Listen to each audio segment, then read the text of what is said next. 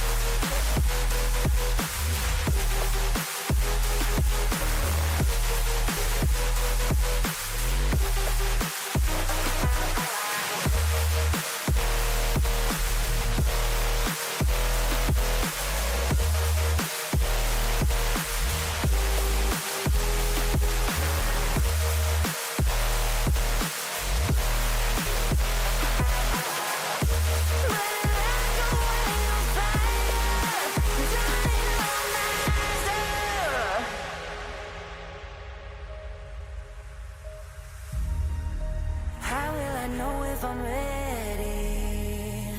The demons unleashed from your mind hold me steady. Yeah. 'Cause you want me, you won't let me go. So I burn slow. I can see you coming like a wildfire. I'm just a fuel, baby, you're the lighter. If I'm not careful, you'll burn right through my soul. Burning like a wildfire. Not careful, you'll burn right through my soul. Burning like a wildfire, dynamite.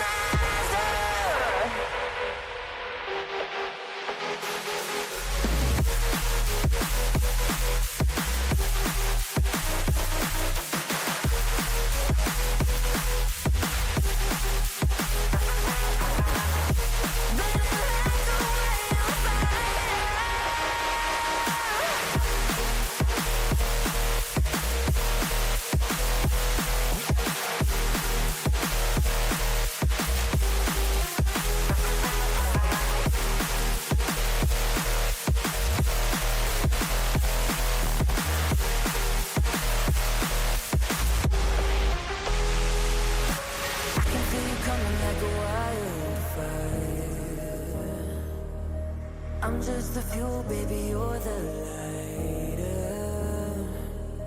If I'm not careful, you'll burn right through my soul.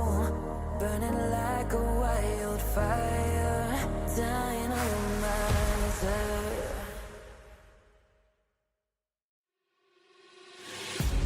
Can I be your star tonight?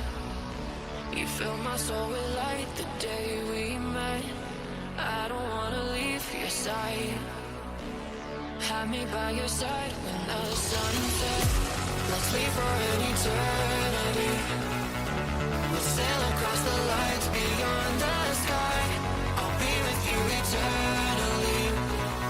I'm an addict for your love, it keeps me hot, hot, hot, hot, hot, hot, hot, hot. Tell them what your name is.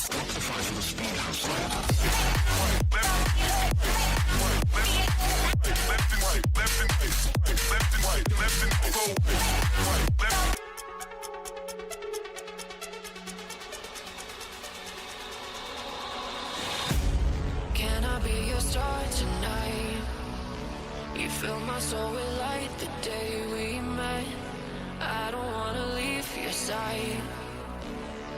me by your side when the sun sets. Let's leave for an eternity. We'll sail across the lights beyond the sky. I'll be with you eternally. I'm an addict for your love, it keeps me high.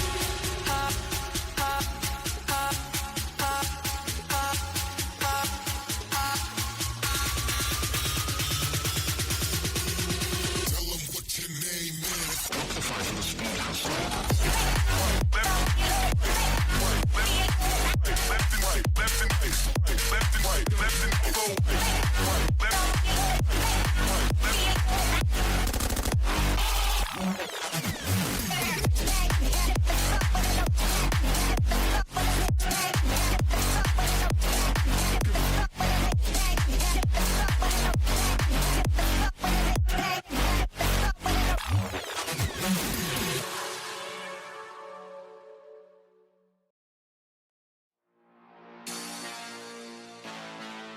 You're my perfection.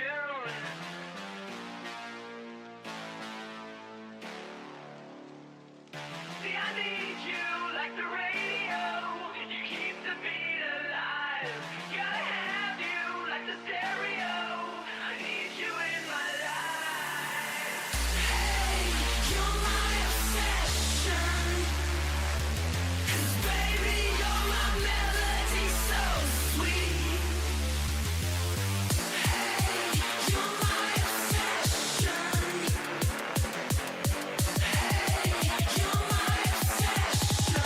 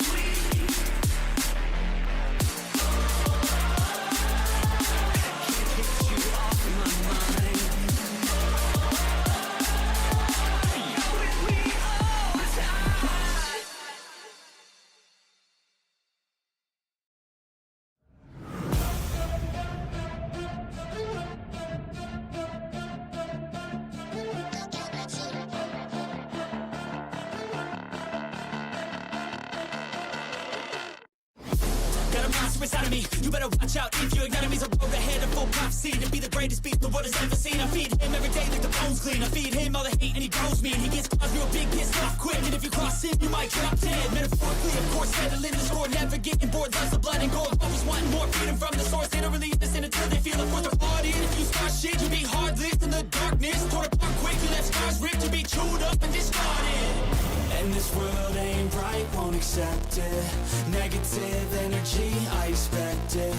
Once it's in your mind, it's infectious. So fight for your life and reject it. You better give me space, I'm protective. My adrenaline spikes when I'm threatened. And if you stay in my way, I'm aggressive. Cause when there's no exit, I'll kill when I'm desperate.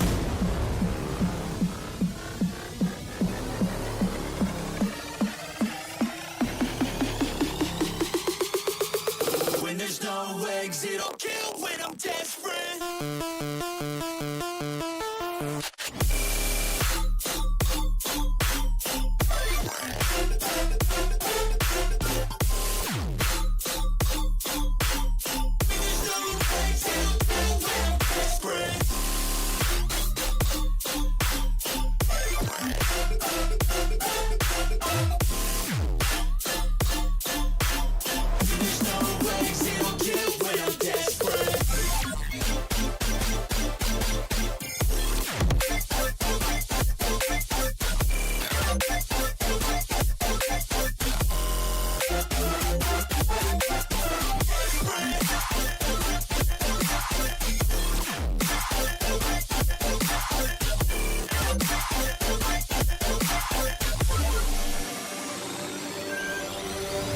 And this world ain't right, won't accept it. Negative energy, I expect it. Once it's in your mind, it's infectious. So fight for your life and reject it. You better give me space, I'm protective. My adrenaline spikes when I'm threatened. And if you stay in my way, I'm aggressive. Cause when there's no exit, I'll kill when I'm desperate.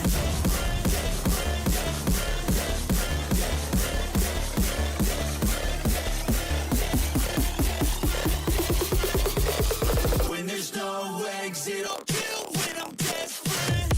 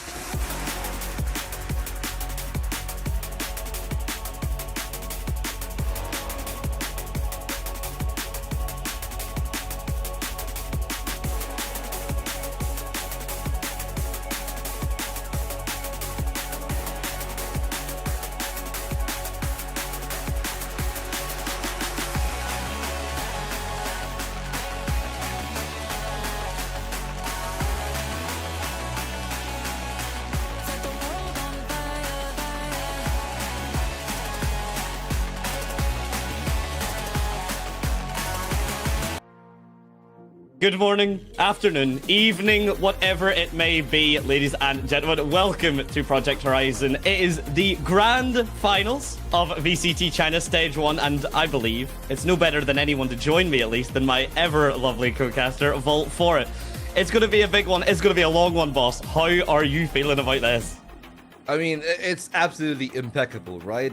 It's always been the case of, when we saw the draw for Stage 1 at least, it was like, hey, who's gonna top stage Omega? XLG looked a little bit sharper. EDG have got the win in playoffs, and right now, to be honest, I think that they are on some really dangerous form.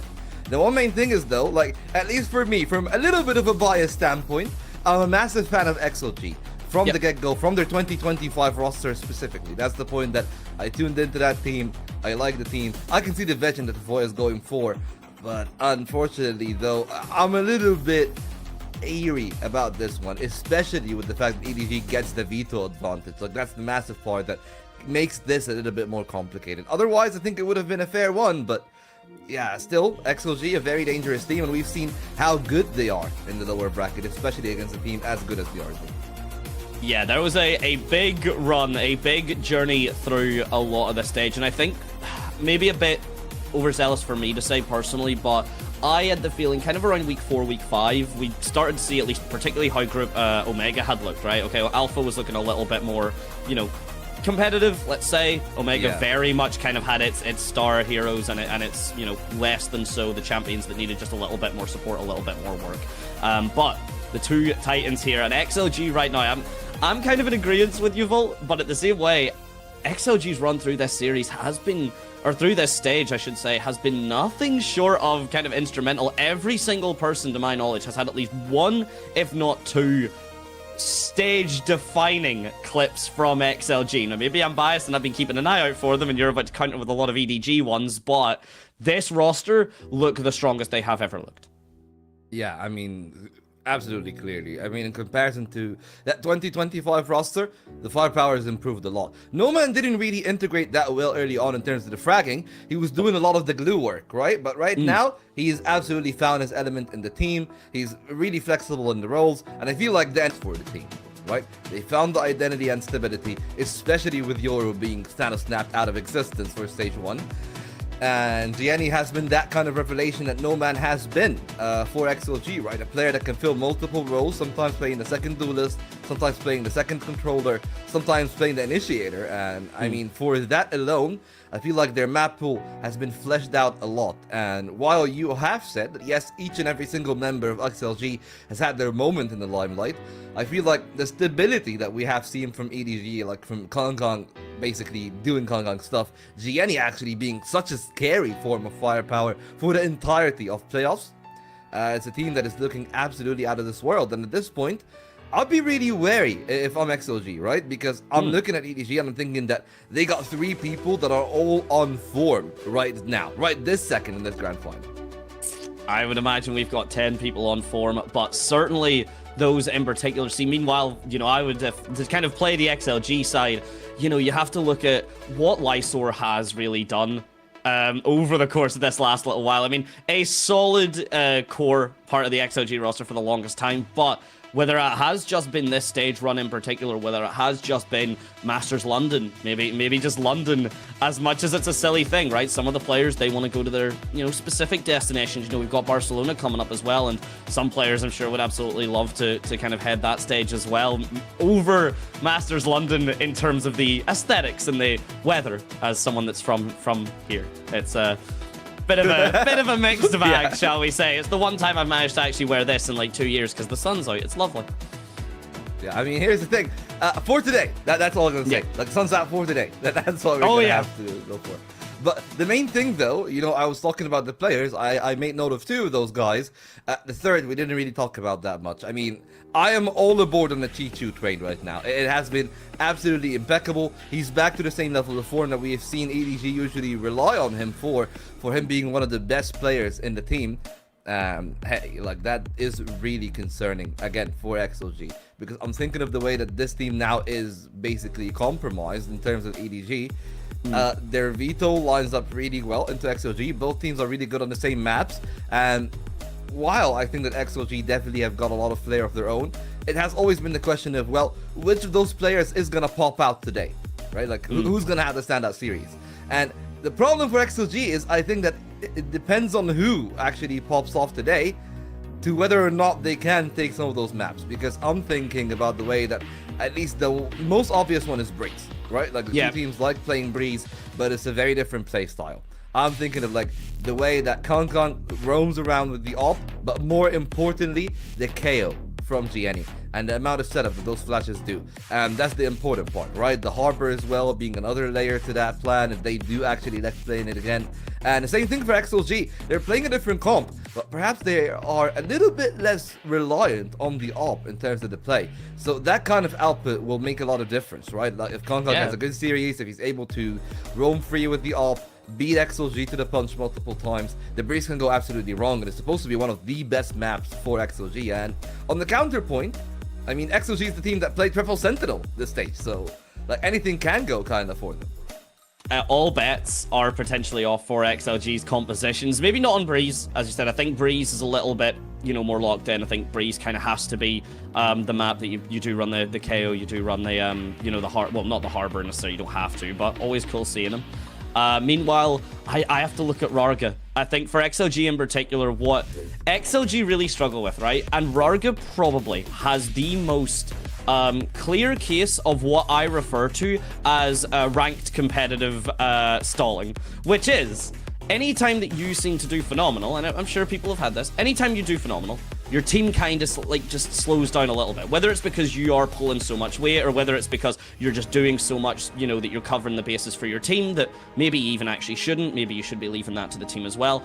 Rarga can find himself overperforming, and then everyone else is a little bit behind for it. We've seen it quite a bit. We've seen it been very much the thorn in XLG's side beforehand, and it might happen here again, especially just off the back of what you were saying, with Gianni potentially beaten to the punch, Chichu, if being as warmed up as, we expect them to be. XLG are a bit more of a unknown than EDG, I would say. It's a bit more of the full calm core, a composed core, I should say, of EDG, with the potential spice that XLG like to add in from this Group Omega stage. By the way, all three teams that did qualify, DRG, EDG, and XLG, just as a bit quick announcement for everyone, all part of Group Omega. So Group Omega were really the ones to beat. There wasn't much of an alpha, though, as a counterpart to it, all things considered. Hey, to be fair, I think that JDG came really close, and I think that they would have been the team that I wanted to see in London, but credit is due to Lucasio. The guy is absolutely a demon, I guess. JDG couldn't overcome that wall. But yeah, like Group A, very competitive, very close, but I would definitely say that a lot of those teams are the teams that you expect, like if all 12 played against each other in a round robin, they would be the middle of the pack teams, right? Most of those teams would have made playoffs, but they wouldn't really have been like top 2, top 4. So I think, again, a little bit unfavorable, of course, for EDG in terms of the draw, because they had to settle for 3rd seed. But even then, I'm looking right over here, right, at their actual run in the playoffs. It's a very decent one, right? A lot of stories ending, I guess. And I mean, the story for kickoff for this year, at least, was all gamers. And they've been sought by EDG. They've eluded each other, I guess, for the better part of over a year and a half. Over a year, yep. So yeah, that's great. And well, I mean, it's that exact same time as well. Over a year from 2025 kickoff, EDG have not lifted a trophy. And they're a team that from the inception of the VCT here in CN, they've been a very dominant team. Even before that, when it was FCG, I believe that was called, the Nationals. They were one of the most winning teams in there. They're the team that made it to Champs, of course, got that impeccable run, became the champions. And I feel like time might be coming around to a full circle, right? They've changed their coaching staff, added Gianni back.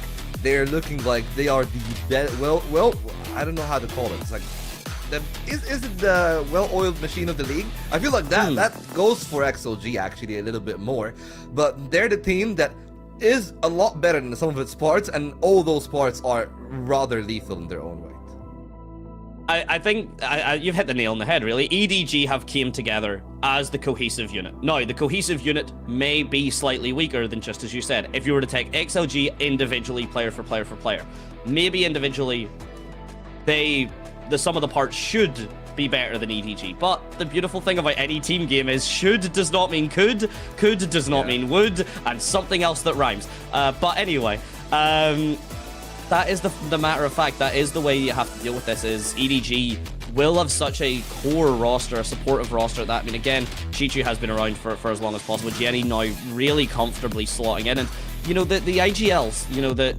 sometimes don't get enough love, in my opinion, right? Nobody has been really phenomenal, been instrumental for EDG, particularly, well, basically since he's been around. You know, the fantastic comms, the fantastic reconnects, the disconnects of in fights, and then re-engagements. Absolutely stunning map control and just awareness of the circumstances. So witnessing actually the shot calling from EDG and XLG in the form of WS Leo, that's something that I'm going to be really excited about. I'm going to be excited for that, you know, on Breeze particular. I think we do see Fracture, to be honest. I don't think either of these teams are going to get rid of Fracture. I think that is at the head-to-head for Nobody and Leo. Leo's winning. Actually, bro, I was gonna say, that's actually the head-to-head that I was most looking forward to, right? Because we were talking about everyone else, like, having some really impeccable performances, whether it's Lysor, Happyway, Warga, even Noman has had his moment in the limelight. Those two people have built that point that we were talking about exactly, right? They're the ones that dictate the pace for the team. And there were times where Nobody really wasn't looking his best at times for EDG, but the rest of the team would actually carry over some of that weight. Right now, there will need to be a fight, right? The skill floor needs to be up from all of them, and that's one of the things that kind of worried me a little bit as well when I was watching EDG for the playoffs, is that there were some performances from Nobody, some performances from Smoggy that just wasn't the best. And at least, you know, things do come and go, especially again with how flexible the roles have been. Smoggy has also been playing the Raze a little bit more, as you can tell right here.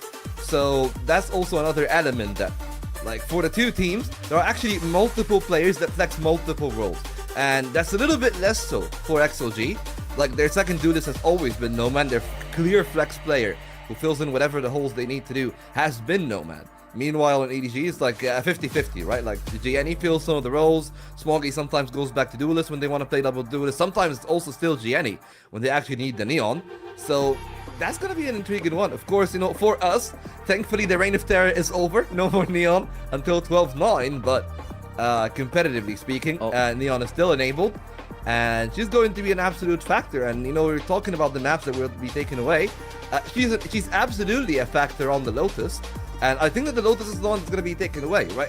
One of the best, if not the best map for XLG, and EDG just doesn't really need to walk into it. It's going to be a clear and obvious ban, at least for myself. I would have to agree, and we're going to see the performance here right now on Lotus to kind of, you know, cement that, why it should be potentially that insta-ban, because Lotus has always been an interesting, particularly the map pool with Lotus and Haven is always very interesting. We get to see Lysor there rocking up, you know, 2.3 KD on your controller is nothing to sniff at, and I mean, if anyone's seen the 1v5 clutch that he had with that operator, we might even get to see the highlights depending earlier in this stage. That was one of the most commanding retakes of a site, surgical 1v5 I think I've ever seen, and I think that really speaks to it, right, Volt? I mean, Gli, players are flexible and players can fill those roles, but that is because the players sometimes that are in the roles don't necessarily step up. Whereas, as you said, that's kind of what EDG are a bit better at. They know their roles, they know what they need to do. If they do that, flawless, no issues at all, no notes. If anyone does stumble, though, there's not as much of a safety net for EDG as opposed to XLG. Yeah, and that's the one thing that kind of worries EDG, I feel, coming into that one. That some of their players are definitely binary in that sense. I mean, Kong Kong is playing the duelist. It's a very binary role, even more so when he likes to play the operator as much as he does. It's feast or famine 100%. And, well, I mean, XLG, I would say, is one of the best teams in actually neutralizing those kind of players. Whether it is, like, I would say, DRG that they can play against, then they've definitely shown that they are actually more than capable of shutting down Volkashu. I mean, I say shutting down, Volkashu almost had 80 kills in that series, but that is kind of shutting him down, right? Like, cause, I mean, imagine him being fully unleashed and him not being really stratted for.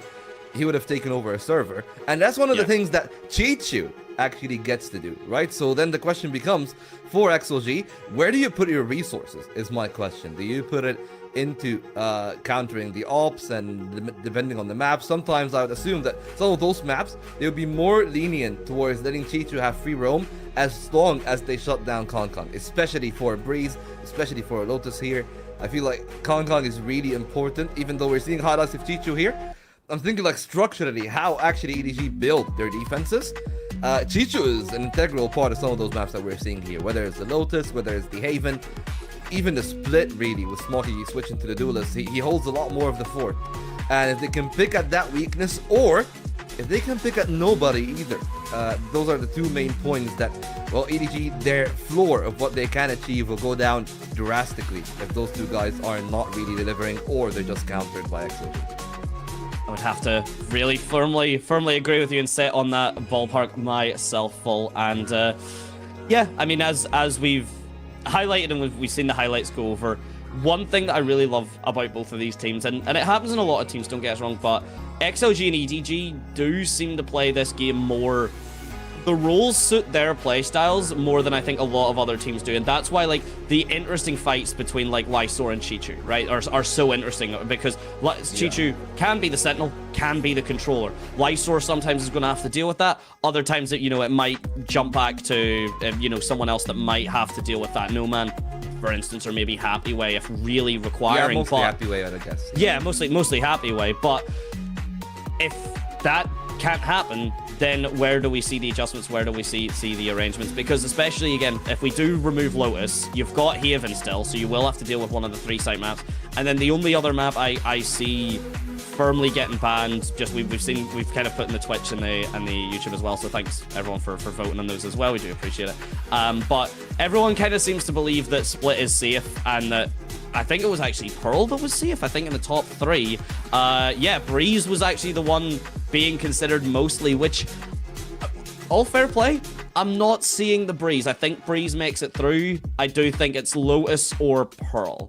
Lotus and Pearl actually is going to be my call. The thing is, like, I'm thinking about that one, all right? I see Pearl taken away.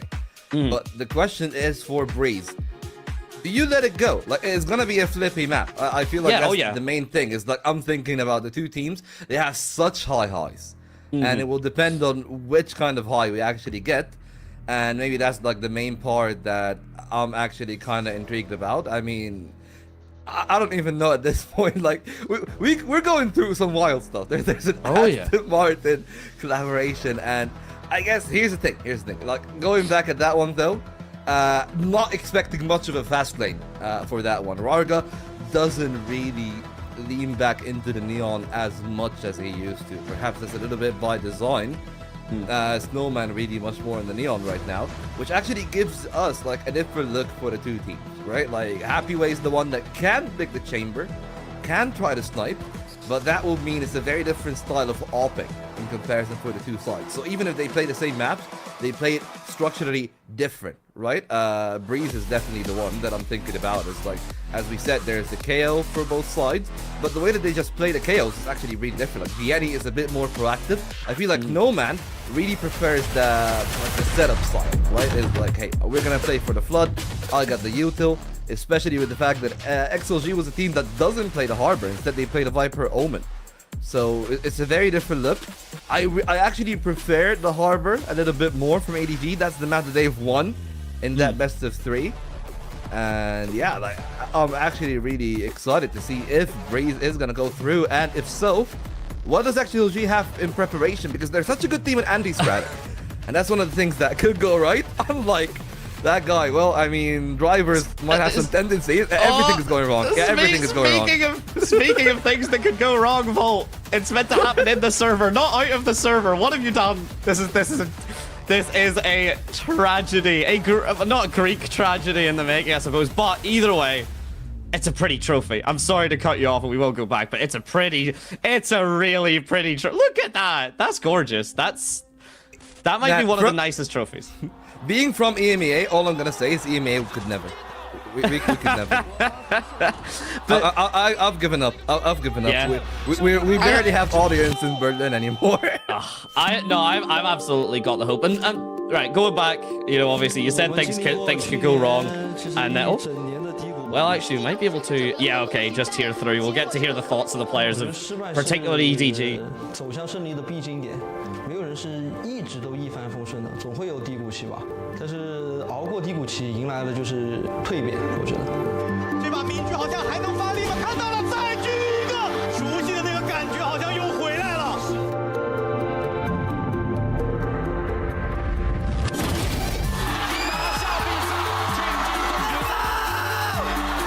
回到决赛可能是一件很久没有达到的事情，更多是突破自己吧，看能不能到达以前到达过的地方。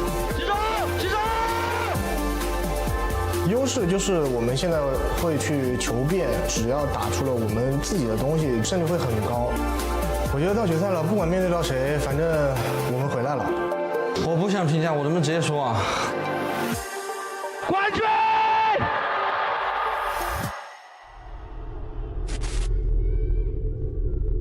冠军，刚好我们的目标也是冠军。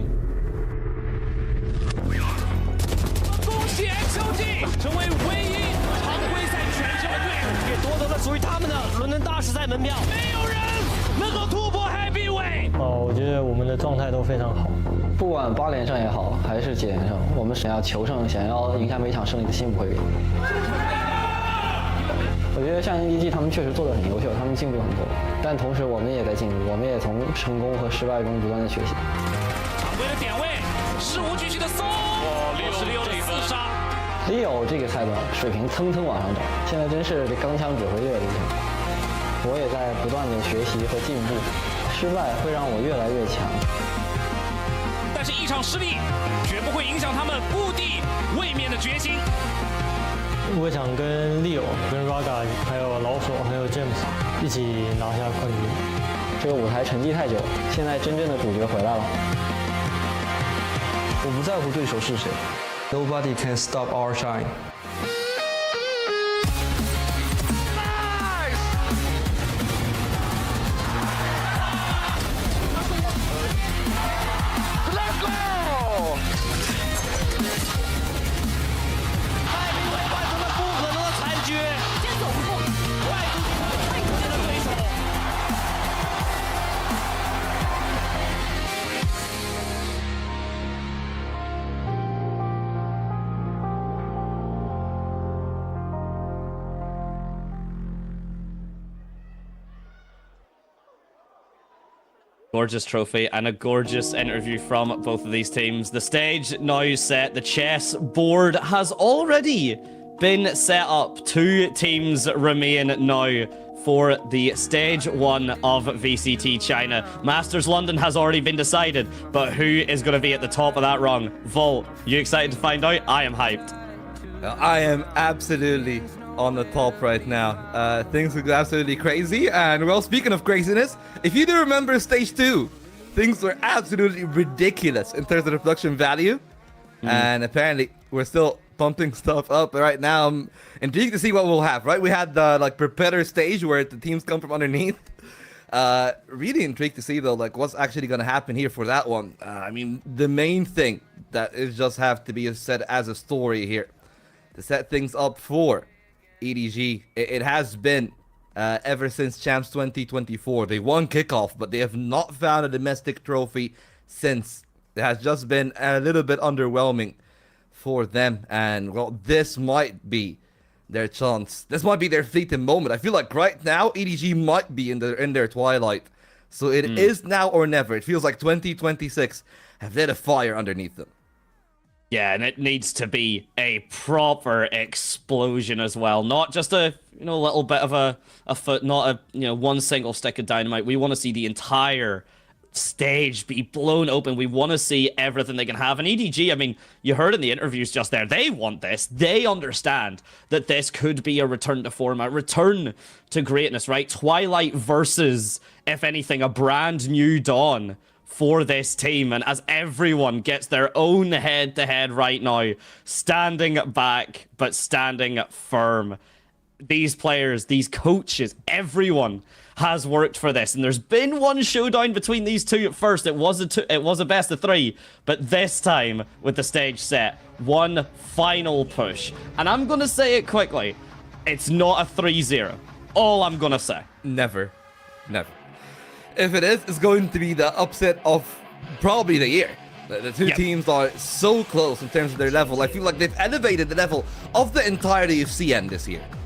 Absolutely. Like, I mean, coming off of kickoff, of course, things might be a little bit different for other teams, but I do feel like EDG, they've been really happy in the kind of performance that they've had, and despite the results that we have seen from the three representatives at Santiago, I do believe that this stage I've seen a marked improvement on the level of everyone on the two sides, and I think in its entirety. And that's why, you know, like seeing teams like JDG make deep runs, nearly getting there to London, well, things are going to be absolutely intimidating now for the stage, right? But the thing is, though, both teams are kind of really familiar at that point. I would say the stage is their home, and that is the part that most likely will be the most important, right? Yes, a lot more veterancy on the side of EDG in terms of high stakes playoff games, but XLG has been there and back, and the pressure is off them, right? They're the team that, right now at least, have a bit of infamy in terms of their international performances, so the chip is off their shoulders, and the chip is on this man's as he tries to recapture the glamour of 2024. Oh, and you can see from the energy, though, he wants it. And yes, for anyone that does need the introductions, as much as I would say, you should not at this stage. There's only so much you can say without fully looking at it. Do a lap. The game. Yeah. Do a lap. Get the blood running, the heart pumping, the adrenaline going. That is Kang. And everyone else deserves as much of an introduction. Whether they'll take it is indicative of their personality versus Kang. But I mean, you said it best, Volt. One man with the chip off his shoulder, and he's looking like he is weightless doing circuits around that stage. Well, I mean, I'll ask you that question, since No Man apparently has found his own answer, and, well, that's a lot of dominance. That's a lot of... That is absolutely a lot of, I guess, big statements from both Kong there with the energy, and No Man, who's pretty much known to be the hype man of CN right now. I would say if anyone can be the face of XLG, it has been him, right? They got a little bit more of reserved figures. When you think about Rarga, when you think about Happyway, this man have come and kind of absorbed everything into his own mantle. Anything that could be in front of these players now, they are going to take, and they are going to quite literally run with it. We've already seen it happen. And if anything, the anticipation is gaining. I don't know if it's the cold or anything, Volt, but I will say I actually legitimately have goosebumps. This is very, very exciting. And yeah, take another run at it, Jenny. We've got time. We absolutely have time. Absorb yourself in this moment. It will likely not be the last time. Don't want to say anything as cynical as that, but yes, this is determining the seeding for Masters London, but at the same time, you have to just look at now. The future and the impact that this will have, of course, cannot be fully ignored, but it should not be overstated. It shouldn't at all be, this is just, you know, the springboard to Masters London. It is that, but it should not be relegated down just to that. And the focus, the difference, you can tell. There we go. I think actually being informed will need to get the stage, but you can tell who's got the hype and who are the full brains of the roster, who really want to think and analyze versus who wants to just run and gun. And if I actually can have the liberty of taking your statement from the beginning, you're talking about the future. Leo is the future of CN. He's a new breed of IGLs, plays a very different style, and that's one of the main things that I feel like they really need in the league in totality, right? I guess the exodus of the old XLG, splitting into Coconut, Viva, Happyway still here with the team. It's three very different styles, and, well, they've maintained that kind of composure. Lysor is kind of one of the old guards, and I feel like this is really a big passing of the torch in terms of, well, the teams and what they actually bring to the table. I feel like a lot of pressure is going to be on those youngsters, because for everyone else, they really need to take the pressure off them, right? Like, I'm thinking of players like Leo, I'm thinking of Gianni especially. Those two have had a lot to prove this stage, and, well, to be fair to that, they've done so far. But as he said, this is a matchup that carries so much in this modern age of VCTC, and those guys are pretty much the hallmark names. It was a race to who can catch up to XLG and EDG. Billy definitely had their first shake in stage 2, and now we'll have to see if we're actually get any resurgence from Billy in the next stage. Unfortunately for them, they didn't really get the same kind of level that they've had in 2025. For 2026, we've seen a resurgence of a new team. And again, that's really been the big part, right? Those guys now have got the eyes, not just of the RG, the 3rd seed, but you need to think about the other teams that have not actually made it to London, and they're going to be hungrier than ever. When you're thinking about teams like All Gamers, like Tyloo, those teams were so close, just like JDG, and they will be hungrier than ever. This actually not only will have a lot of people, as you can tell, in a apparently it looks like a sold-out arena, to be honest. A ton of people there for the finals, but also some eyes that are filled with hunger and want to take their spot there in the stage.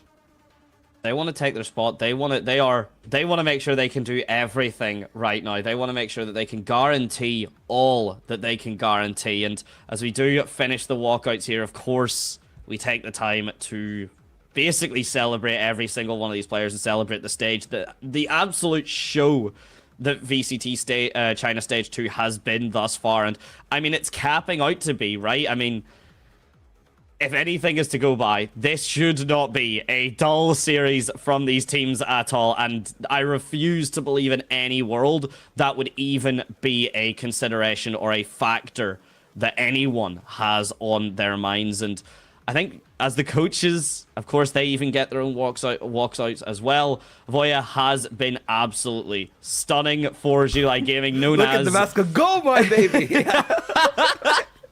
That's sick. That's really sick. I adore the...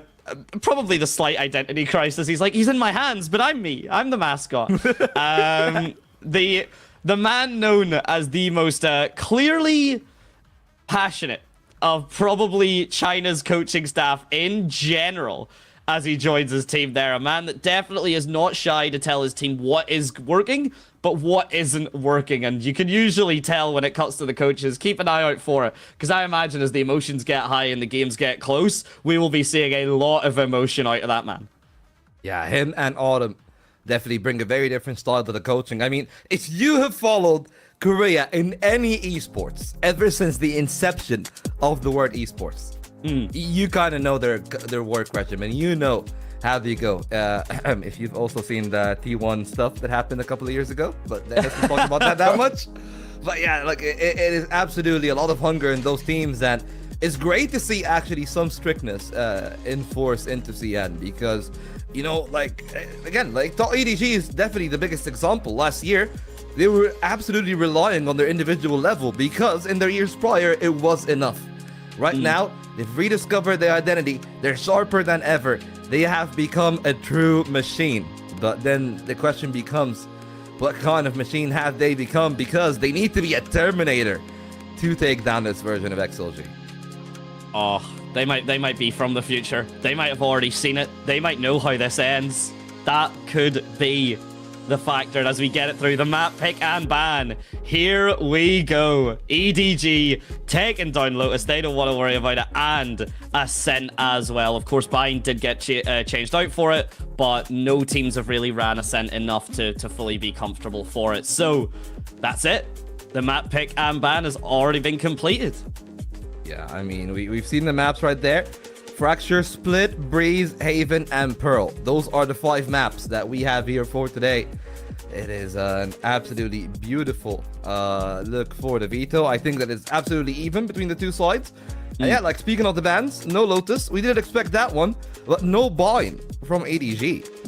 That's one of the maps that I thought would actually get through over Pearl, who's left all the way as map 5.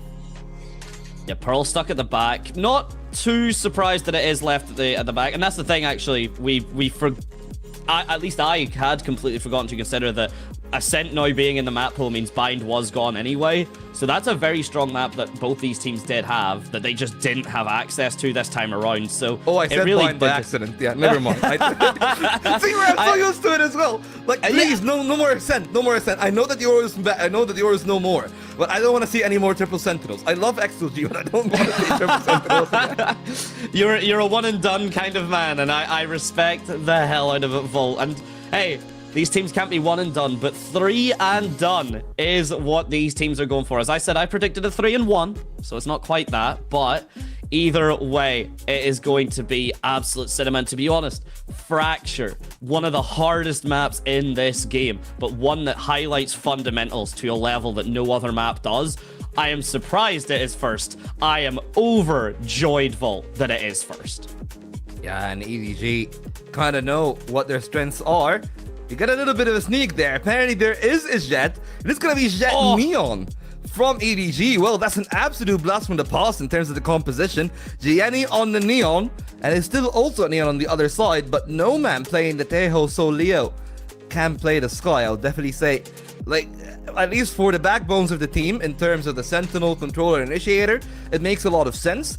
But it's a different look from the two sides, right? EDG leaning a bit more to that free-flowing style of the double duelist, while XLG sticking to them basically being an actual machine, right? Tejo, I would say, is the best double initiator composition here. Whether it's with the Sky or another initiator, I feel like that's the right combination. Not really the biggest fan of double duelists, but again, I've said that before, and EDG have proved me wrong. They're really comfortable with Kong on the Jet, and if he's given the freedom to go off the leash, to do whatever he wants to do, he can be one of the most dangerous players in the world. Already, I will say, like, off the server alone, there is no other player that has as much personality as he is, and that alone translates into the server, you know? Like, yeah, I don't even know if, like, I can describe it in any other way, but you go up against Kong, and there's that kind of emotion that can be a bit of a self-fulfilling prophecy, right? He's got an op on the other corner, he's gonna kill me. And that's half the battle already won for EDG if he gets to that point, if he gets the sniper rolling. But to do that, they'll need to hold on for defense. And we've seen their setup before, so put it pretty much simply, Chicho is mostly left on an island. We look to be going on here. This is it, ladies, gentlemen, everyone in between. For the last time in Beijing here. Game start in the arena. Game start in the studio. Game start every way you can say it. Just as the final zoom ins come through. And hey, I want to highlight that double duelist you said, Volt. I'm more of a double initiator guy myself as well. I think Jet, genuinely, with how prevalent Waylay was, I think a lot of teams forgot that Jet's updraft is just so good. Jet's updraft is just a really good piece of utility for that upper angles, for those more awkward spaces, and pistol begins. Yeah, verticality definitely is an element, but at least for now, though, the start with XLG on the attack does mean they're trying to play the angle. You talked about how it needs a well-regimented team to actually maneuver around the map, and they've done so pretty well. You know, taking the control of Dish, EDG, but they'll need to hold on for that initial duel. Nobody's gonna be the first blood. Rarga spills on the site, still Chichu. He has been a fortress before, but this time, under a lot of pressure, the util comes in, and that is going to be enough. No man with the salvos, with the shots, it's all XLG. They kick things off in the perfect footing, a complete flawless to start the best of 5. Oh dear, and we already seen the utility from Tejo come through, the salvo getting its absolute value. We've seen Chichi trying to get onto the site, and it just not really happening for him here. Rarga just cuts through as well. They're absolutely, or Chichi trying to survive on the site, I should say. And look at this. Yeah, no man in happy way, just precision. Every single corner of the map, of the site covered. And EDG just getting suffocated on, I think, maybe not expecting the pace so early. I mean, of course, again, another one of those problems that Chichu didn't really have to worry about as much when he was playing Fracture before. Like, the Tejo is such a problem for him. The kind of angles that he would have to take. Rather uncomfortable, but for this round, a lot of comfort, of course, for XLG. The only actual investment is the Sheriff and Kong, which does mean for the attacking side, you're doing what pretty much I would expect, right? You don't need to overplay your hand. There's a lot of time in the round. You just farm the orbs, they get the one of stairs, they could go back to main, farm another one. And even without a Phoenix, that's gonna be rather important, because that means if you like farm 2-3 orbs in this round and in the bonus as well, you can start definitely with like 3 ultimates or even more in round 4. Absolutely. And we might be getting some of those ultimates on the ground here. EDG seeing XLG's execute onto the site for the pistol. They're just playing it again, and Gianni disrespecting all the utility being thrown at him. He's happy to take the fight. He wants to do it some more, but he is a distraction, and the better guns are going to work out at the end. A sea of red from XLG in one corner. One man left to do it. Cypher 3 versus 1. He's got the Bulldog in hand. Could do a decent damage, but that regrowth here. XLG all set up, good to go. Every 100 HP. The Cypher Dart just to get the door open, but look at where everyone is positioned here. It's all for crossfires. It's all for information. Now that has been seen, imagine a countdown might be happening very shortly. A 3, 2, 1 and swing. Chichu still has so much of this site to worry about, and only one player found. And Raga's the only one that will go down to a dink, so even peeking, he's a little bit more susceptible. So just trying to fish for access, right? By the time, become as much of a nuisance as possible, but not too much of a nuisance that Leo cannot handle that one. 2 rounds on the board for XLG. Minimal casualties, complete flawless in round 1, but they've lost 2 here, and considering how little actually was invested from EDG, especially that first kill from Gianni, it's the perfect timing for the team. And they wouldn't really mind that much losing Chichu, of course, in the end, but the main thing to be played for in this round is going to be those orbs. That's the thing that I'm most looking forward to. Look at that from the side of XLG, right? They're already more than halfway in Leo's Seekers, and they can try to farm for No Man as well in this round. Indeed, and if anyone's I mean, Fracture is a tough map to defend. It's a harder map to defend whenever you don't have your gun out. Oh, the Cypher and Cypher meet in Dish, and one will emerge victorious. Kankang doesn't quite get the dash. Lifesore with the Sheriff just swings into 2. Doesn't have to worry about Dish. That's already been dealt with. Happyway and Chichu butting heads at the start of the round here, and the A site currently is EDG's kryptonite here. A potential, not flawless buy in game name, but close enough to one here with the stack up. Gianni having to swing through with the crosscut, or not the crosscut, apologies. The relay bolt gets one. That's all he'll find. Yeah, I mean, it is a diagonal site, so it's a bit of a crosscut in itself. Not the namesake though, but not really the start that EDG were looking for. They lose both rounds, and now they have to concede the bonus as well.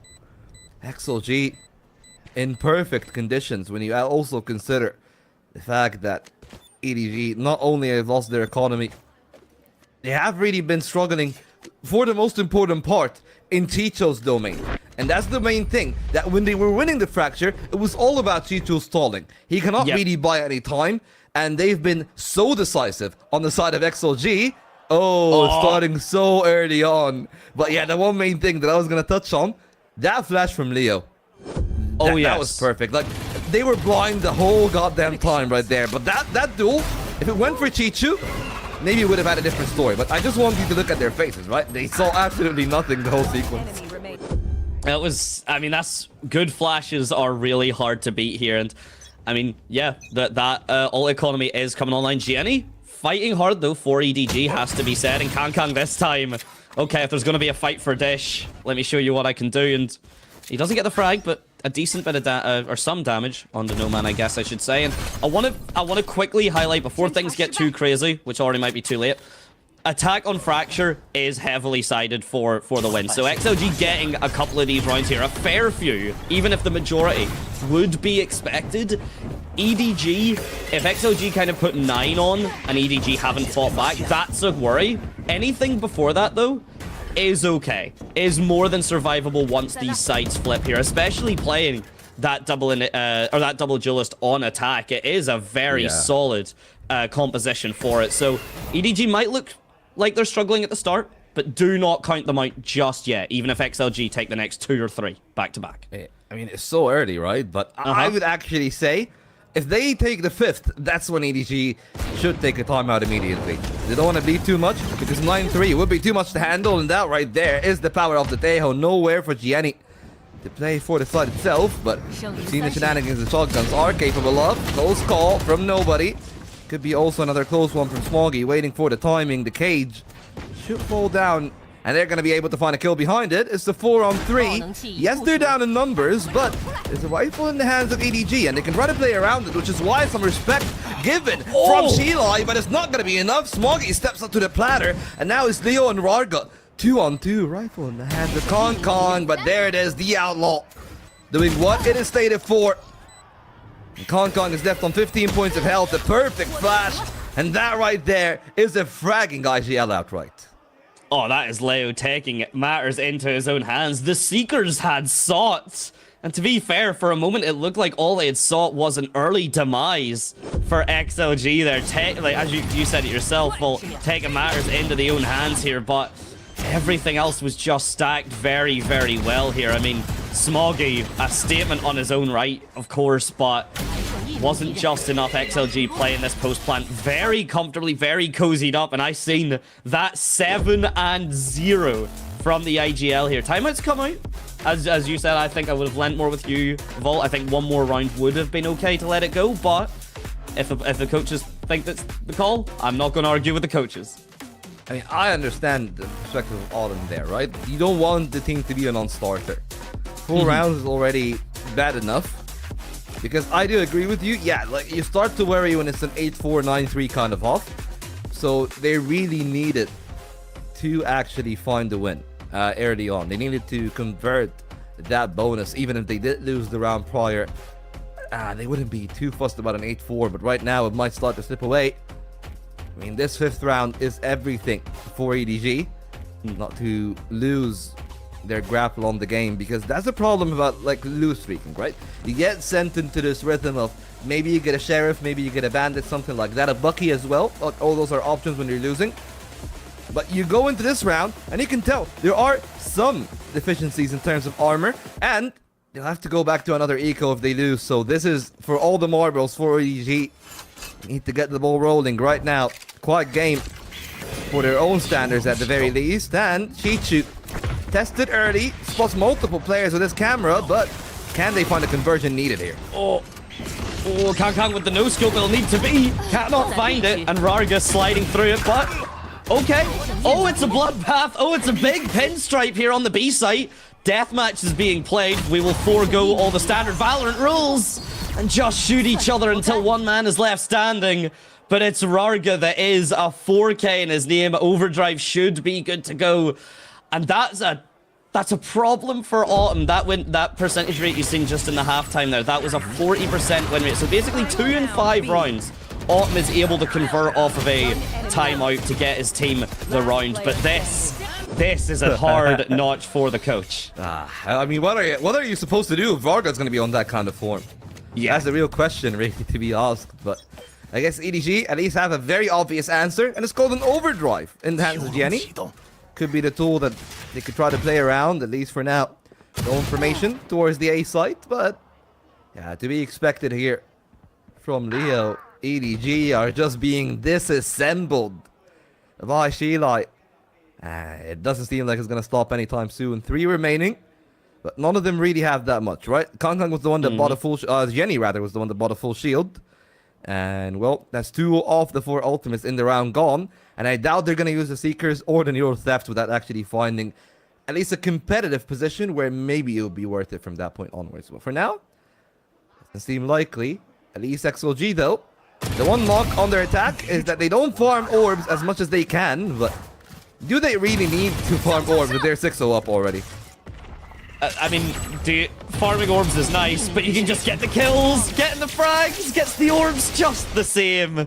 And yeah, okay, it's not the min-maxing to the absolute value, but you don't need to play that min-max to the absolute value. And I think if XLG actually started doing that, it would make them a bit more predictable. It would allow EDG a bit more of a gap, like, to potentially buy back in here. The fact that the orbs are being left alone at this stage, the fact that XLG are seeing their performance right now and just going, yeah, we are fragging, we are gunning, we are 6 in a row, we have taken every site that we've walked onto, and it's forced EDG into this big stack of ultimates, which, while threatening, is not usually the best sign for a team, right? Vaults, you want to be able to cycle these, you want to have 1 or 2, maybe 3 at the most online, and XLG on the other side have been basically putting on a masterclass of precisely that.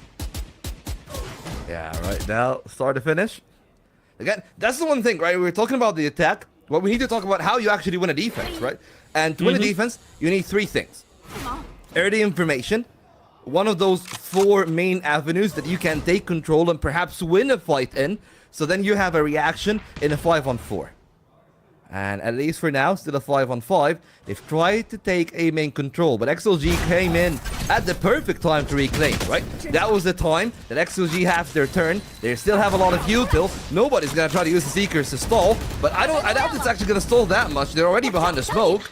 But XLG decide to respect their presence on the other side. Seekers of their own, and they're already out sand looking to pivot on the site.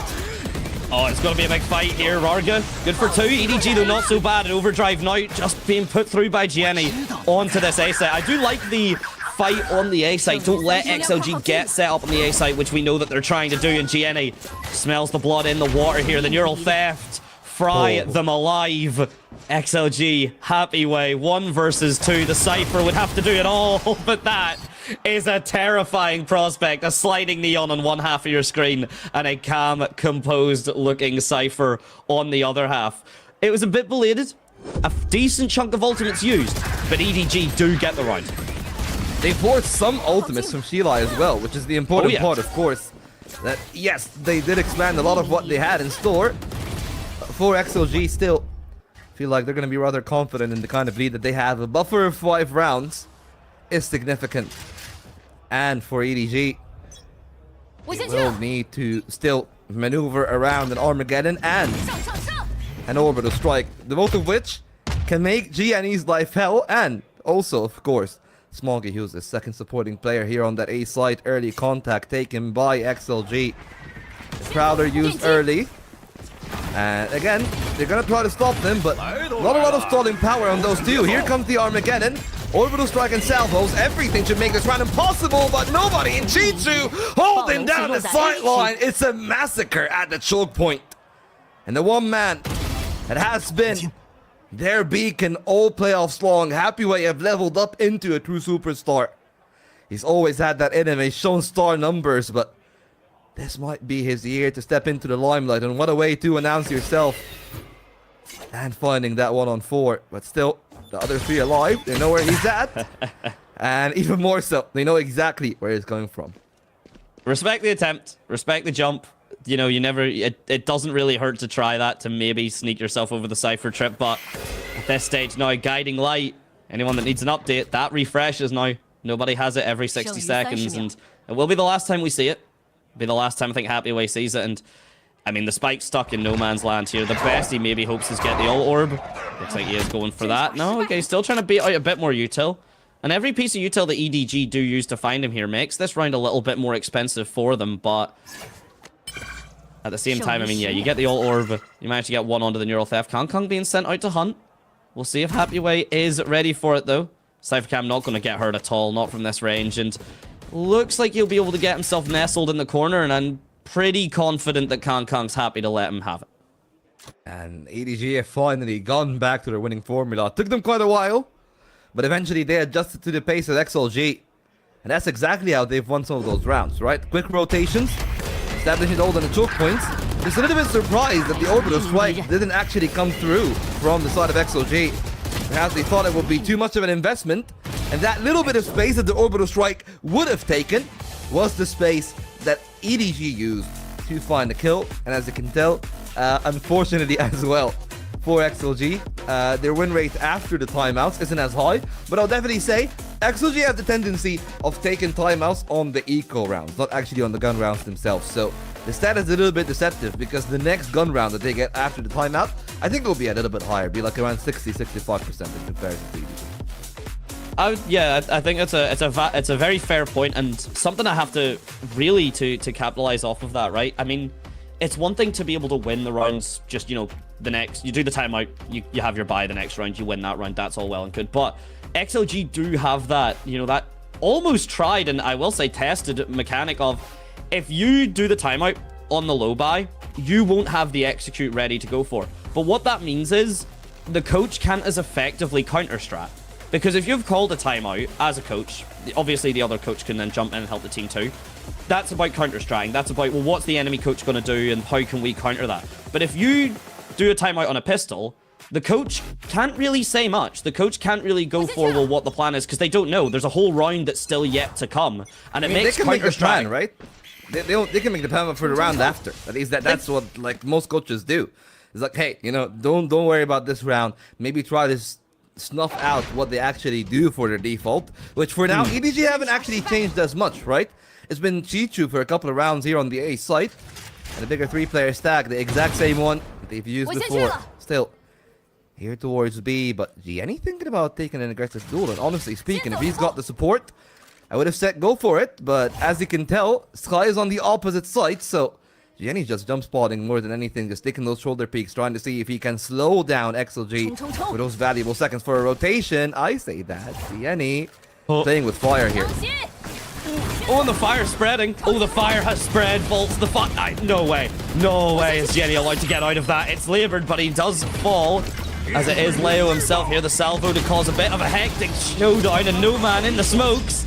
Nobody in Kangkang at least able to fight back for something. Orbital strike used from Lysor to just gut up the site, and that control that you highlighted, Vol, I mean, that was a pure showcase of exactly what the orbital strike can do.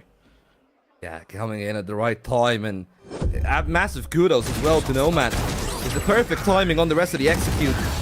Held in, knew that they would have to at least hold for one of those two angles, right? They either have to sit deep in tower, and that would have meant less resistance for the players getting into the site itself, but if there's nothing at all, then they would have to play for arcade. So Nomad knew his assignment, walked down there, got his kill, and that made things a lot simpler for the rest of the team. But, well, speaking of simple, not going to be as much for the side of EDG. 7-2 down. Getting a third here would be a massive boon for the team and their financial stability most of all. But, well, they failed plenty in holding down that angle towards A main. And this is where I understand why Chichu wants to take the duel. But unfortunately, Rarga is red hot today. Yeah, that's shooting on a caliber that's on form. I mean, right now, what? You got Leo on 11 and 4, who is already credited by the rest of his team as just, you know, really finding his footing, really finding his form. And, I mean, yeah, 11 and 4, you can't disagree. Rarga, 12 and 3 at the same. And, I mean, everyone else in EDG looking very, you know, tight in the numbers. It's not as if one person's getting, you know, 1 million frags and then, you know, the round's not being converted regardless. It has just been down to these fights. And speaking of, the relay bolt is down. Nobody takes a little bit too long. Might have been able to get that kill easier. And instead, Happyway picks up both the Sky and the Neon. Bit of a patient play from Smoggy to cause a bit more of a distraction here. But Lysor, the man, the myth, when all is needed, the true pillar, I would say, of XLG alongside Happyway, comes up to shine. Yeah, the two of them has been the stability for the team for this entire game. The way that they've moved around, right? Like, Roger going down there would have been the worst thing in the world, and you can even tell in that sequence. I mean, Happyway is so gifted mechanically, but just the two of them, the way that they play, that's textbook Valorant in terms of knowing when to trade, how to trade, where exactly to push. All of those were the right calls made, and they are always made consistently by Happyway. And to your point, by the way, yeah, EDG, definitely a pack in terms of the scoreboard, definitely a pack in terms of the economy. But it also means that there's a point that we do kind of need to talk about, right? Where's the op for Kangkang? It's 11 rounds in. They weren't able to bring it out once. And that's one of the main things about the way that they've played. They didn't really lean into the sniper, and I'm a little bit surprised because I feel like the way that he plays Jet on the defense in that composition, when they were successful, when they have won, has been 100% built around that op from Kangkang. The fact that Kangkang has not opted in 11 rounds kind of spills disaster for the team. And unfortunately for the team, they'll have to concede 9. Hell, who knows if they actually will go down 10-2 at that point, because XLG are looking nigh unstoppable. It's pretty close. My thinking for Kangkang not on the operator is just double initiator, especially, you know, Sky with the flashes and then the Teho utility. It does do a fantastic job of displacing you. It does a phenomenal job of shutting down the operator. Now, the best op players in the world, which I believe Kangkang is absolutely up there with one of them whenever he is on good form, they can still steal angles. They can still make something happen. So I'm a little bit concerned that maybe this is an early acceptance of EDG that okay, well, the composition kind of counters us, so we're not even going to try. But when you're 9-2, there we go. Risk it, Kang. Go for the biscuit. You're on the last round. Here's the thing, though. Like, they did bring the AWP once before, right? But the main point that I was trying to bring there is that when did they bring the AWP? Remember where it was? It was in tower, playing defensive. That's exactly what I wanted to see from Kong. Taking the initiative, early duel, given the defense an early lead, and that's exactly how they played this round. 5-on-4. Now you make no mistakes, and you just play for the numbers that they are now finally advantageous in. That's what I wanted to see earlier on, not the way that they played it at the start. Unfortunately for them, it's a little bit too late in terms of Kong perhaps riding on that high. But on the coattails of that first kill, they can definitely at least still find a third. Absolutely. Absolutely will need to in Kang. Now that he's not getting rushed down, now that he's the one playing active with the operator, a potential sign of life. Maybe too early. But we are too late. Apologies. We'll have to see. And oh my days, it might be too late. But EDG playing on the A site this time, ready to meet XLG head on, not letting them get the reposition early, not letting them get all this control. And oh my days, Leo would have to do not an impossible task, but one that's pretty damn close. The position has been found. The operator from Kang here, the position being given. Spike is online from Leo, but he has to win all of these fights. Goes for the pre-aim back on towards Belt, but Kang already rotated to join his team.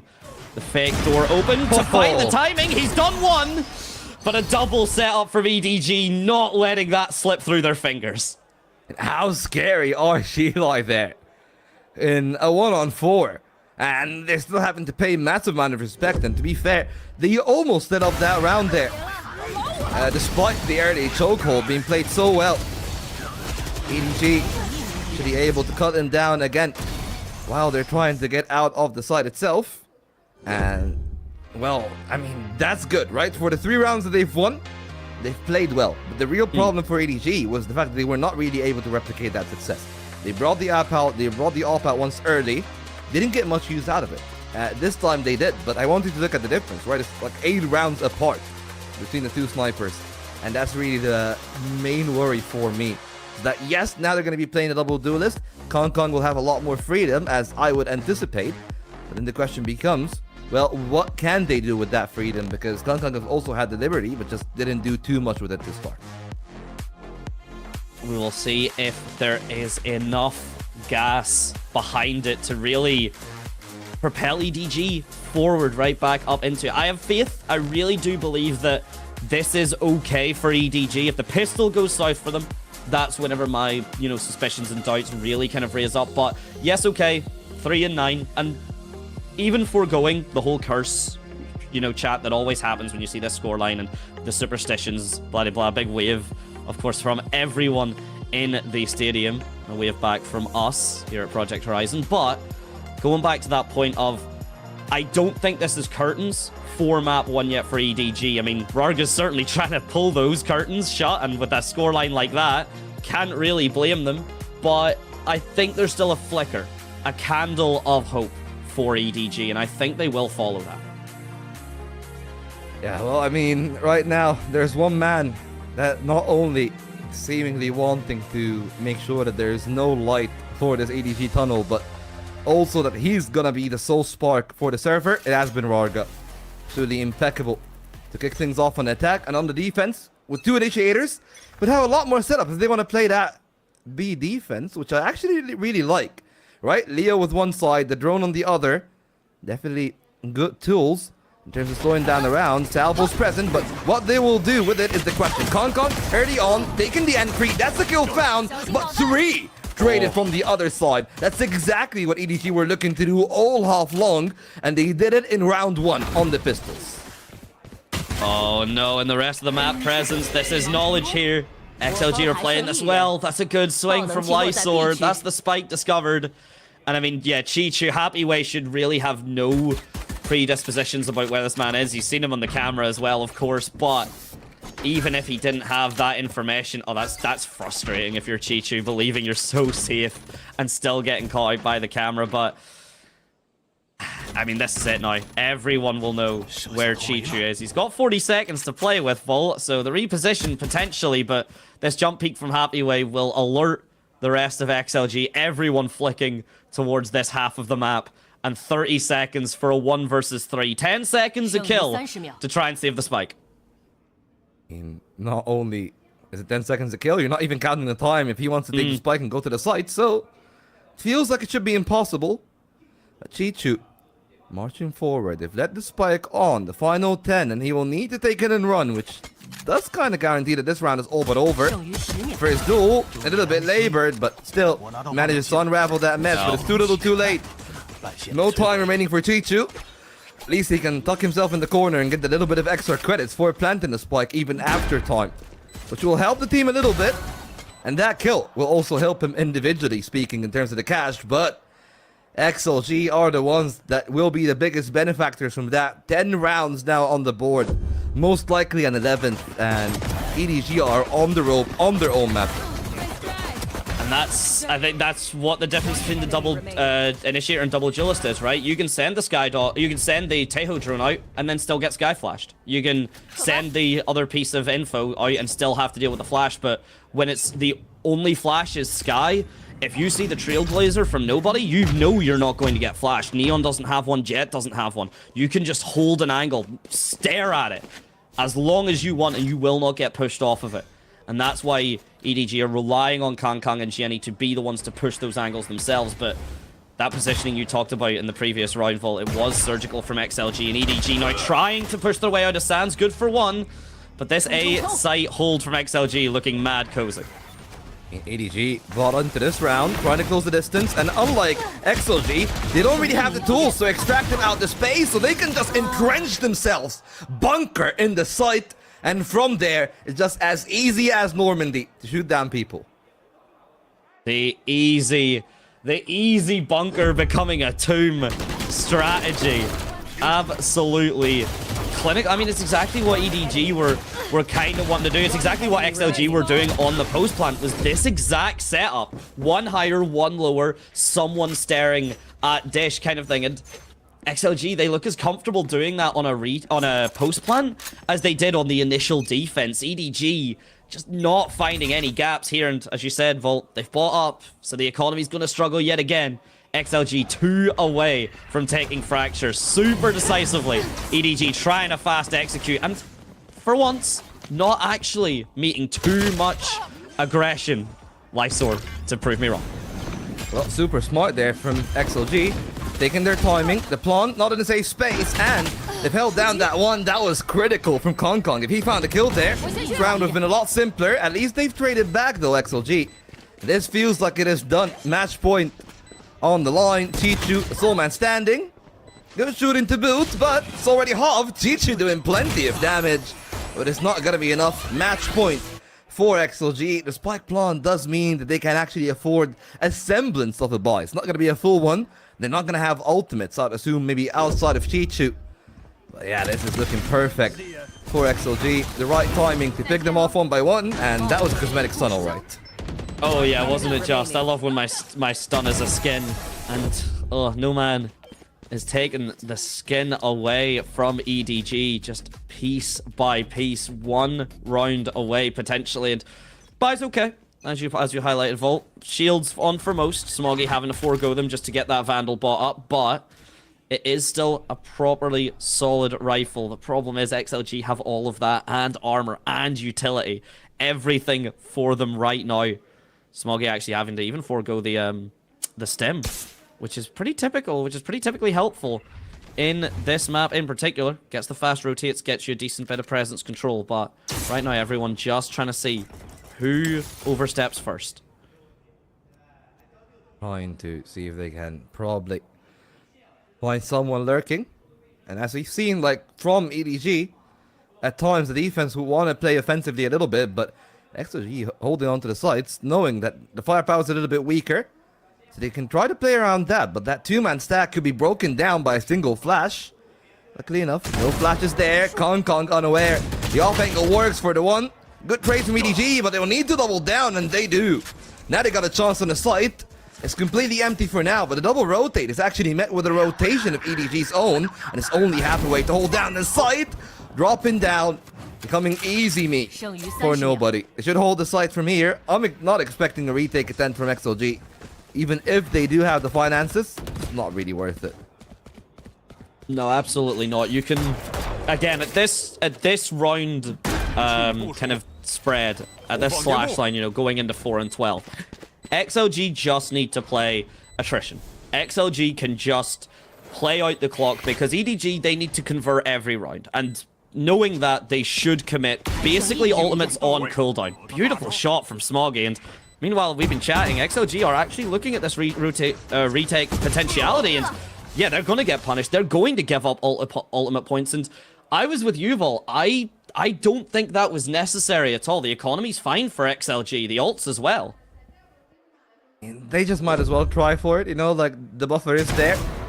Fish for the exits, and I mean, considering that kind of start, that kill from Smoggy was everything. It forced Heavyweight to move, because he had to be worried about perhaps the potential of players moving from the side of Dish, so great timing from nobody there to actually find that kill. Still 8 more to go for EDG. Not expecting that to be there anytime soon, but they got an orbital strike. And they're able to go past Rarga and Washa Leo. Could be a very different game. The Phantom, though, peppering a ton of damage. Kong is gone, but they trade 2 for 2. Still, way for EDG into this A site. Pretty empty way as well. You look towards Dish. That's already been controlled by nobody. He's got these angles put down more than comfortably. Having to play around the salvo, of course. Still a painful piece of utility. But that is about to get eaten out now, and Smoggy has survived it. Manages to get the spike planted down, so a decent bit of time and a decent bit of stall here for EDG just to kill the timer. But XLG, proactivity, it may not be fully in their name, but it's certainly been in their game plan here. And No Man good for 1, down to basically 0 HP, and nobody cuts him and Lysor down. I'm going to start being optimistic now here. 7 rounds left for EDG to take us to OT. Stepping up when it matters. It was a quieter game for nobody on the first half. A lot better this time. Him and Chichu basically playing the same role that we were talking about from the stable members, of course, of XLG. When you're thinking of Leo, when you're thinking of Happyway, when you're thinking of Lysor, they're also occupying the same role. Jenny and Kong actually struggling rather on that one. And of course, you know, speaking of people that are not struggling, we had polled the audience for who's the first player to make 25. Rarga is 21 out of that 25, and he's the one that was leading the charts with a nice 69% lead in terms of the poll, followed by Kong, Chichu, and Happyway. Well, at least Happyway, not really that far off. 12 kills to his own name, but this round 18, that could after all be the last round. XLG would have said making the right rotation. They try to pivot back into the B side. Those 2 players at Dish is trying to occupy some that's in their mind for now, but the full pivot might go over towards B. XLG were thinking about it, but they decided against it, and that means that, well, that might be the round over. Happyway is nowhere near the site itself, and it would be nothing short of a miracle if they can somehow win a round that they've completely made a gambit that will go all wrong.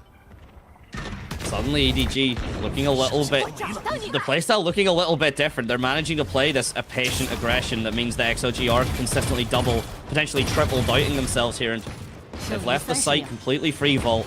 A very scary retake with this kind of low buy. The shotguns and such especially do find themselves getting a bit less value. Nobody really struck for where he can plant the spike. Somehow still makes the wrong decision. Just catches the special delivery, and Jenny just staring at Generator. Oh no. And oh my days, the orbital strike. Everything's needing to come out here. It's do or die for potentially both of these teams. They're certainly treating it as such. There's the Seekers as well. Smoggy gets hit, but not before he takes down No Man. 2 versus 2 here. The Shorty's good. 1 versus 1. And Kang from Tower, the outlaw, to keep his team alive. And both teams really going for gold there with that round showcase, with all the ults being thrown. And EDG still hold on. EDG, though, brought down to their knees in that one. They want you to look at how little they had in terms of firepower. Sheriffs and a Bucky. That overdrive was the only X factor in that round. They didn't even need it until halfway through the retake. Thankfully, Smoggy was able to find a multi-kill because that is looking dangerous. Rarga now bringing his own sniper. I really like that. A little bit more aggressive, but What's the next step? He's forced out of A main, at least initially speaking. Will he try to rehold the angle? Will he reaggress? Or does he pivot? For now, he's holding down that line. But clearly, as you see, EDG have rotated into the B site, which now have become a little bit lighter on numbers as XLG are trying to run their own protocol. They've taken back the space, they've taken it back, and they've pivoted back towards the B site. The third rotation is everything. Leo being there might be enough to slow down EDG. Oh, and that's the second Cypher trip dealt with. So this site is now quite a bit freer. I say that, actually, no, it wasn't dealt with. It wasn't shot. There we go, Jenny, having to do a little bit of a scavenger hunt for it. Does find it. Speaking of, the Brimstone, Lysor manages to get Smoggy. Counterpart through the smoke there, a bit fortunate. Kankang finding Happy Way in the smoke, though, to answer back. Orbital Strike. Just frying the Neon, though. The best movement in the game. Not able to dodge it enough. 3-on-2 here. Armageddon just empty out Arcade. See here. It's down to no man. This jump spike is good. This is absolutely disgusting work with the salvo. And that's going to be a clean map 1 for XLG. You would have think that this was XLG's map pick by how clean that was. EDG, a complete non-starter, start to finish. And credit to XLG. It's not like EDG have played a bad map at all. I was talking about the anti-stratting earlier on. That is a textbook example of that. They played a different composition, was able to exploit their weaknesses. The game looked suffocating for EDG. Did not get the space, and that's exactly how you want to play that double initiator. Despite all those nerfs, still, EDG struggling against those initiators, and credit where it's due though. Like a massive amount of work there by Leo in this game. Despite Rarga top in the charts, I feel like that's the most impactful role, right? You're expecting output from Rarga. But Leo stepped up immensely in that first half, and that makes things a lot easier because there were some circumstances where if XLG didn't get as good of a start as they had on attack, this might have been a difficult game because EDG were starting to grasp onto momentum in the second half.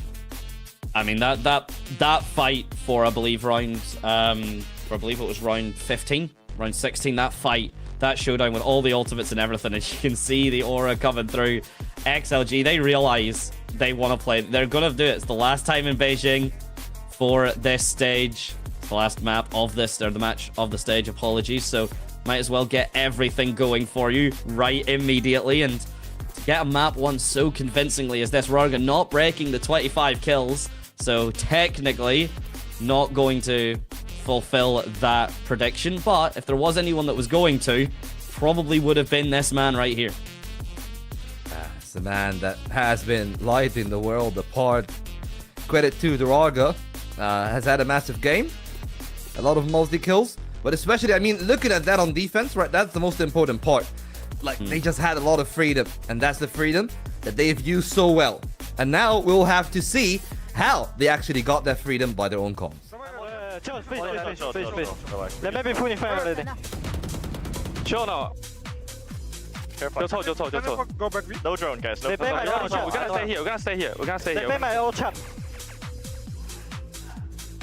I'm picking side. So holding side with me. Holding. We're gonna still go A. 你要有烟吗？没烟，一点烟没有。让我 contact. Only under. Yeah, hold. I'm gonna stand top side. Hold top side. Hold top side. Hold on there. Jet. Stand top side. Wait. Chill. I'm holding here. Small enough. No toe. Together. Guys, I use camera. Yeah, I missed. Do it. I can't. One more under. Don't block me, guys. Clear side. I'm going side to play. K under.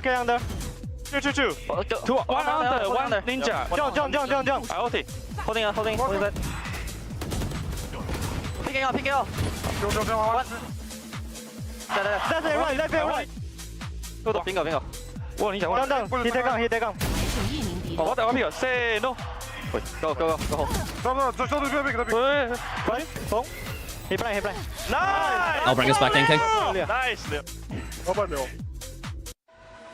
We will be brought back into this indeed. Rarga, the man, the myth, the legend. 323 at 2.6. Who else was it really going to be? And I mean, yeah, king of the server right there. 7 first bloods doing exactly what you want from the Neon.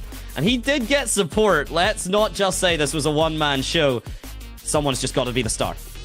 I mean, to be fair, I'm gonna give a lot of credit for Chichu there on that defensive half. Getting 14 kills at the end of the game. Sure, a fair bit of them actually came through from the attack. I'm thinking on defense, he still got 7 kills to 9 on that first half. And considering how impossible some of those anchors were, that was some absolutely impeccable work. And Varga was the biggest benefactor. He walked out on attack with confidence, knowing that both No Man and, of course, the Sky has always had his back. And that Sky-Teho combo, it's just been devastating. They couldn't really recover from it.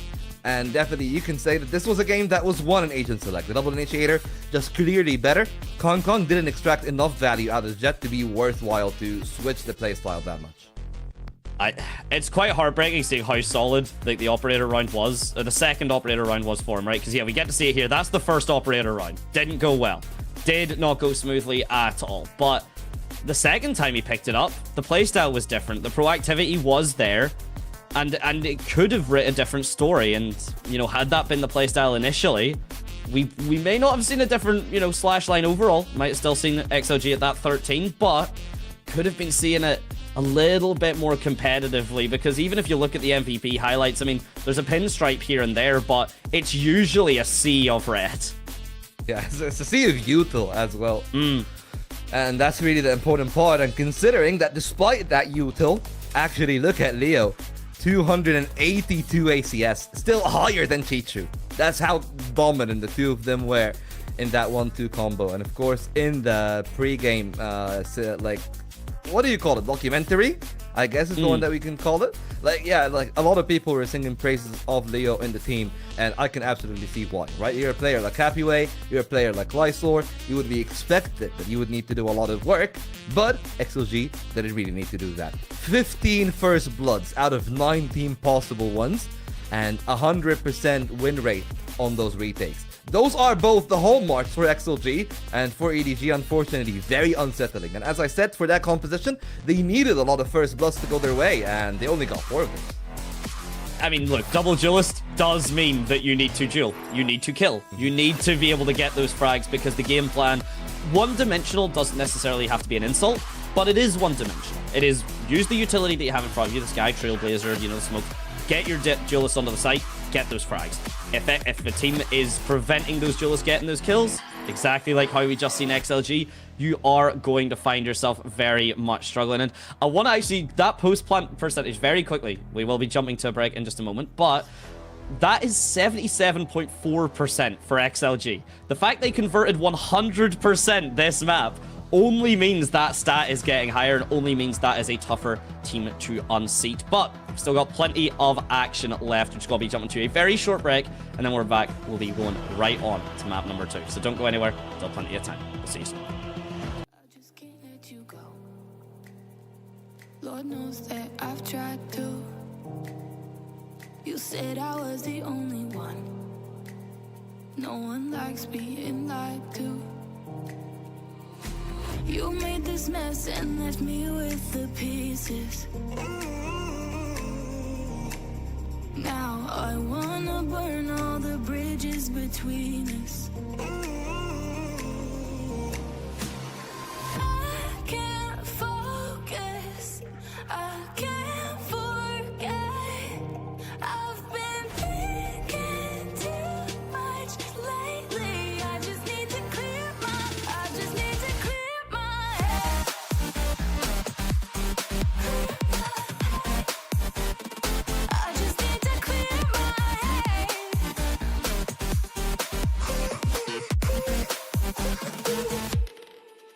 I've been stuck on your memory, but it's not like I need it.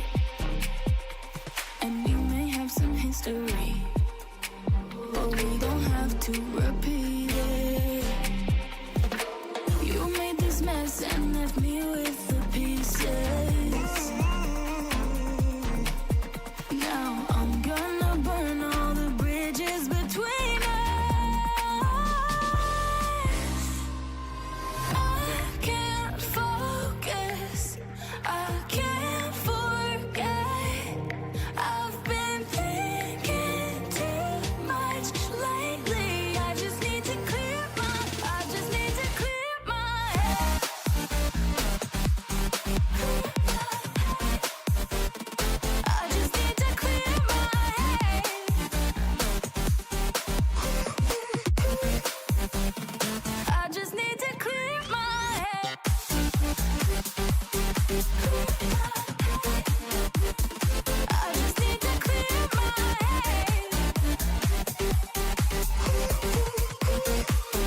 I just need to clear my head. I just need to.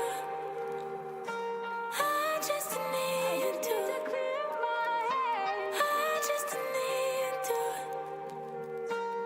I just need to clear my head. I just need to. I just need to clear my head. I just need to. I just need to clear my head. Can't focus. I can't forget. I've been thinking too much lately. I just need to clear my. I just need to clear my head. Oh, clear my head. I just need to clear my head.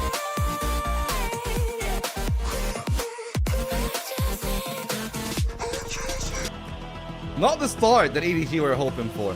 Is definitely the conclusion of that map 1. 13-6 on EDG's own first map, right? It's still a BO5, still a long one. You expected a 3-1. Is this going to be a Canadian sweep? Is it going to be 3 straight for EDG? Or do you think that there's still going to be some competition here on map 2 before we get a clear-cut winner? I have to say competitive map 2. I have to say it. And it is fully off the back of A, just sometimes Fracture doesn't go your way. Tough map for a reason, you can shrug it off. B, big series, plenty of time. And C, Kang did show what he could do proactively with the Jet on the Operator. What a better map to be a proactive Jet, with an Operator or not, than potentially Breeze coming through. Of course, Pearl at the end. We might be able to get the full map pick and ban coming through later on. It might just come up again as a little reminder for all of the wonderful people at home. But as we do get into the agent select here for map number 2, EDG, all eyes on you. Here's the thing, eyes on them. Definitely gonna be intriguing indeed. But yeah, I mean, I think it's actually, is it the split first or is it the Breeze first? Maybe I'm mixing things up. Split Breeze. It is split first, yeah. So okay. that's the thing that I'm thinking about, right? Now Smoggy goes to play the duelist. It's going to be completely different in terms of the outlook for the team. I think that Breeze is going to be one of the maps that I'm most excited for, because I think that it's one of the best maps for the two teams, and that's why they delayed it a little bit. They don't want it to be 1 or 2, and I think it's a good call from XLG to take EDG to split. It's one of the maps that, again, theoretically, they're good on, just like the Fracture, but they have shown some signs of those games being a bit of a grind, them relying on clutches, big plays from their members, and XLG have had them beat dead to rights, at least for this map 1. And if it's going to be that, if that's going to be the case for today, it just might have to be a 3-0 after all, despite all of the surprises, unless Breeze could be the turning point for that one. Still waiting for the agent select to be confirmed. But yeah, I'm expecting a double duelist with the Raze being the secondary one for Smoggy completely. I think they're still going to play the same composition, but we do actually get to see a Waylay right there. You know, I'm snaking some of the agents. Wouldn't be surprised if we see like a Waylay Raze, Waylay Neon, both of which are good combinations. And I mean, for EDG, there's also the idea of maybe like throwing a monkey wrench at things, right? Smoggy goes back to his usual roles, doesn't really need to duel, and he just sends Gianni on the duelist here again if you want to, but I have to wait and see if that's going to be the case. It's a lot of options for EDG.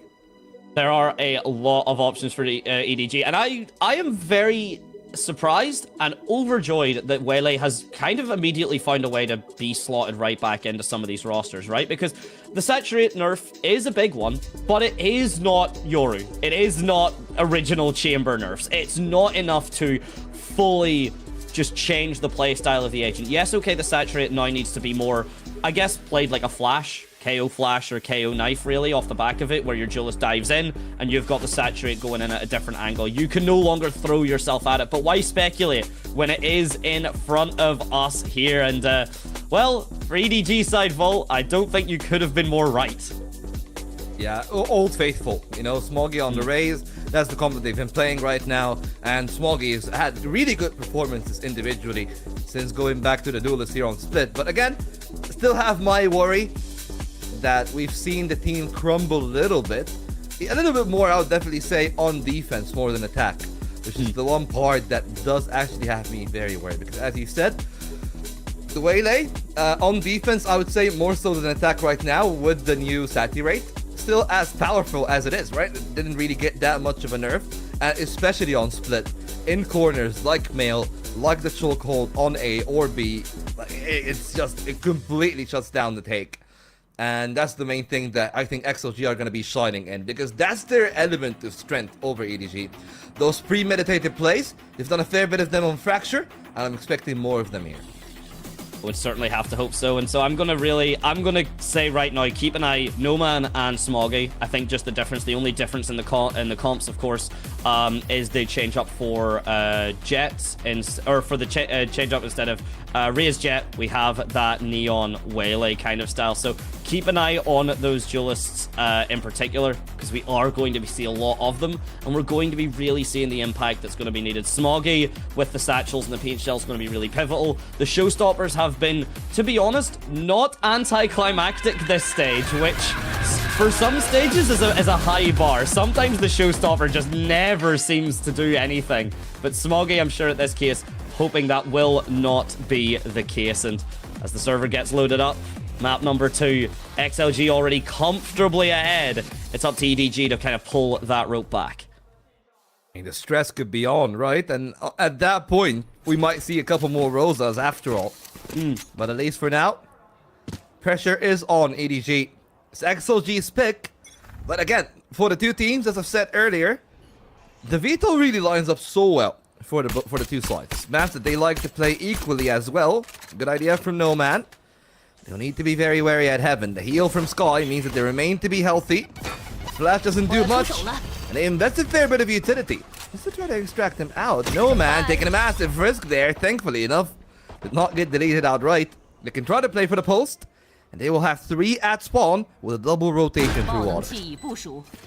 Here we go. This is a decent amount of roam clear and map clear that XLG have already done. They've roamed through this map here, and yes, okay, there's going to be one on the rope. Rarga doesn't actually even need the support from his teammate. The information isn't gathered, so they don't know there's 2 in the flank, but they might not even need to, as Smoggy in Heaven adds 2 more Angels upstairs, and Kang with the final one on towards screens, and EDG answering back with a very confident pistol round despite not being the favorite. Yeah, and that's a setup from XLG really not panning out the way that they wanted it to, despite this being perhaps a bit of a good stroke of fortune for XLG. It's couldn't really spring out fast enough. Slow trades on nobody too. And once he and Smoggy both got those 2Ks, it was all over at that point, especially Smoggy. That was the duel that they needed to win. They had 3 players in there. The fact that he went untraded, it's just unacceptable in terms of how to play a pistol. XLG now, trying to take their own gambit, slightly spotted towards B. There's No Man again, left in no man's land. Well, there's a party at B, and currently no one from EDG is invited. Potentially nobody reading a flyer and see if there's anything that can happen, but the rest of this map, lurking and clearing, it's all just to give the information here. Nobody, you can see him already making steps, so he's trying to go for this cell. XLG keeping that one player towards vents just to make sure, but that should be enough. Paranoia comes through, and Rarga, the speeding Neon with the Bucky. It's not completely taken over CN just yet, but with that there, a glimpse of the metas that the Pacific and EMEA regions are experiencing. And with another post plant in EDG's pocket at the very least, XLG looking stuck despite the numbers advantage. I don't really want them to peek into that one. I feel like the right play, try to play for the exits. Good work, actually, from XLG. Still keeping this one dangerous. 4 on 3, and the wall goes down. A real chance against Gianni that only has a pistol. No Man face first goes in with that shorty. And suddenly this one feels a little bit suspect. It's all about the timing. Kang is not going to look next to him on the box. Happy way. Have a real chance. They can go for the defuse. That's the one. So 1-on-1 now remaining. Even if No Man doesn't survive, the damage is done. Tries to go for the stick. Left on a single point of health. That's all 5 gone. Oh, Smoggy barely gets away. But significant cost incurred. EDG are going to walk into this round 3 with barely anything left in their arsenal. Smooth moves indeed, and I mean, it's off the back of just that timing, right? Kang trying to get into clearing Heaven. I mean, EDG leaving themselves in a little bit of kind of awkward positions, right? They're not as clinical about the positioning, about their placement as their opposition is, and because of that, it makes it for a slightly scrappier round, but one that comes out for EDG nonetheless. The judge online yet again for Arga, trying to steal away any of the buy-ups that potentially EDG will go for, but it is their bonus, so of course nothing to be bought up or expended yet, and patient mid-control looks to be the name of the game, but we know it's an A-side execute, up and come. Yeah, I mean, I want to pick your brains on that one. Like, what do you really think about those Viper orbs? I mean, the defense one is the usual. The attack one is a little bit non-standard on male. Still, didn't work out too well. No man holding a stir pretty well. Oh, that's precise. But unfortunately, by the time he refracts back, he finds that the light have already been converged on him. EDG getting 2 more into that one. Didn't really expect that much. So the spike plant is good enough. And despite only having a stinger, Gianni is in a position that stinger could be its most effective. The paranoia is to a T. And now they go 2 on 3. Very workable for them. Just a question of whether or not Rarga will be the nail in the coffin from main. Got the judge though, so he's going to have to be fast. He's going to have to play the relay bolt to perfection, which he does. But Gianni with the stingers even better, doesn't realize that's where Lysor is. And the dancing, he thinks he's Neon. And he nearly gets the bullet. He nearly gets the magazine expended. Well read if you prefer. But it's not enough at the end. And No Man stands up. And what else does he remind you of? When he gets 3, it's all going to be heard. Well, that is beautiful from No Man. I mean, what can you say, right? Like, he's a Ronaldo fan. Goes for the hat tricks. Pretty much for the course, I guess. Like, you know, that's canon lore. That's canon lore CR7, yeah. To be fair. But, well, let's see if EDG do actually have another twist in this tale. For what we have right now, XLG had a decent purchase. 2 shotguns. One of them rather up close. And the movement from Smoggy could land him inside that line of fire. There goes the saturate, but Kong ever so accurate, ever so devastating. And they will not be swollen by that play. The fake doesn't come in, but still EDG able to find a real opportunity. Chichu just needed to find the headshot there. It was do or die, and it's gonna be the latter here for him. Oh, as he oh, who would have thought? Again. Who would have thought? Run it again, No Man.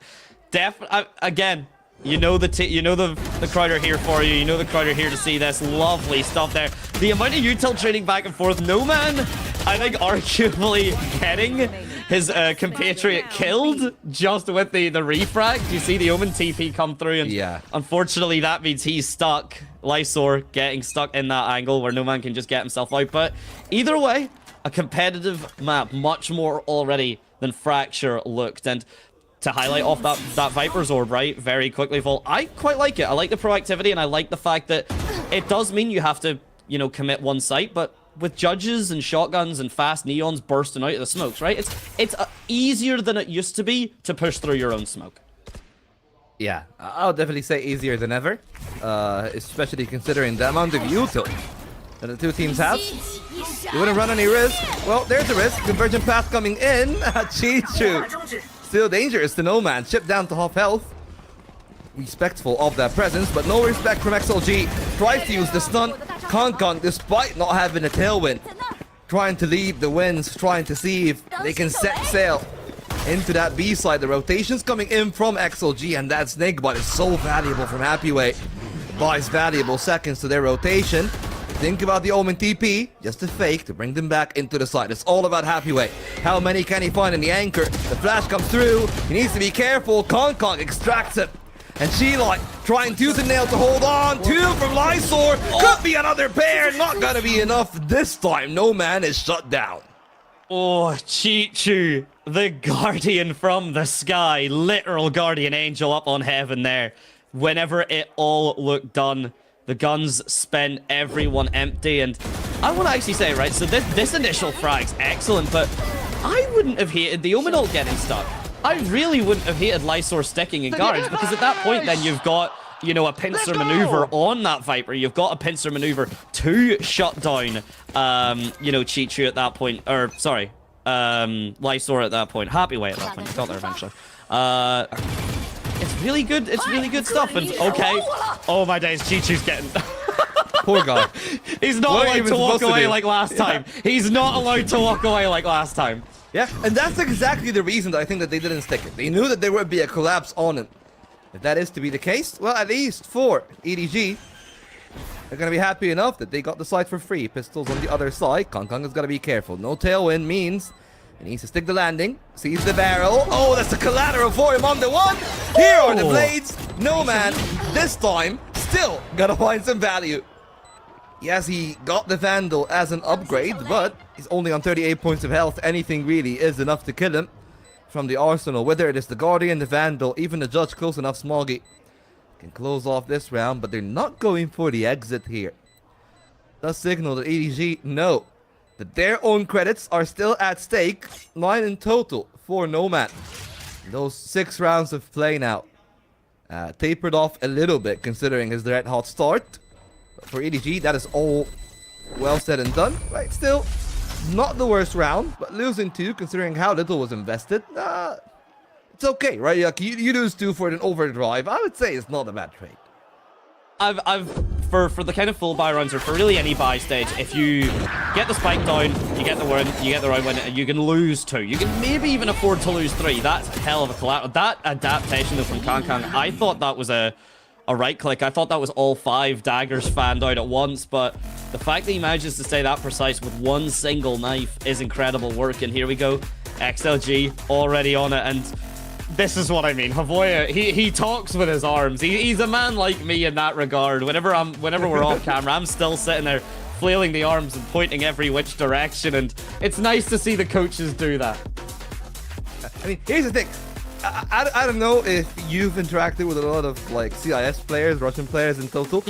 I swear, they are literally polar opposites. They're either the quietest, most demure, doesn't talk at all in a group setting, or they are like Havoya, which is like they're literally like flailing their arms around. So you have 2 kinds of people, right? Like literally 2 kinds of people. You're either a purple or you're nuts. I feel like that's really the best example for that one. It's and look, both have their merits. Both can potentially have their weaknesses, right? And that's all about team cohesion. That's about unity. That's coordination. Does a coach that is maybe a little bit stricter, but a little bit louder and a little bit more vocal about what they would like you to do, for some teams that can work. Other teams that is something that's a bit more of a struggle. Of course, both of these teams are now more than set and comfortable with their sets, with their decisions here. When TP, just to get a little bit of information on the Smoggy, does get found. I think as well, potentially the rest of the team has been located as well. You can look at the minimap and see XLG already leaning towards the B site. EDG not getting time. What a perfect flash! And what a perfect dash. That is just dismantling of that defense. Popped right in the face of Rarga. I mean, that kind of gave me a headache with that one. And EDG making sure no headaches for their take, but maybe Lysor could be a true concern. 2 from the Omen, need to find 2 more, but the high-low is going to be enough. They saved the day, and EDG starting to get into their mood. Oh, that's... I'm now going to imagine... I want everyone to come along this with me. I'm going to imagine now that Kong Kong and No Man are having a ball that they're just throwing at each other back and forth whenever they start doing their celebrations over across the stage, because that wind-up and that swing, Lysor here, it's so close, but who is it? Chichu, the man that always left to his own devices, always with just a bit more map presence and control than the remainder of XLG, and that's why Chichu, I think, got rushed down with that Neon ult, right, from Rarga. It's specifically because they know if Chichu is left alive, he will show up at the most inopportune moment for XLG. And that's really one of their bigger worries. Well, for XLG, trying to deny any opportune moments by making sure that they lock down mid. Problem is, how much Lysor can get here in a round like this? Absolutely nothing. Excellent work from Kong Kong. Goes in for the double down. Just cannot really find a connection on happy way. Smoggy will fare a lot better against Rarga, who, at least on this map too, seemingly the clustered nature of this split has been much of his bane. Seems like 6 rounds might be very likely. XLG do have the Seekers, but they need someone to open up the round. It's still a 5-on-3. Seems rather unlikely. And seemingly they have already called it off. A rotation back into the A side. It is going to be a save. So, at the worst, EDG have tied for this half. At the best, who knows how far they can get away with this one. Potential movement really on the board here. Doing executes to that level of kind of consciousness to keep all 5 of your players alive on double duelist. That's not an easy feat. That means the flashes have been good.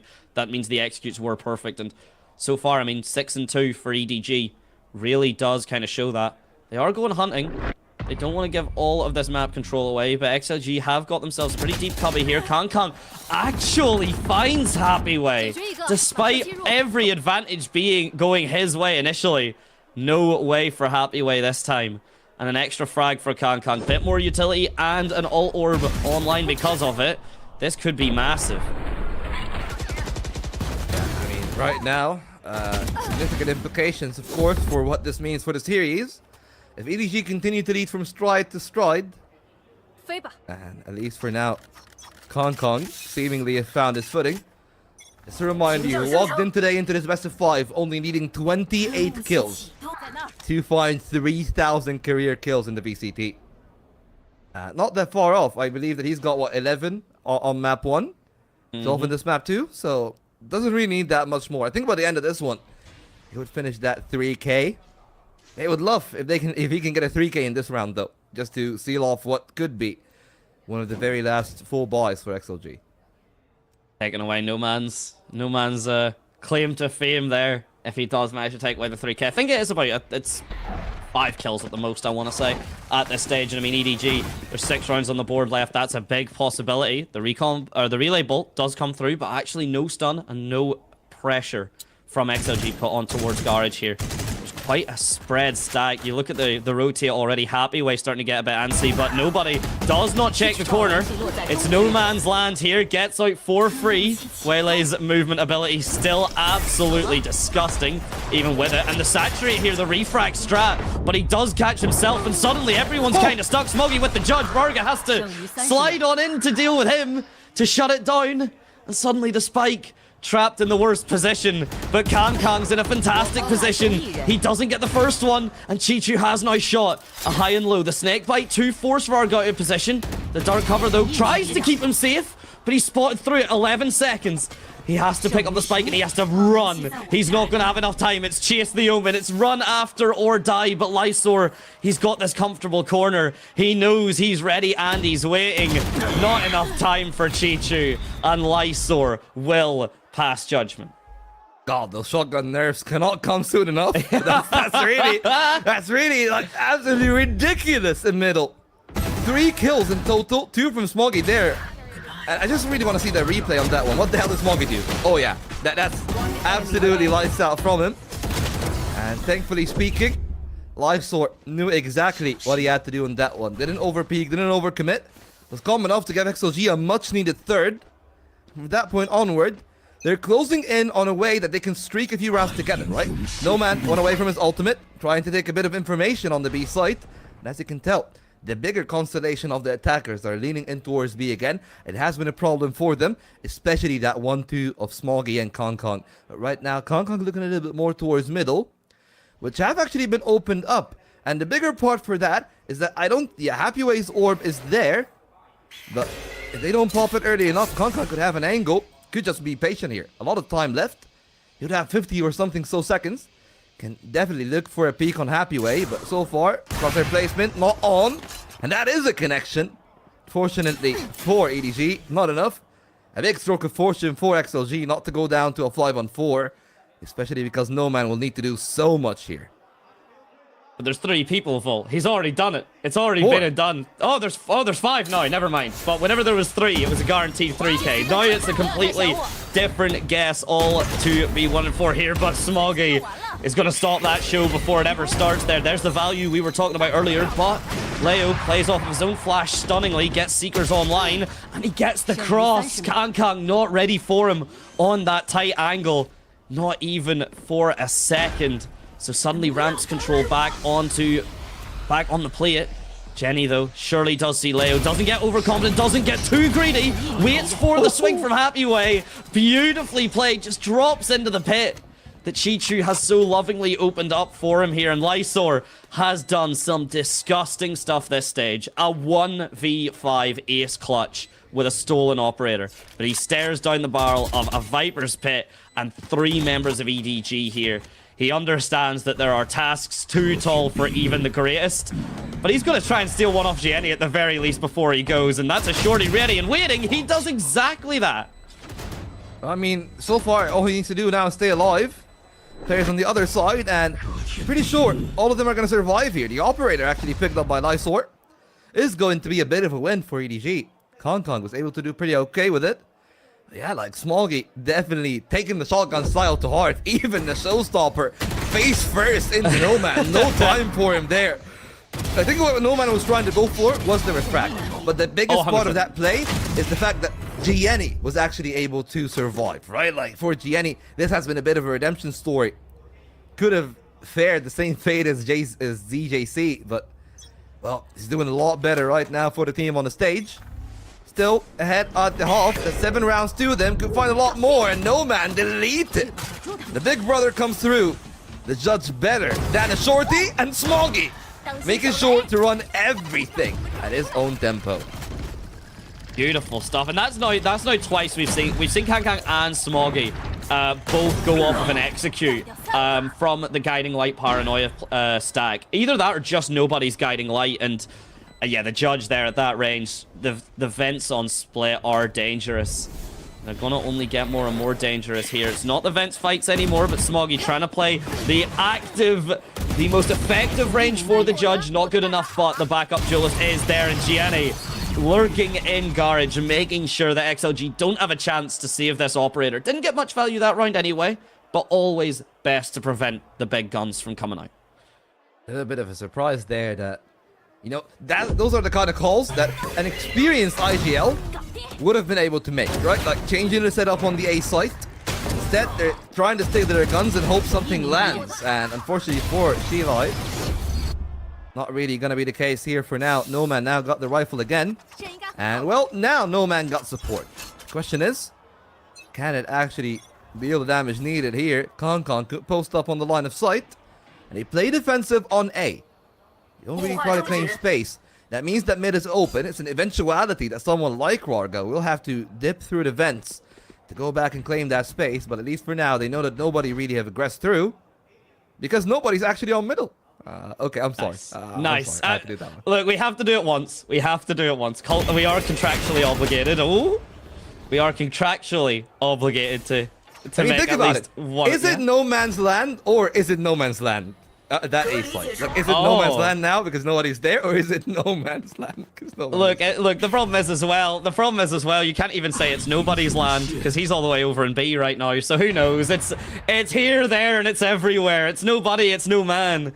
Certainly, though, one of these teams will find the presence, will make this their land. EDG, to be honest, the timing here from this execute. Chichu's managed to do it all. The shadow on the wall yet again. You cannot ever forget about him. Rarga fights back with the judge at the very least. So EDG's execute already shut down. They've actually had to hit the pause button to survive this overdrive. Is there even enough time for them to rotate? Such a risky call to be took. Oh, Rarga with the shotgun in hand blows them apart. Now got the overdrive, takes them back to the vent. And that might have to be EDG sticking their foot on that B slide. Lysor is there. 8 seconds remaining. And happy way will shut it down. It's 4 rounds for XLG. Probably would have been a bit better fit if they stuck their landing on the B side. They tried to make a judgment call. And XLG reaping that sprout of doubt that they've managed to put into their hands. Holy What is that way. second shot way? Yeah, holy! We're getting about 5 stop motion replays on that. Timeout. What is that? I think we are. Yeah, we're 1 away, I believe, from the half. No, we've hit halftime. We are. Yeah, this is the halftime. This is how ridiculous it is. Yes, okay. I was really waiting for that graphic to tell me I wasn't insane, because that round came through so fast. And this map, Fracture was fast, but despite the fact that it ended 13-6. Split scrappier. Fracture, you play time. You go for the ult orbs. You need positioning. Split, coin toss, 50-50 onto a site, send it, and you might get the same results anyway. Yeah, I mean, you know, and that's really one of the big tales of this grand final. You think about the two teams and what maps they like to play, they are pretty bit much identical in terms of the Veto, right? Both like to play Split, both like to play Fracture, both like to play Raze. It's like really the same map that they play the whole time. So it doesn't really feel like this is my map pick or your map pick. It does truly come down to which one of those two teams have anti-stratted better. EDG, they are in their element here, right? I was talking about it pre-game. I said that they needed players to come up big. Smoggy and Chichu have absolutely found their moments in the limelight here today. Despite No Man, really, I thought that could be the problem. Well, didn't really pan out to be one. And now, all EDG needs are 5 more rounds. They get this pistol here, and they simplify a game a whole lot from that point onward. And as you can tell, better win rate for EDG on defense. That absolutely comes off the back of Chichu and Gianni. Done some impeccable work on that defense. But for XLG, apparently sticking through to a mid-take. And a lot of pressure will have to lie early on the Viper. Such a pivotal positional control on that first half of the map here, making XLG's life so difficult on the post plant. What, you know, highest in VCT CN by quite a decent margin. You know, post plant success rate about that 70%, and you know, they added a lot more to that back in Fracture. But EDG, this is a map that they are more comfortable on. They can show themselves it. And speaking of comfort, though, XLG, no one moving. EDG, no one's even moving. Everyone has a corner, a specific angle, a line of execution that they believe firmly will see them into a victorious pistol round. And as the first 40 seconds have passed us, Vault, that's the first piece of info that has been gathered. But nobody let off the angle for a second. And they've taken it for now. XLG trying to break the 2-1-2. Still got a little bit of time if they want to pivot back, and it seems like that's the call that they're making. Open land at mid. They'll need to scale up pretty quickly because time is starting to run against them. Despite Happyway only having 4 kills in this game, we have seen the kind of shooting that he is capable of. And he will need to be a big part of that take because a lot of focus is going to be on Heaven. Meaning that he can try to feast on that one. Right now it's all feasting for EDG. Kong Kong and Chichu shutting down everything. His name might be Lysor.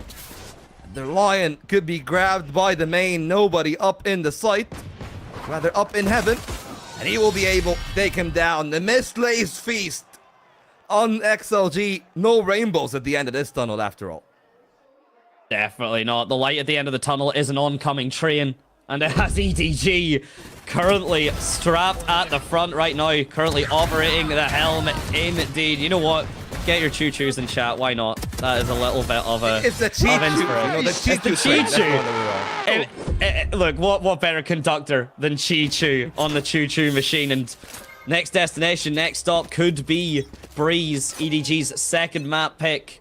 With an even scoreline if they continue up this positioning, this mental. That's a tough flash, but happens to the best of us. The Trailblazer still being pushed out and does get the information on this single lurking Viper. The wall will have to come down, and when it does, you are going to fall Happyway. That's one outlaw. That's the second one being it out.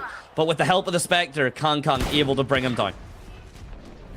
Right now, Chichu given another angle. Oh, a little bit laborious from Chichu, thankfully. Still finds the kill before going down, but that could spell disaster. No Man goes all the way down. A great shot from the Bandit. Smokey understands. He needs to buy a little bit of time. It's still a 3-on-2. XLG. Oh, making good work out of that one, but Kong with a great first shot. Now, all they need to do, stick the landing. Shouldn't be that complicated. Smoggy and Kong take the side itself. And No Man should be figured out eventually. Still there in spawn. The Outlaw posted. Should be his death sentence.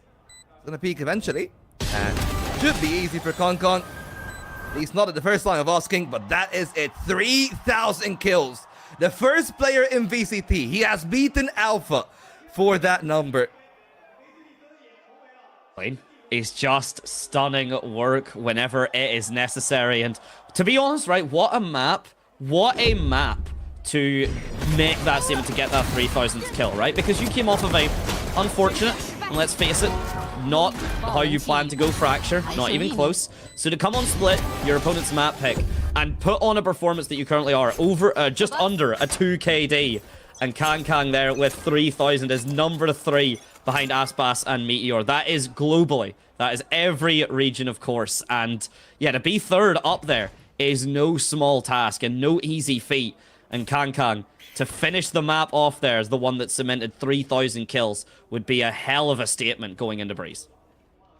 Let's see if the rest of the team are going to give Kang that luxury. Outlaw in hand. Not a lot of full shields. But still, 2 shots to finish off the job, both 140, so that's 280 total. And the judge loved the close ranges, but just caught mid-air. Excellent work by Sheila now. Got 2 back on the trades. 3 on 4, despite Leo being unironically on 10 HP. Anything will be enough to take him down. But happy way. Smart to play that angle. We've seen an Omen here before. This time, it's not going to be Gianni. It's going to be Lysor to the same degree of effect. 5 rounds should be the number for XLG. Classic and a bucket. Well, not a bucket full of lead, just a single shot needed to bring 5 for XLG. Well, it's composed.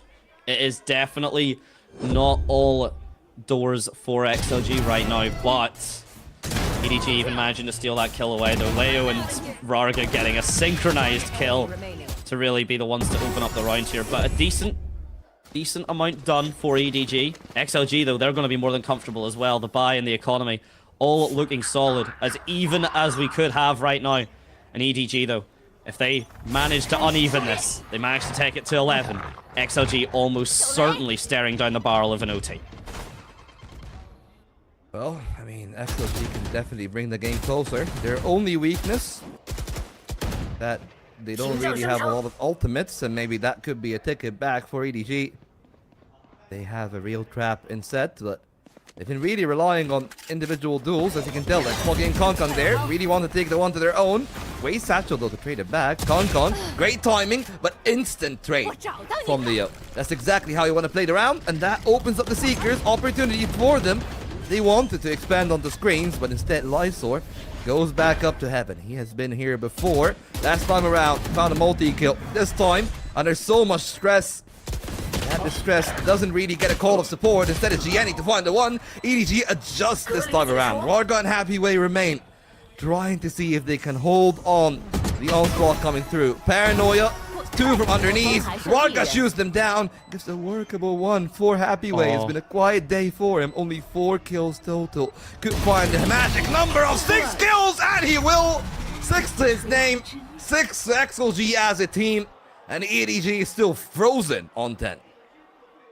A clutch factor there. Happy Way maybe not showing up to the same degree we would expect, but that's a hell of a entrance to make. A hell of a statement to shut down the hopes and dreams. I mean, we say that as if Rarga does not survive 2 players there, the utility, the paranoia, everything, but Happy Way brings the team up. The crowd erupts in response as well. XLG not out of this just yet.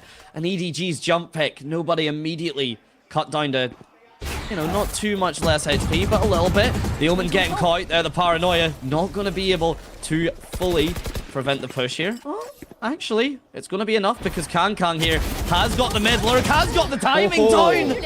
But he runs out of knives. The accuracy just not quite there in the Blade Storm. You can't spam right click anymore. It's not 2022.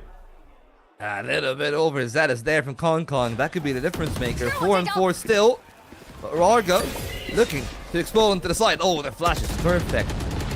Nobody's bought so much time, and the Bucky that up close means that they are really concerned. But look at where Smoggy is. Last time Kong didn't find a value. And if they do actually decide to go through spawn, this could be a freebie. But Smoggy now, well, he will need to take the audio cues and do something with them. They can hear them through middle. I doubt it. Smoggy, too little too late to the party, but at least that means that they should guarantee the kill on Happy Way. And then they can try to play a 4-on-3. It's a big eruption out of meal. Special delivery coming through here from Rarga. EDG, that's the first one. A second one for him. He can't get the... He could be on for the ace here. The teleport right next to you, Happy Way. Check your corners. Jenny teleports up to meet him with the Bucky. Actually salvages a gun here, so suddenly it was going to be a 2 versus 3 retake. Lysor shuts that down pretty early, but Smoggy has a gun upgrade as well. Leo, very little HP, but that is the recon dart essentially expanded. The information has been gathered, so Smoggy, position known. No paint shells, no nothing. Just the guns on his back, a bazooka hidden away if needed, but he'd have to find one first of all, and Rarga finds him first. Well, rest in peace, the Smoggy. Couldn't get the bazooka, but at least, still there.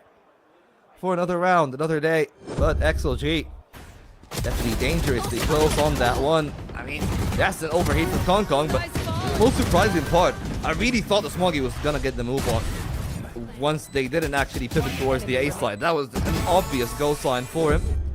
Took his sweet time. Now, they're getting punished for it. We talked about Voy a little bit, but I actually want to talk about Steady, the new assistant coach for the team. He was one of the coaches I've seen in the MENA VCL. And I'll definitely say, leans into the identity of Voy a lot, right? He have molded IGLs, is the thing that I like to label. Because in MENA, we have a true IGL crisis, unfortunately. And he has truly made a couple of players that I never thought I would call them decent IGLs. And I feel like he is truly one of the more important parts for Leo's transformation and for XLG's transformation in terms of the calling. I mean, that's the thing where, the interviews before, obviously, we got into the games, right? A lot of love was given to Leo. A lot of love was kind of given to his development and that understanding, and you can only really credit the coaches for that. I mean, you can credit the environment, of course, you can credit the team and say that that's fostered that atmosphere for him to really grow and develop. But if you've got everything going your way, but you don't have good teachers, you don't have the mentors to kind of learn from or to really be able to develop your learning, you're only going to be able to get so far. And right now it seems Leo's got the determination and the support from his team. 9-14, but I don't think we're going to be seeing a particularly negative scoreline from this man too often. Yeah, and this is not Steady's first foray either in CN. I believe he worked with DRG in 2023, if I'm not mistaken, all the way back when it was still the Evolution series. So, it's always great to see him back here. He's done some great work with some of those teams. Well, for now, XLG, the buffer is only 3 rounds. And I really like the way that they're approaching the map, right? They've got a great insertion of Rarga all the way. And they can definitely try to make something happen towards the A side with a split. That's the 3rd time that they've done that, right? Whether it was Happy Way, that was playing in main with the rest of the team at middle. Now they're trying to do the same thing on A, but there's an op ready and waiting. I love the Omen ult just to cause a distraction there. Kang a little bit distracted, too much options in front of him. The guiding light to force Chi-Chu to turn, manages to get one, but found out through the smoke here. Paranoia gonna whiff, not gonna find anything here. Gianni now needs everything. The guiding light, it's only an indication of nobody's swing. It's only Lysor being told that someone's going to show up to him, and Gianni finally cleared out of that elbow angle. And despite the Viper walls being changed up, right? You asked me, Volts, kind of to pick the brain earlier on the Viper setups, particularly the Viper orb, but I have to give a lot of love to Chi-Chu, right? We've been seeing this Viper wall go, extend from most of the B site on bus stop just to cover meal and mid. We've been seeing it now used to cover mid and a decent chunk of the A site. And speaking of coverage of the A site, Smoggy's got 2. He's got the bazooka online, but Leo sees his elbow. Leo finds him first. Just the angle, not the best there. Had the rocket been shot, maybe a different story. And you can see there, that was a lot of focus on EDG there. Nearly stolen victory from the jaws of defeat, but they just clamped shut. Alright, great play. It's a little bit surprised that he just didn't really let her rip Smoggy there with the showstopper. A sigh of massive relief from Avoya and Steady. They close down the gap. I'm pretty sure Autumn on the other side. He will definitely have a very different feeling about it, but Rarga, good work to earn the B main control. But again, the one main thing that worries me a little bit about that EDG defense, the same way that it has worried me for XLG, has been that Soul Duelist holding a massive pocket of space. Last time it was No Man. Eventually they kind of picked them apart. And XLG can try to do the same around Kong Kong right now on the A side. They can adjust, as you were pointing out the buffer. Only 2 this time for XLG, and it's not a great buy for EDG. Having to rely on the shotguns and the bandits, which have paid dividends before. Might be again, but no, happy way. He's able to get in, get out with his life. Can goes for another swing, and a bullet to the head from his opposition should inform him of how much of a bad idea that is, and it will do exactly that, but it's forced to rotate here. Vol and XLG still set up towards Garage, and I think that's where we are ending up.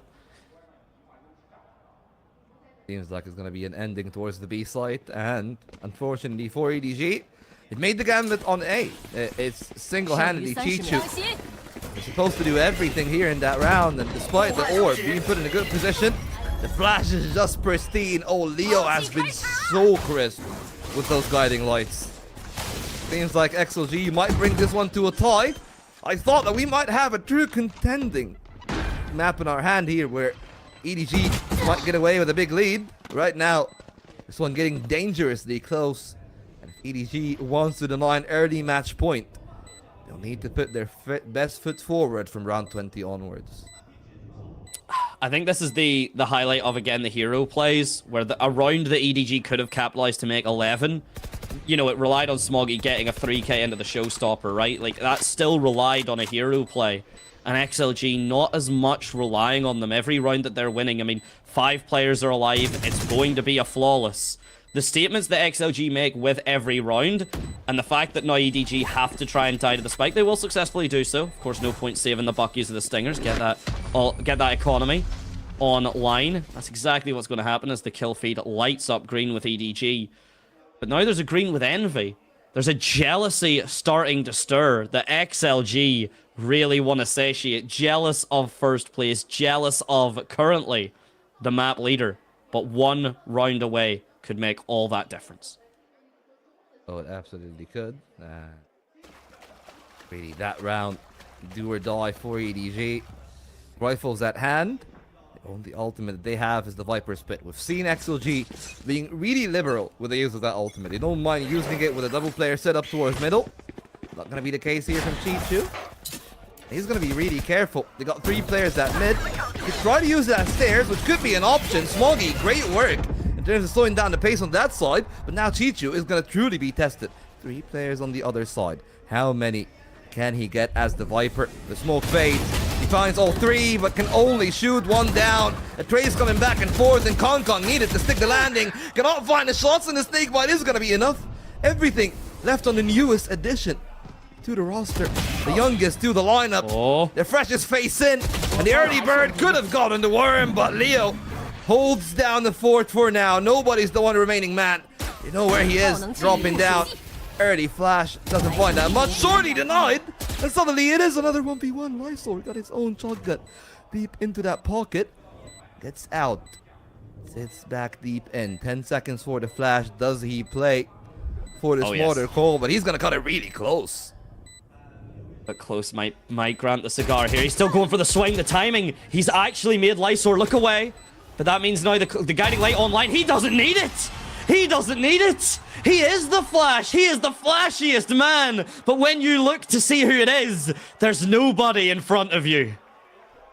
Nobody's better than nobody. I guess that's a lesson in humility, but right there, a lot of pride from EDG to hold down the fort when it was needed most. Necessary couple of kills from Chichu and from Smoggy. Yeah, started to get a little dicey there once they couldn't hold downstairs. At the end of the day, very smart from the sky. Lysol was absolutely expecting the flash. 100%, but right there, as you can tell, emotions are high. Trophies have eluded EDG for a year. It would be a massive heartbreak if they make it all the way to the grand finals. Still, not really find a success for XLG though. They've seen what works and they're trying to replicate it again. A lot of presence towards B. Stairs and mail again. Completely theirs, and nobody goes down super early on. Can Gianni even do anything? That's going to be the real question here. Saturate, conversion path. It is just punishment from XLG to hold the site. But now the trace come through. Chichu only good for the 1. No answer from Concon, at least for the beginning. Wait, one way to add on a little bit more, and Smoggy with the pain shells could be a problem forces them all the way deep into backside, which is the pocket of space for Kong. Could try to find the duel. Could they go for the double peek? They're trying to go for it. Still Kong found something. A 1v2 is more than workable. Smoggy picks their brains apart. Still got the room bot. Still got both satchels. Could switch to the shotgun. Played up close and personal, but Smoggy seems to be ice cold. No man thinking about it. He's gone through spawn. Could go for the full-on wraparound if he wants to. 30 seconds remain, and Smoggy starts to be aware. Leaves the pocket of space open. Well, if No Man has not presented the duel, he will eventually need to go somewhere. And the question becomes, will it be the commitment to the A side? It seems to be a very likely yes. So Smoggy being here is the better option for him, because the rotation can be a little bit quicker. Eventually he'll have to pick and choose. Thinking about the B side, which is gonna actually make his rotation a little bit longer. Will take a little bit more, and that time is a luxury for No Man because he's got no util remaining. He could be cleared out of the angle. No other options here, Madante, but to shoot his way out. And as they meet, you can even hear the crowd. It's going to be down to this. It's down to everything. And No Man, yes, he cannot claim his 3K. He cannot swoop up and work the audience the way he usually does, but even still, a phenomenal job, and another thing that would have been a clutch play from EDG. It would have been 2 back-to-back, essentially, to keep them in, and you can only rely on the hero play so much. You can only rely on your team to salvage what they can, and the desk is starting to feel every moment underneath No Man. 1 timeout remains, I believe, overall. And EDG, one last gasp of air before they're potentially pulled under. Well, that would be absolutely brutal. That ends up being the case, at least for now. XLG feels stable. Still got one of their own timeouts in case they want to use it here before the ending. EDG holding on the ropes, though. If they get this round, it could all be for naught for XLG. Pressure still on is the minimal margins that we've seen played in this game, but both teams have left mid open, Madante. The real question is, how could the teams really exploit it? And you would think that the team that's got more experience, the teams that actually have a lot more reps on the split in comparison to XLG, would know how to play the map, but clearly speaking, XLG finds the gaps quicker, they utilize them faster. And now the question is, can EDG adapt? Timeout made by Autumn. Unfortunately for them, not really. They're good luck charm. But right now, it's not about the math. It's about what can they do. 22 kills for Kong. It's a timeout taken on a weaker investment. They've decided to take a risk of their own. With plenty presence towards B. And an immediate rotation, as you can tell there, from GNE towards the opposite part of the map. And the fact that mid's being completely left open this time, it is going to be risky, but you play at effective range, and the Sheriffs and such, they do play at that 25 meters or so, just underneath it to keep that headshot potential. A 1-tap, and of course, Kang getting caught out, but still manages to find it, falls back in front of No Man to stop him down. The fact that Kang is still here has to be echoed out, finally does, but Chi-Chu's able to trade him out as well. The Sheriff, this effective range is very, very effective indeed. Trades come out, but nobody with the Seekers online. This needs to be invested. This can be expended. Guns in heaven means an upgrade. Nobody, no longer on the Stinger. Full-fledged Vandal here. A bit more than just a delinquent. And as Lysor gets himself regrown, renewed, the Boomba gonna clear out the corner. The Baki from Smoggy, I don't think has been checked. So the timing is everything here. It's who's closer, who's further. Nobody's been figured out. The page shells are going to be good. Forces out the angle. The satchels are there. But Leo, he is Leo. The Lion stands up. I thought that they would have grabbed him by the main early on. EDG shut down. And GLI, really, despite the start that got a little bit risky, despite the kills coming in from Chi-Chu, holding on their turf. Excellent work by the IGL. Really, you've made the call, right? They needed to use the Seekers. They tried to do it, tried to make the space. Now, still got the pit, still have the Blade Storm. This is do or die, and there are a lot of ultimates for the side of XLG. If they get themselves into a site, I think it's going to be wraps for a match point.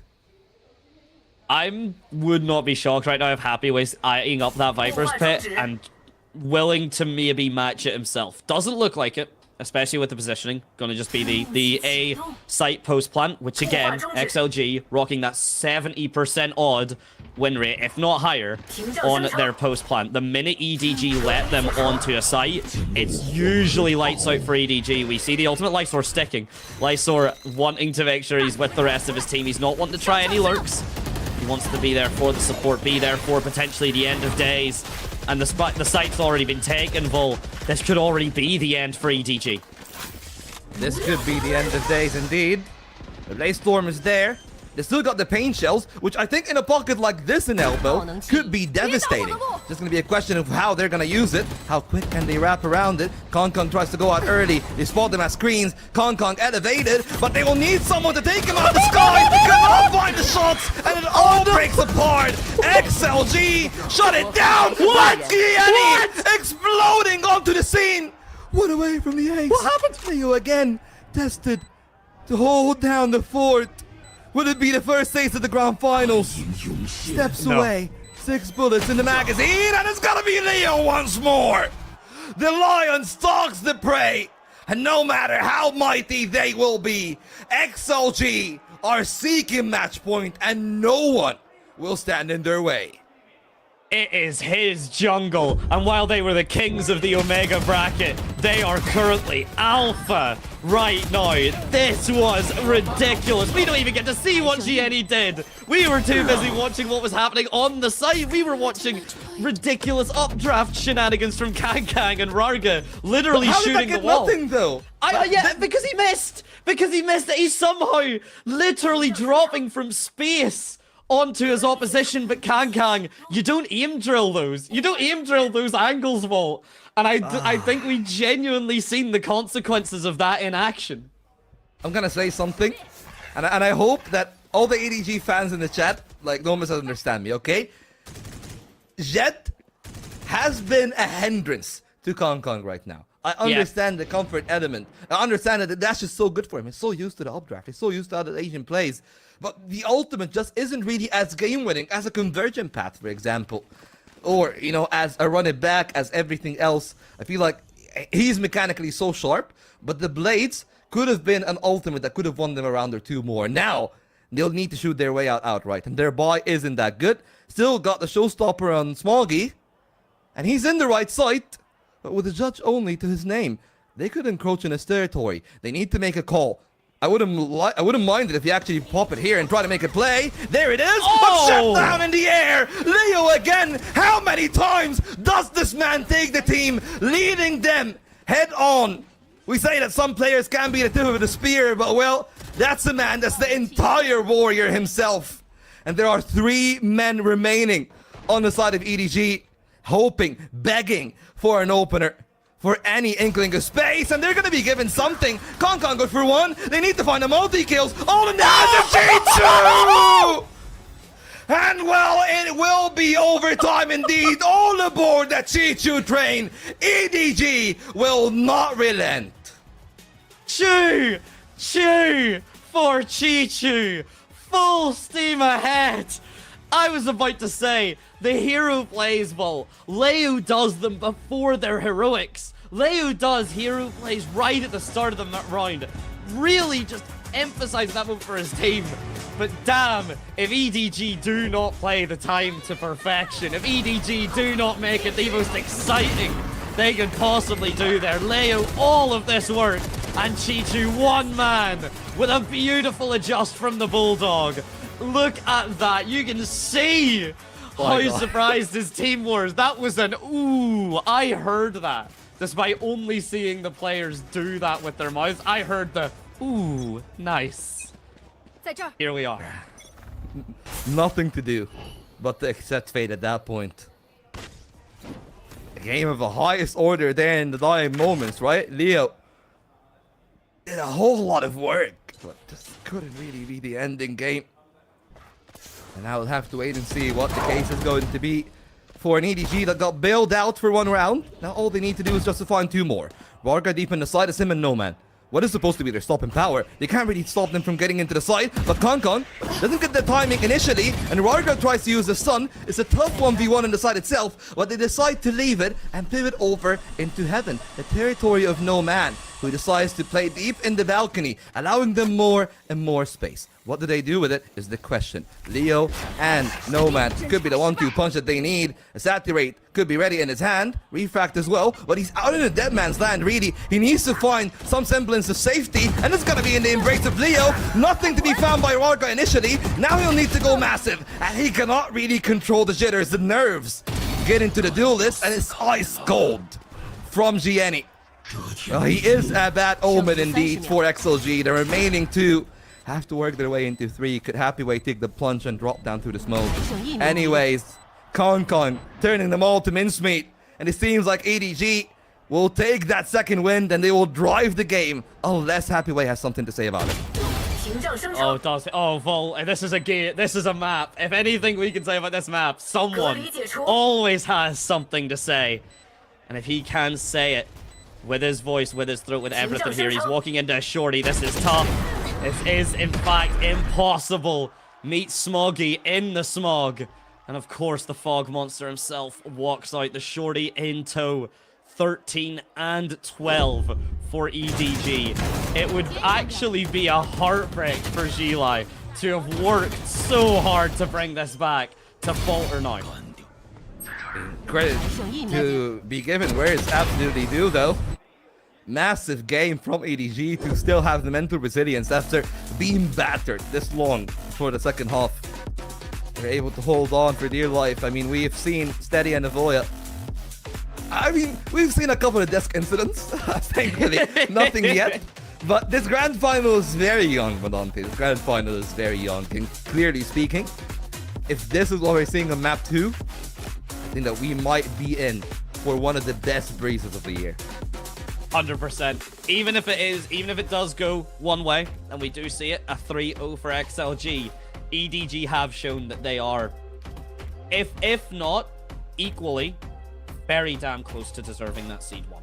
Very damn close to lifting that trophy. Now, they don't want to stop there. As you've highlighted so many times, and even the EDG players themselves, they know what this would mean for the roster. They know what this would mean for their futures. Not even just overall, not even worldwide for, you know, for Masters London.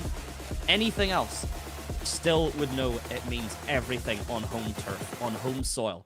One round potentially. Kang back on the operator.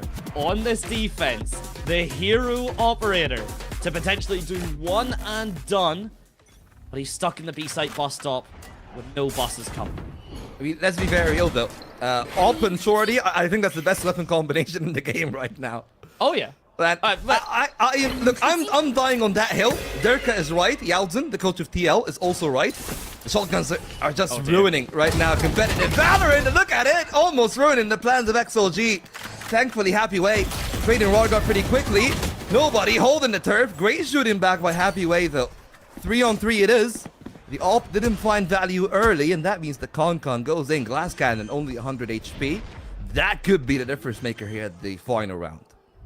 They don't know. They don't know he's holding it, is the big thing. They haven't heard it echo out yet. They're not going to. They're never going to hear it. They don't even know there was an operator in play because it's already done. It's already went Happy Way. There's no other question. There's no other factor. This man, this Viper, has a hell of a bite, and Venom potentially coursing through EDG's veins. This could be fatal fall if they do not get out soon. Well, I don't even know what is supposed to happen here. I mean, we've seen heroics. We've seen everyone do some ridiculous stuff, and I guess it was Happy Way's turn again, right? At the end of the first half, we've seen that double kill. Yep. Now is this time with a 4K? I mean, who's next? Right? That's the question. Who hasn't had this moment in the sun this game? Nobody's been having the assist, but I don't think we've seen anything direct from nobody. The utility's been solid, but I think it's up to nobody to get that 3 or 4K, if I have to pick one.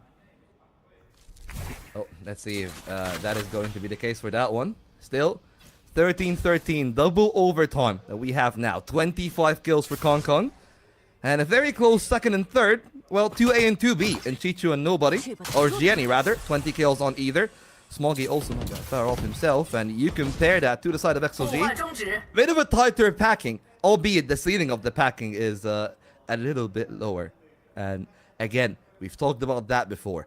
For all of regulation, for all of the defense, No Man was the weak point. This pillar is like Brimstone in the Die For You cinematic. It could break, and if it breaks, he is going to die, and the round could fall under. So smart from No Man. Holding onto the turf for now.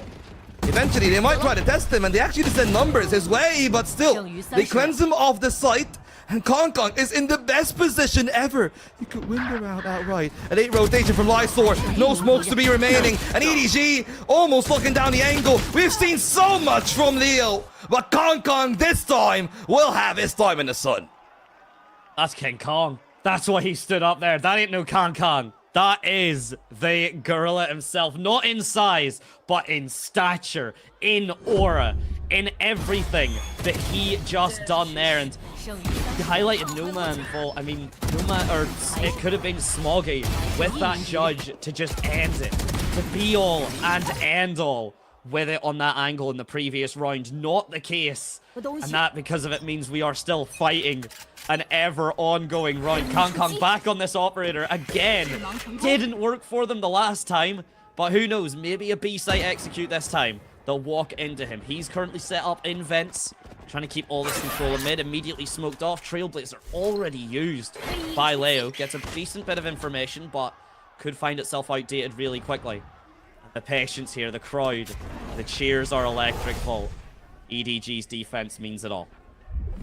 Yeah, and they've leaned a little bit more towards the A side, but Nobody and Gianni. Definitely the right one to stall down a side take. The shotgun is still there, and who knows how far No Man can take it. Goes up top, but Gianni shuts him down. That's Rarga. That's Way. 3 down in that take, and 1 man remaining, and he will not be enough. It is going to be the thumbprint of Kong Kong to finish off that one. A well-worked game. XLG brought it all the way to overtime. From being down and out truly at the beginning of the second half, they wouldn't be too fussed about it, but for EDG, this is a sigh of relief. That means that this breeze is not going to be for all the marbles, and they can still live on to fight another day. Yeah, 4-9.5. I want to say, or 3-9.5, sorry, and then a 4-9 for the pistol. XLG suddenly started to really answer themselves back here with that. Just really, really solid work here from XLG, and then we get that finally. The op, not the most value. Kong Kong probably could have done that with basically any gun in the game. I'm sure even if he'd, we're still in pre-nerf shotguns, probably a Bucky right click would have done the same amount of damage, I'm sure. But either way, we now move on to Breeze, and Vol, you've kind of highlighted the real factor here. Kong Kong, I think, stays on the Jet. Yeah, I mean, he plays Jet on Breeze as well. So that's the one part that I'm perhaps a little bit worried about. I feel like there's a bit more freedom in terms of the compositions on Breeze, right? Like, you really need 2 things for Breeze. You just need the Viper, and you do kind of need a KO. I feel like if you really want to be a truly great team on Breeze, KO is just the best agent for that kind of duel. And we'll have to wait and see, though, if that is going to be the case. We've seen, of course, KOs on both sides, but as I say, like, No Man's brand of KO is different from Gianni. It's different from what EDG like to play. Yes, both of them try to go for some of those setups, but I'll definitely say a fair bit more aggressive from that other side. My God, what is that? I'm still flabbergasted by Happy Way. And yeah, I mean, you do know Madoka. I mean, we play a fair bit of Valorant ourselves, but just to reiterate, the hardest kind of flicks are usually the diagonals and the vertical ones, because we're so used to moving left and right? Like, you get the crosshair placement, it basically feels like it's a linear jump. I mean, a flick that is vertical on a player that is moving that fast, Happy Way absolutely cracked, and we've seen plenty of highlights in this game. I mean, I'm talking this much, and I think we're only halfway through. Oh yeah, I mean, that's the thing. Yeah, we're at 10 and 9, surely, right? The highlights must be nearly over. No, we have ridiculous overtime. We have absurd levels of ridiculousness there. That holdout from Leo, dealing with that soaring Raze. I mean, yeah, to build off the point, I mean, diagonal shots are hard. It's why Raze had to be nerfed. It's why the movement was so strong, and Chichu's movement there towards it, very clean, as we hear the ting. 抓我了，抓 A 了，不然就这么跑吗？跑不了龙的，我直接被两个。拿好位置啊，拿好位置。没有，基点没有。包点闪，包点闪。没有，包点没有。我下二楼包，我下二楼包。打井下去，有黑，我没有黑，没有黑，可以掉 CT。等一下，我有一条黑。对，等那个黑，我开狗了。后路到了一个。要龙拿不过去了啊！我脸上了。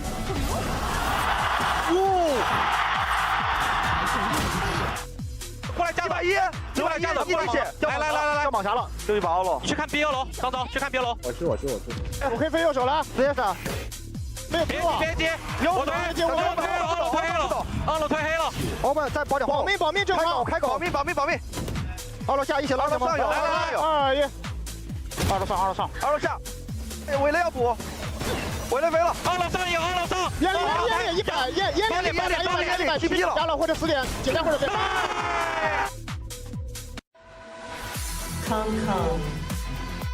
Absolutely well deserved. 28 kills in what was a grueling fight. 2 overtimes, 15 rounds for EDG, but he got those 28 kills in. And yeah, absolutely ludicrous stuff from this game as a whole. I mean, I thought that we've kind of seen the level of this grand finals with map 1. I guess they're just getting started. This was just a warm-up. Not even close, to be honest, potentially. It's absolute absurdity for what's still left. And for anyone that needs a reminder, this is the map. The very map that Kankan gets his 3,000th kill on. And he is actually the one to get the final shot. He is the one to finally seal the deal for EDG. It was looking very shaky. XLG looking so tight and composed, but EDG, they find themselves like in that clutch scenario more times often than not. It feels like due to XLG's incredible executes and holding, and as we see the final shot air out for the map, we see that EDG are not dead yet. Yeah, I mean, that kind of performance though from XLG, as he said, 9-3 down, definitely brought it back, and Rosho Leo, he was the massive part of that one. 22 kills, how many clutches, only the Lord knows, and Rarga still performing rather well. The one key point, I guess, to that XLG game is that, well, they've had different people carrying over different parts of the game, right? The start was Noman, a little bit of Lysor, Rarga in the midway, and then the rest of the team kind of tried to take over to close off the game. It just wasn't enough, but right here, the two main factors that I feel have actually got the game in the favor of EDG. A lot of first bloods on their composition, something that they desperately needed, but more importantly, they have been able to break the deadlock on those posts. It took some miracles, to be honest, but yeah, it was absolutely deserved. The plays that we've seen, especially from Chichu to force that OT, out of this world. Absolutely out of the world. It's weird whenever you have to say, as people whose jobs it is to talk about something, that there are no words. It's a very awkward moment to find yourself in, but I think you're right. I genuinely think there isn't much more that needs to be said, that the games and the stats don't really say for themselves. I mean, again, we're talking, you know, the post-plant scenario vault is, you know, what was it, 9 out of 10 for EDG. So 10 plants, 90% conversion rate. The XLG were 10 out of 12. Every single attack round, they were on the site. And that's stressful when you're dealing with a team that going into this series had like a 76% conversion rate on the post plant. So the fact that EDG held on at all, based on those numbers, is insane. And they were pretty close to that 77%, to be honest. It was 75% from those 12. But yeah, I mean, even the 3 that they kind of lost, I mean, you've seen how they actually did lose them. So, you know, massive kudos to the players of EDG, but as we've seen on the Breeze before, if this is your first time watching the two teams, it's a very different play style. Both of them lean onto the KO, but the delivery is different. Whether it is the Harbor from EDG that we've seen, or the more standard composition that we've seen from XLG, both of which will actually stand a massive test here on that game. But I'm expecting more of the fireworks that we've seen on that one. We're gonna go to a brief break, and then we'll take our time, go to Breeze, and see which team is gonna get match point.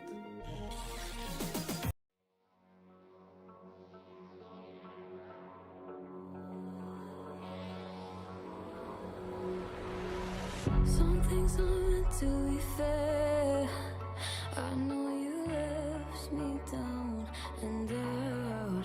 And now the river is red.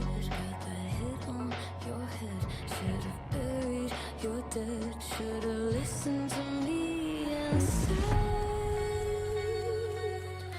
oh, how little you know.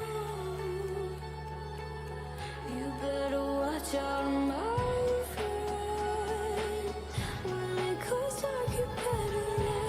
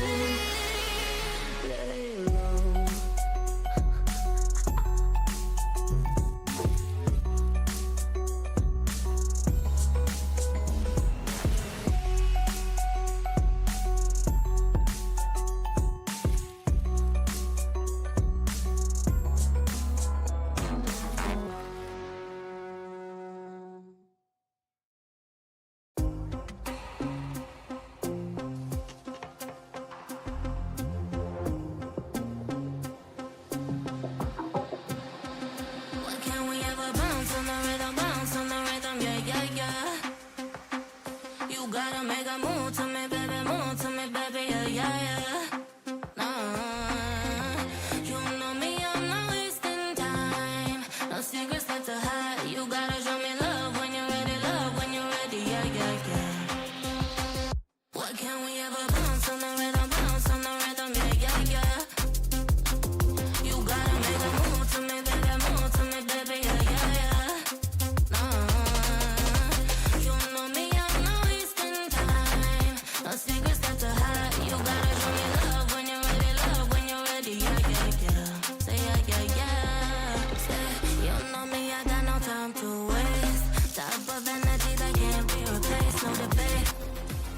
And things are now getting warmer. It was potentially going to be a breeze for Gilai going into this with a, in theory, match point, but instead now EDG answering back on one of the closest fights for split we have seen this entire stage. And we shouldn't have to wait too much longer, Volt, to see how breeze goes. Well, I mean, then I guess you're dressed to impress on a breeze, you know, right that tire. You know, right kind of environment. We'll have to wait and see, though, if that's going to be the case. Again, the expectation for the two team comps have been the standard, and the standard isn't actually going to change that much. The same exact composition from the two teams that they played before. And yeah, I mean, here's the thing. I'm just going to say it. I'm not a big fan of Neon here on this map. I think that's one of the few maps where maybe you can deviate towards a Jet. I'm even like a little bit lenient if you want to play the Waylay here. I feel like she's okay enough. Despite the map being so big and the side being big enough that maybe you're not going to get as much value at the conversion path as much as a split. I just think the verticality is so important when you're taking sites, especially B.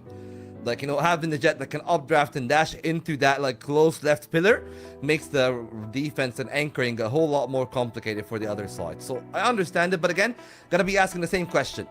Kong right now, 3-for-3 on the Jet, and we haven't really seen the best Blade Storms of all time, especially on map 2, so that will need to change, or we'll need to see him perhaps leaning a bit more into the Operator and the Snipers, which he's been doing magnificently on the split. Absolutely. I mean, again, we talked about it all the way back in Fracture. First time he picked up the op, he got run down by Rarga. No one noticed he had it. Second time he picks it up, plays proactively, manages to get a bit more space control, gets his opening kill. Split was kind of much the same. You know, he didn't get to pick it up the first time and do too much. Just XLG, I would say by accident, just because they didn't know the Operator exists, but they still managed to really play those angles and make life difficult. And then Kang manages to at least seal the deal with the op shot. So all eyes on Kang. I'm always a big fan of finding out, you know, 2 or 3 players potentially to keep an eye out that we really trust to be the ones to, you know, make a statement this map. And I'm gonna say it. I think it needs to be Kang. And if Leo can just continue what he's doing and XLG even just build up another inch around that, we'll see how it goes. I mean, I'll be cross-eyed if I actually say, hey, I want to follow that guy and this guy and that guy and this guy, right? Like, I want to see Leo pop off. I want to see Gianni, what they're gonna do. Like, I'm really intrigued in what the 2 KOs also are gonna do in terms of setup, right? Not even as the people themselves. So that is going to be the important part. But Smoggy holding on early line towards middle, and right now, so far, so good. Oh, even better. Swimmingly working for EDG. One through middle, and the other from the other side. EDG right now, they're not even respecting the smokes. They're just doing such damage. They don't even need to see the opposition. It's XLG now trying to answer back. Leo does manage to get one, but Smoggy very quick to clear it out. This map presence and control. Very, very solid and happy way. Not going to be able to find himself too much here. He's going to find swing on to Kang, and the man of the hour, the one I said to watch. He's not able to get the initial shot, but the information more than good enough. The harbor wall to cut, happy way off. He walks through it. He doesn't care about the slow, nothing whatsoever here, but there's still 4 players on the site here. Volts, the snakebite dropped as well, just to prevent him from exiting. They believe they found him on this corner. Stands in the Venom. And a jump scare from Kang. He manages to find one. Surely this pistol round does not go any other way. And with 20 seconds and a one-way, it's not going to be happy way. Yeah, not the happy way, but it is the EDG way. And that's the most important thing, you know? They've shown us the way. I guess with that one. Well, that's a deep cut, I guess. Or an old one, at least. Yeah, like that duel. So impeccable. And then the crossplay from Smoggy on the mid doors. Such lovely play. You'd have to say from EDG. Not just because they got those 2 kills, but I wanted to see the reaction afterwards. That's the most important part, right? They cuddled up, played the buddy system, 3 players strong to the mid doors to make sure that they cut off that angle completely. That elbow and tunnels weren't gonna be a problem. So they're setting themselves up on the right foot, and I gotta say, I'm a massive fan of EDG's Pearl, or EDG's Breeze rather. So far, well, this is exactly what I want to see, right? They shut down Rarga, make sure that nobody's gonna make any presence, and Kong starting off on the right side. On the snipers, oh well, that goes wrong. That is only a Marshall, so not really the biggest loss. And if anything, not really gonna be a loss in terms of numbers. Yenny and Smoggy do some excellent work. It's Leo, sole man that remains. Pretty long though. It's easy work for him now. 2-0 it is. How does he allowed that headshot? I want to just see a replay on that. I nearly cut you off. That was insane. That was like one clean one tap despite full running from a bulldog, if anything. Insane work, but if anything, you know, Vault even better because it allows, right, Kanga gets this kill, yes, but the Blade Storm hasn't been great. We've been wanting more out of that. So Smoggy getting the wallbang, getting one more on towards Reckoning might actually be a better thing in the grand scheme of in the grand scheme of it, right? Yes, Kang could just get a kill, get Blade Storm online early, but We've seen it before on the previous maps. It's not necessarily been the ultimate that has been saving EDG. It's the rest of these ones that have been the ones doing the work. Yeah, well, for EDG, that's a play that they've done so many times before. Usually we'd see Gianni actually closer a little bit towards the A side, ready to pop flash again on the regress. Don't do it this time, and that means that nobody loses his life rather early on. But Happy Way could be getting caught here. It's a matter of timing. Tries to adjust the Kong. Well, both of them get away with their heads still on, but Smoggy quickly doing a bit better of the work. But late re-peek there from Kong. He dashed a bit too far back, and that was enough for XLG. Try to get their own spacing. Gianni trying his best to hold on for dear life. 1v3 for the Bulldog. Will be happy for the first kill. Leo, low on HP, and the perfect timing to come through from Happy Way. The right way for XLG to get back into this game, especially the fact that they kept 3. That's the most important thing, right? The majority of their players and their rifles maintained into the bonus. No, as far as I know either as well, no spike plant. So the economy here going to be a little bit rougher as well, and that alone from XLG. No, never mind, they've got the spike plant. I'm very silly. They'll have plenty of time to hoover up those additional credits, and now XLG, Rarga, Neon, Shotty. You said what the 2 best gun combination were, Volt, but I've got a single gun combination, and it's as long as it's in Neon's hands, it's a shotgun. Yeah, I mean, thankfully enough, not for too long. As far as I do understand, those changes should be live for London.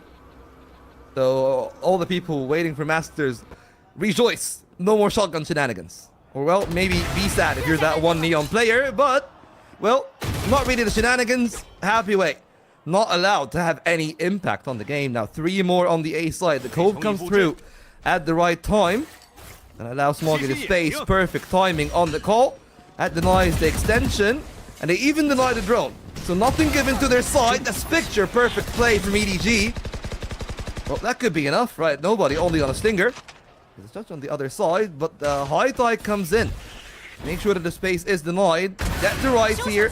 Excellent work from EDG. That's exactly why I say they got a lot of mastery on the map, right? They need to pick those timings very carefully, and they do. They shut down the aggression on main, shut down the player on the mid door, and now they even have a triple rotation into the side. Sure, it's a little bit late from Shichu, but that's because he knows he needs to be a bit more free-flowing, just in case they're wanting to pivot on the other side, and that's not going to be the case for XLG. They're going to lose this round 4, and they're going to be trying, at least, to save those 2 rifles that they have in store, and seemingly, knowing EDG also have invested everything in this round, you don't really feel any true urgency in hunting for those exits.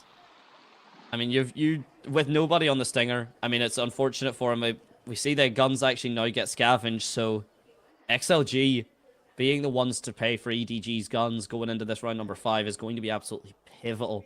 Kong as well, still with the operator online. Already a decent bit more value than we've seen, I would say, in the last 2 maps combined. Literally just that shot there and then the follow-up, which we see a little bit later. Here it is. That's already more of a statement from Kong than what we've seen previously. So starting to warm up might have taken some time, right? And the double-edged sword of warming up. In a best of 5, you've got that time.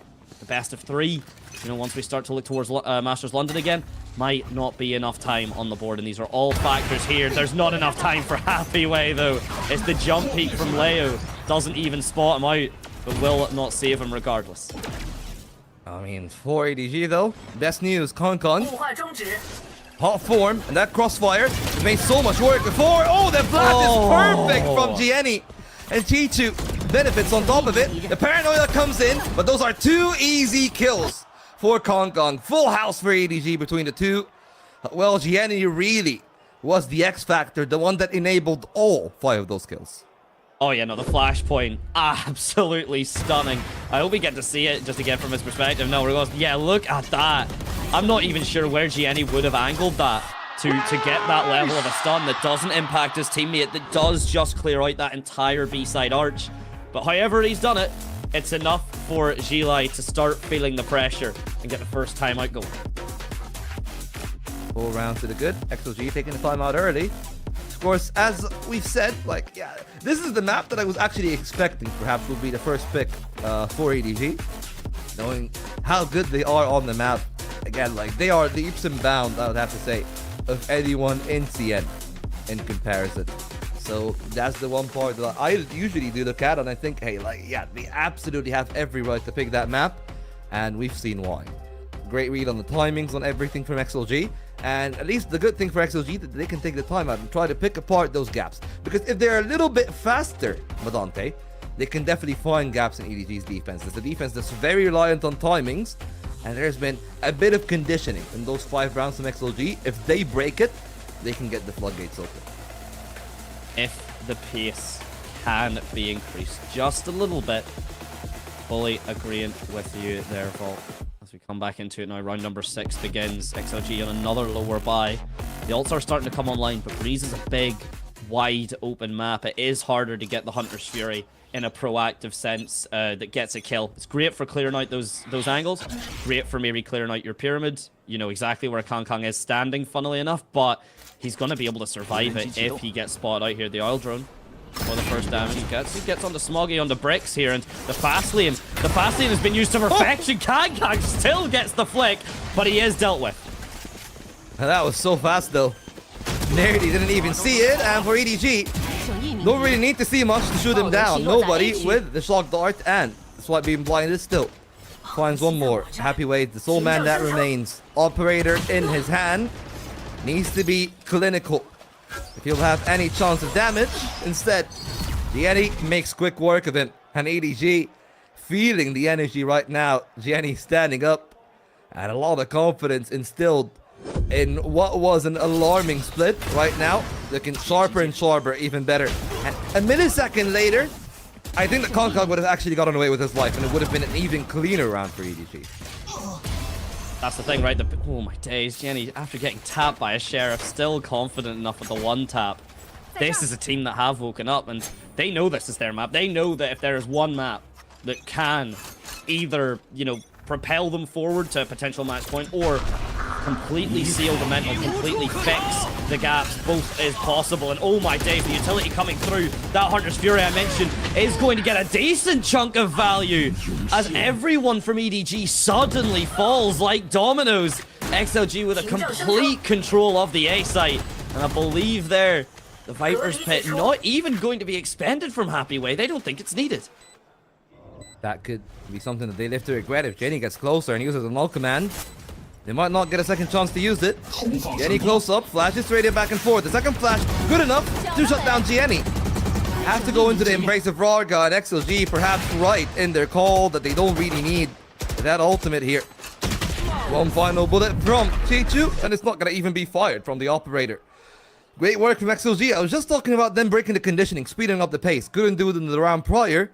Did it right here, exactly, and they called them with their pants down.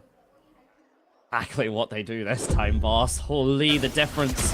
The positioning and the placement, the backup from the Hunter's Fury as well, right? But we've talked about this before, Vault. You know, getting rounds off the back of your ultimates is fantastic, but you don't have ultimates every round. You have to take your time to pivot towards them, and that might be something we see struggle again. Now, Happy Way, Null Command, and the Viper's Pit now both online for XLG to make this push even easier than the previous one was, and that looks to be exactly what the game plan is, Vault.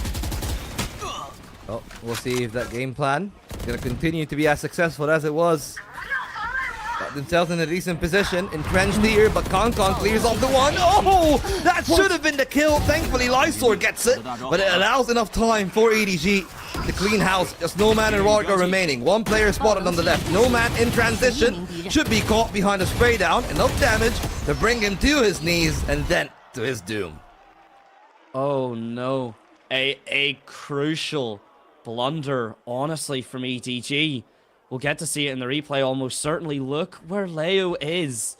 Look where Leo decides to plant. And all of us are for XLG, sorry. Look where Leo decides to plant. Yeah. And then suddenly he gets picked up, right? That operator from Kang. Why? Why is your Sova planting the spike there when the Viper's Pit is going up? Yes, okay. It gets shot through and the kill is there regardless, so not as big of a factor. But even still, the fact that you're watching your Sova plant so far away from the Viper's Pit to get caught up by the operator of all guns is a big misplay. Yeah, I mean, the thing is, especially considering the last round and then being able to catch Concon off guard, that makes it a little bit more questionable even. But Concon, well, slow walks into Rarga. And he's as crisp as ever. Sharp shooting from the Neon.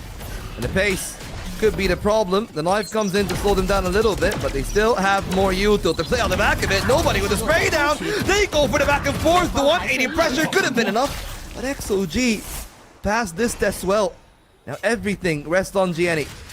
1 on 3. Already used the flash, used the fragment. Knife is in 35 seconds, give or take. He'll work his way from the B side. The good part for him, he's not going to be tested all the way going into Arch. But the bad point is, at this rate, he'll waste so much time trying to clear angles like back B, like half wall, that there wouldn't be enough time for him to actually contest the 3 players, 2 of which already stationed at the window. This is a been and gone round for XLG, and I think Gianni at this point is fully forsaking the spike, understands that there's not a chance, trying to just make sure they either go for the exits or go for these 2 in window. He sees Lysor's elbow, he's just watching him jiggle. He doesn't actually land a shot onto him, would have thought that elbow at least, and yeah, the information good enough for 2, but that means he doesn't know where Happyway is, having to still be vigilant about these corners. In fact, he's rushing to potentially meet him at the double doors. They might collide in this last couple of seconds here, and it looks like Happyway's got the angle. He just isn't able to pull the trigger on time. I would have loved to seen that from his POV, because I think he did find him.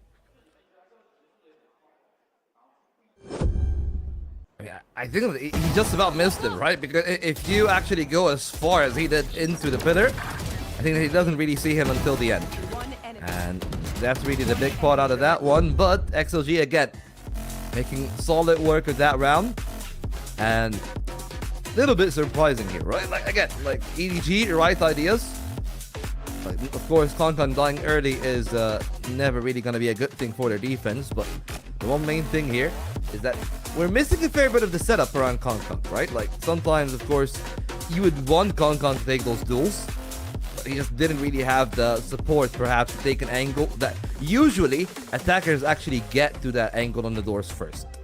So it needs Concon to be so fast on that angle. Not really characteristically fast there on that last shot, but XLG now closing in on a deficit. They've found a way to speed up the play, and just like Split, it seems like middle is going to be the bane, I would assume, of the 2 teams, actually. Especially once EDG goes over to attack. That was one of the weaker points for XLG's Breeze before.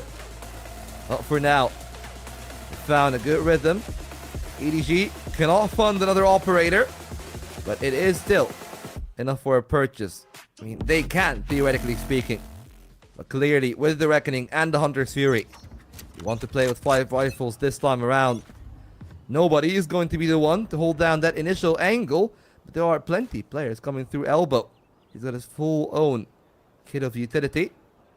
That's an angle that's not really an easy one to play for. The drone coming in could push them back. He sees the other drone. Stands there in a bit of disbelief, but now they know the play, and the gig is up for XLG. They might just have to reset the play, having spent a little bit of util.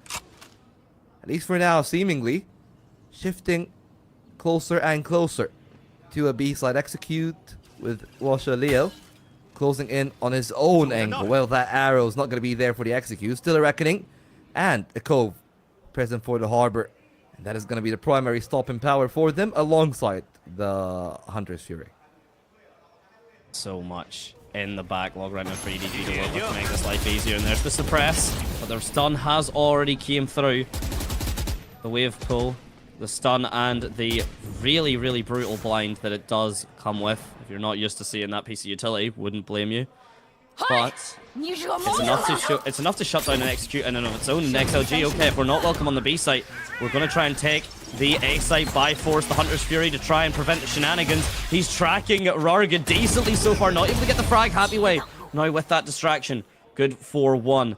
There's still this lurk in towards the B site, and Kong manages to bring down Leo. Not where the spike is, though. That's still tried and tested, set up towards this A site, but so is Chichu.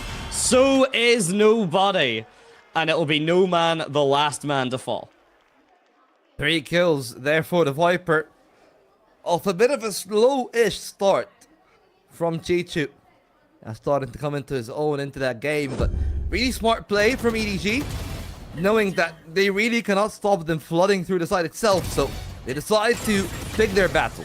And the battle was, we're gonna put the Snake Bite closer to our side so they cannot cross onto orange. And that was the main point. That meant the site was split in 2 halves, and that allowed EDG the space. And then they benefited out of. Right now, they're earning even more space with that Viper spit. Kong forced back into the angle. Clearly, though, a lot of work put in towards middle, which does mean a lot of pressure is going to be instilled on Gianni. Cleared off the angle via the drone. They can try to use that to pace themselves through, but so far, not really scaling up that aggressively because they see mid doors again, and it could yet still be another viable option for them. Look at how good Smoggy is with the Harbor Util. There's the high tide up as well. You're going to have to push into this. The Sova drone is broken. So it is a pop flash. It is a paranoia, but played to perfection by nobody in Smoggy. 3 for 2 and a decent chunk of damage on Leo. You could not have asked that to go any better for anyone. Smoggy didn't even commit the Reckoning. No Harbor ult necessary as Kang just walks in, takes the remaining 2 sole survivors from that door's engagement, and he adds them as notches to the barrel of his gun. Yeah, that was such a clean play as well from EDG, right? Smoggy sitting in the smoke, tried to play the anti-flash on the other end. The Omen Paranoia came in clutch there for their side to actually clean off that initial kill. But yeah, as we've seen, only Leo really to find the kills there. It's a quiet game by all standards for XLG. Nobody finding more than 5 kills. Nobody himself actually on 7.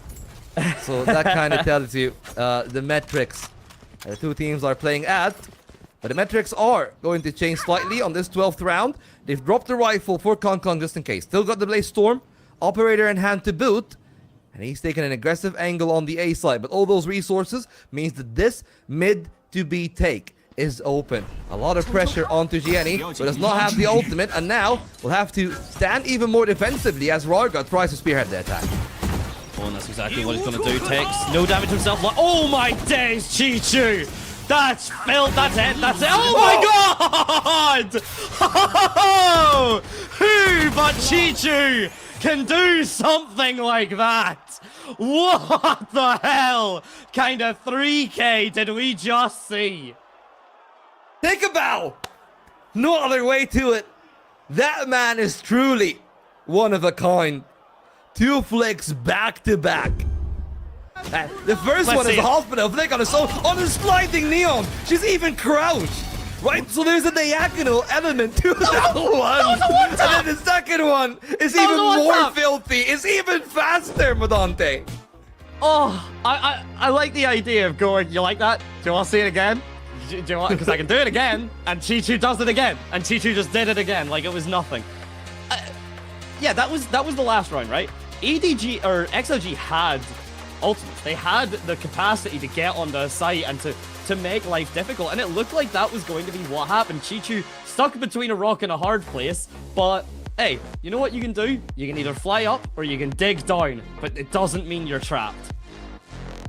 Yeah, and I mean, the one main thing though that I just do really want to point out here, just as a bit of fluff, how many massive rounds have we seen on round 12? Like, oh, I think all 3 games round 12s were absolutely crackers. So you know that is some massive work from the 2 teams. 9-3 again for EDG, but Dante, this is not the first 9-3 in the series.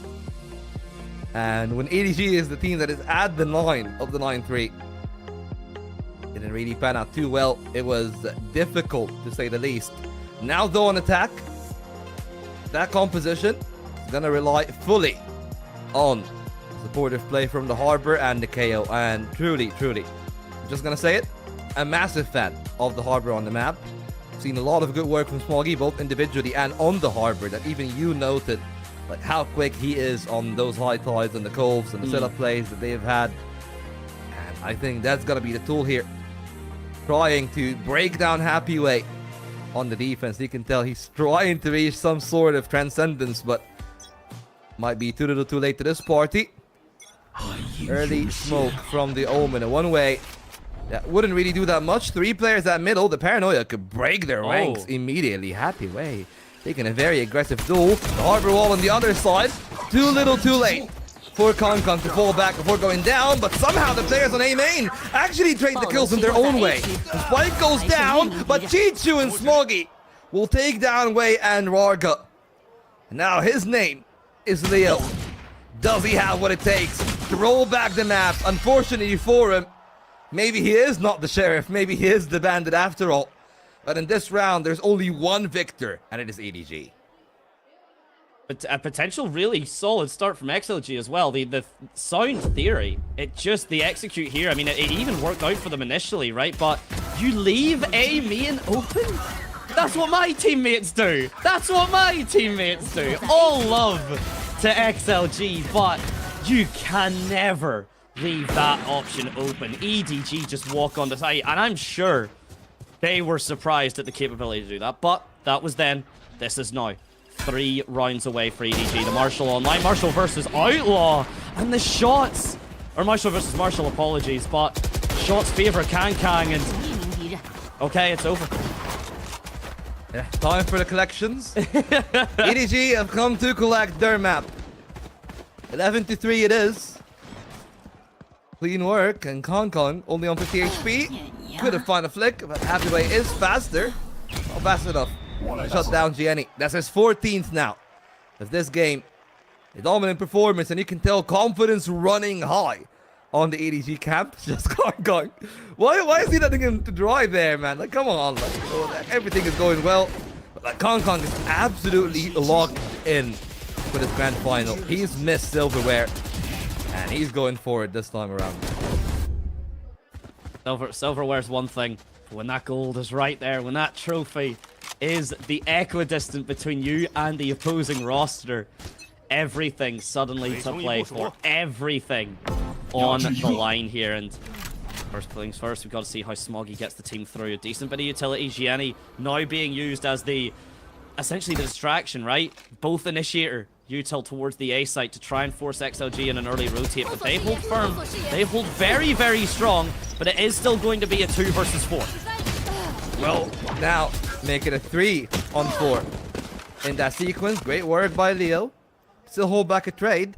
I love that angle from nobody, right? He makes sure that nobody's really flanking on the other way. He still gets to play mid-door if he wants to. The other option would have been to cut down the rotation coming through from the B side, but he tries to actually be ahead of the rest of the pack, which is a smart play, but then he lets away the information.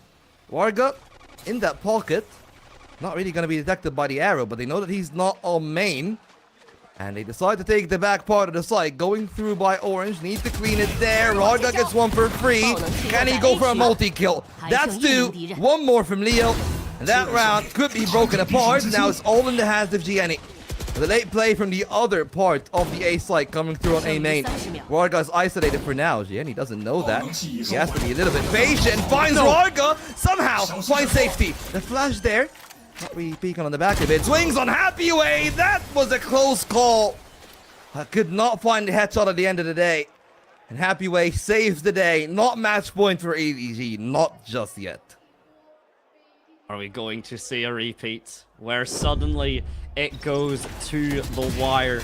You'd already highlighted it. Well, you did say that the last time EDG looked so close to start off that it didn't go the smoothest for them afterwards. It did result in a win, but it didn't go the smoothest. And the sigh of relief here, 11-4 for XLG. The economy's starting to look a bit better, but no ultimates online right now. And Gianni with that lockdown, or that null command, apologies. No killjoys here. Could be pivotal. I mean, it is a killjoy in its own way. But, you know, enough puns, because Happy Way is here to shoot heads. He's here for more. He's blinded. Oh, the timing of the flash is great. At least it is great for EDG. Got their way in. Happy Way completely denied. 2 players on the half wall. Concon can try to spring through for a punish. Smart play from Smoggy. Really like it. A cove deep in the angle. Gets to lock it in for now, and Chichu in an off angle could be too difficult for Warga to handle. Doesn't even check it. And that means that they get even another layer of safety, right? The player late in from the window could be caught off by Lysor. Trying to go for the elbow connection, and he does find Chichu off guard. Now the other 3 on site are starting to be broken apart. One by one, they go down. XLG dropping them like dominoes. It's like each and every timing working in their way. And I'm starting to get a little bit nervous because we've seen that happen before. I want to just put in my 2 cents as a hard-stuck ascent that has no reason putting his 2 cents in something like this. But I wouldn't mind if EDG did just kind of play the next round more as if the spike doesn't exist. I wouldn't mind seeing just a let's just play deathmatch, because when you're respecting XLG, they are able to do the retakes. They're able to do it so well.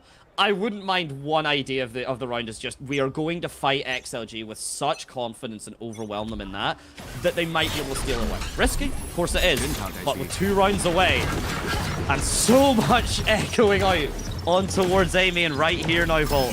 This could go either. Well, I mean, right now, XLG trying to be the meat grinder. Seen how much Warga can do with the judge. That's the spike, thankfully enough. Still holding back a little bit more, and they still got 2 more Vandals here in the play, Medante. I thought that they were going to call it back and try to pivot over towards mid, but it's just a freeze for now. Reattempt at the A site. Lysor still, of course, got the support. Him and Leo. The 2-man band there, but Leo could be caught off guard. Drone in hand, could be a problem. That's one down. He's still there in the corner, and Kong just clears the site wide open. That is it. That's match point. Has to be match point. I mean, any other series, any other circumstance, Volt, I would agree. But there have been shenanigans. There have been some hero moments, some storied happenings here. Yes, okay, there's not much utility to work with, but No Man does have both flashes. He does have the fragment. Happy way as well with the snakebite to follow it up here. If the utility does find its mark, that's really excellent scouting. That's fantastic recon from Kang here. No Man not gonna swing off of it. That flash is so pivotal. Suddenly a 2-on-4 is a 2v2. Smoggy on the close angle with only 20 HP to make life so difficult. Him and Chichu playing this crossfire absolutely stunningly. The distractions on one. Happy Way has a feeling the timing has been killed. Brought down too much, and Smoggy, salt on the wound, takes off his opposition's head. And precisely as you predicted, Volt, 1 round away. Match point for EDG. Match point for the stage point itself. Looking to lead 2-1 now. See if that is actually going to be the case or not. Smoggy was less gold there. I really like how calm he was, right? He knew that, yes, I'm the one lower in HP. Traditionally speaking, he would be the one more aggressive to peak. But they just decided, hey, he's not going to stick it. We can be as patient as we want to. And XLG, I mean, usually you would see those timeouts with a lot of emotion. Right now, it just feels a bit deflated from their side. It's very, very rare to kind of do it right. Play the matches out, play the maps until completion. It's not over until it's over. But at the same time, best of 5 specifically, you can't afford to burn out early on. You can't put all your effort, all your eggs into map 2, into map 3, especially when you have at least guaranteed 1 more map going. There has to be at some point the gambling fallacy, if you will, right? The sunk cost of, well, okay, we're in the rounds now, so we need to win, versus, you know what, 7 rounds down, especially on a map that EDG are so strong on. The discussion is very realistic of just going, look, okay, Breeze is done, Haven, and then Pearl to finish us off. Yeah, I mean, Haven, still anyone's game, despite it being XLG's map pick. I feel like when you get into the deeper stretches of a BO5, the series blows more wide open than already what it was. Breeze was just the one map that I feel like had a clear-cut favorite.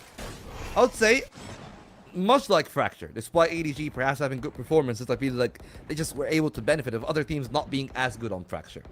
We've seen XLG being good on the map, being good on, and prepared. Heaven and Pearl are 2 very different stories. Pearl is a map that neither of the 2 teams really like playing. Haven, well, I mean, it's that new Ascent, right? like the map that everyone plays, but nobody really loves. It's nobody's home turf because it's everyone's backyard. Indeed, EDG wanting to make a statement to try and take over the backyard here. Reckoning, Hunter's Fury, Chichu as well, just to add insult to the injury. But okay, we're answering back solid. Fantastic use of the overdrive from Leo in the mid. Dealt with by Smoggy though. And the spike still stands. The Reckoning the wall is so awkward here to deal with, but it has been survived. Do we go under the drone? We do. Chichu has found the timing. Leo falls. Lysor, the clutch man. He lived here before. He set up shop. It was much harder than what it is currently right now, but Chichu is so strong on towards Orange. A 4K to finish off Breeze. And EDG with the back of Kangkang now getting the crowd to rise are on series championship point. Some ridiculous work from Chichu there throughout the game. I think that's his 17th, I assume, off this map. An excellent performance from EDG. Clear-cut favorites in that showing start to finish. And that's the one time that I can just say, well, XLG fizzled out. You know, like usually you would see them being able to adapt, find new ways to break the line of defense. They found one way, right, when they were playing on attack, like switch the pacing a little bit, but didn't really make that much of a difference because immediately EDG were able to adapt, change their own pacing a little bit even more, and from that point onward, it became too difficult. And really, like, just the crux of that point, the defense from EDG, especially the Harbor, and how much it meant for them to slowing down the takes and disrupting the executes of XLG. It was the most important part, with how many times I've actually seen Smoggy and Kangkang just finding a lot of important pockets of space. So much better from Kangkang here. I mean, the highlights even showed that more presence of mind, that adaptation, just that ability to focus himself a little bit more, play that proactivity. And the rest of this, I mean, it just kind of speaks for itself here. But yeah, a struggle for XLG on Breeze. And I do think if maybe, you know, the split for the last time out had been, you know, 11 and, what would that make it? 11 and 6, you know, 12 out, instead of that 11 and 5, or instead of that, you know, 13 and 5, and yeah, let's see the slow mo again. It looks so much better in slow motion. It already looked flawless, basically enough. And as we do kind of wind it down here, we'll of course get to check in with the team themselves and hear the comms, see how they made it work. 我给到了，走走走，进去一个，接他，好接，我还能接，包内后有，补过来一个，我们要 TP， 不验了，没踢，外边手我脸上，还有个我们 TP 了，B 通的 TP， 85K 哦，两个 ，nice， 还有一个，帮我架着 ，nice， 压了，给我个人头 ，nice，Let's go， 兄弟又特上了，夹了，剩余30秒，包子，到包了，下边位啊，这左边，来，有连吗？没就一个，包里了，没时间，这我看完时间，到底拿上了，快帮我，我在 B， A 两个，掉包了 ，nice，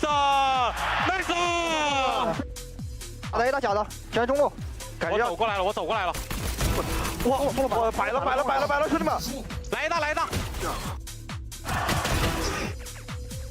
把我打中路说。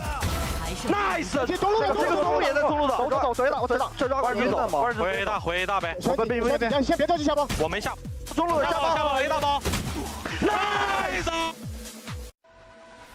And not Kangkang this time around, but look at those numbers from Chichu.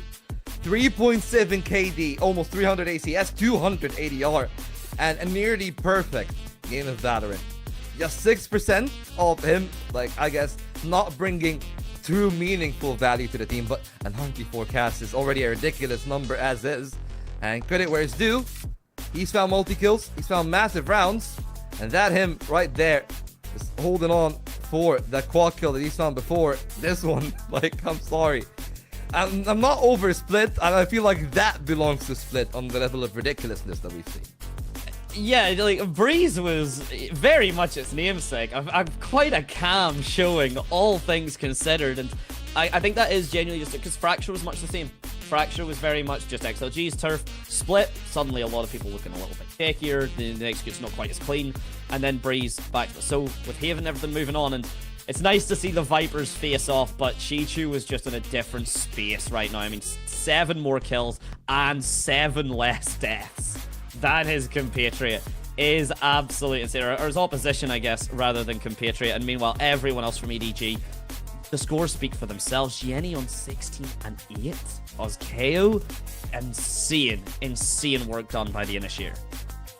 Yeah, but I mean, for me, my flowers will have to go to that composition cooked up by Autumn, but especially Smog, right? Like the Harbor, so valuable all throughout the time. EDG just taking a lot of initiative, especially on defense because of it. That's a massive part of the way that they've actually won that one. And to EDG's credit, you know, XLG's one of their strong points that we've harped about all throughout the series has been that they're so good in the post plants. Didn't really get the chance to get into the sites and actually get that many plants, right? Which is definitely the main factor. And I feel like, you know, the duality of EDG kind of signifies itself with Kong, right? Like Chi-Chu, the perfect system player. And for Kong, I mean, like, look, he's had a good game, right? Don't get me wrong, but clearly from the cast number, he was really let loose a little bit more. It found in decent value, he's found picks on the op, but the few times that he died and the couple of rounds that they actually were able to break down his spacing through the mid doors on the defense, that was the chance for XLG. That was the primary chunk of those 5 rounds. But as you said, just like the Fracture, start to finish, it felt like one team was complete control there.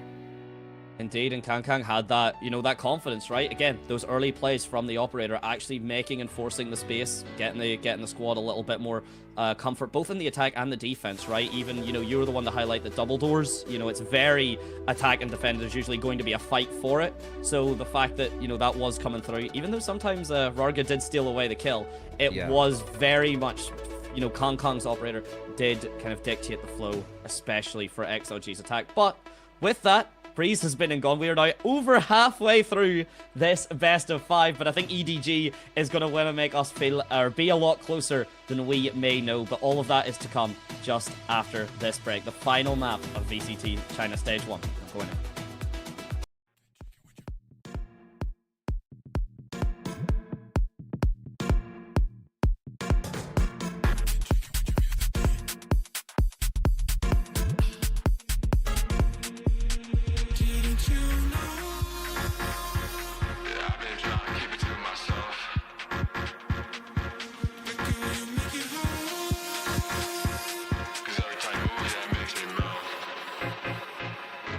If you catch my drift.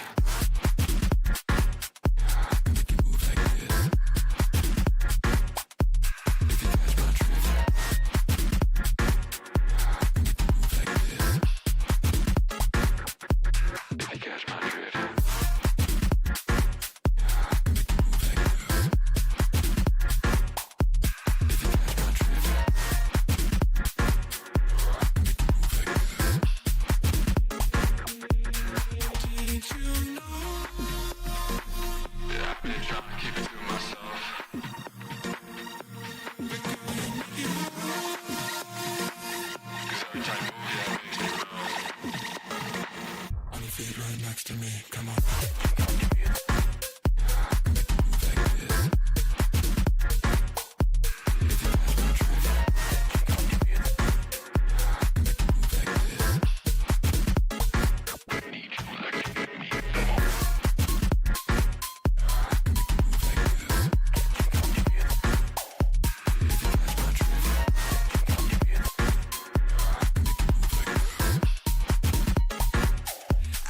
Got this feeling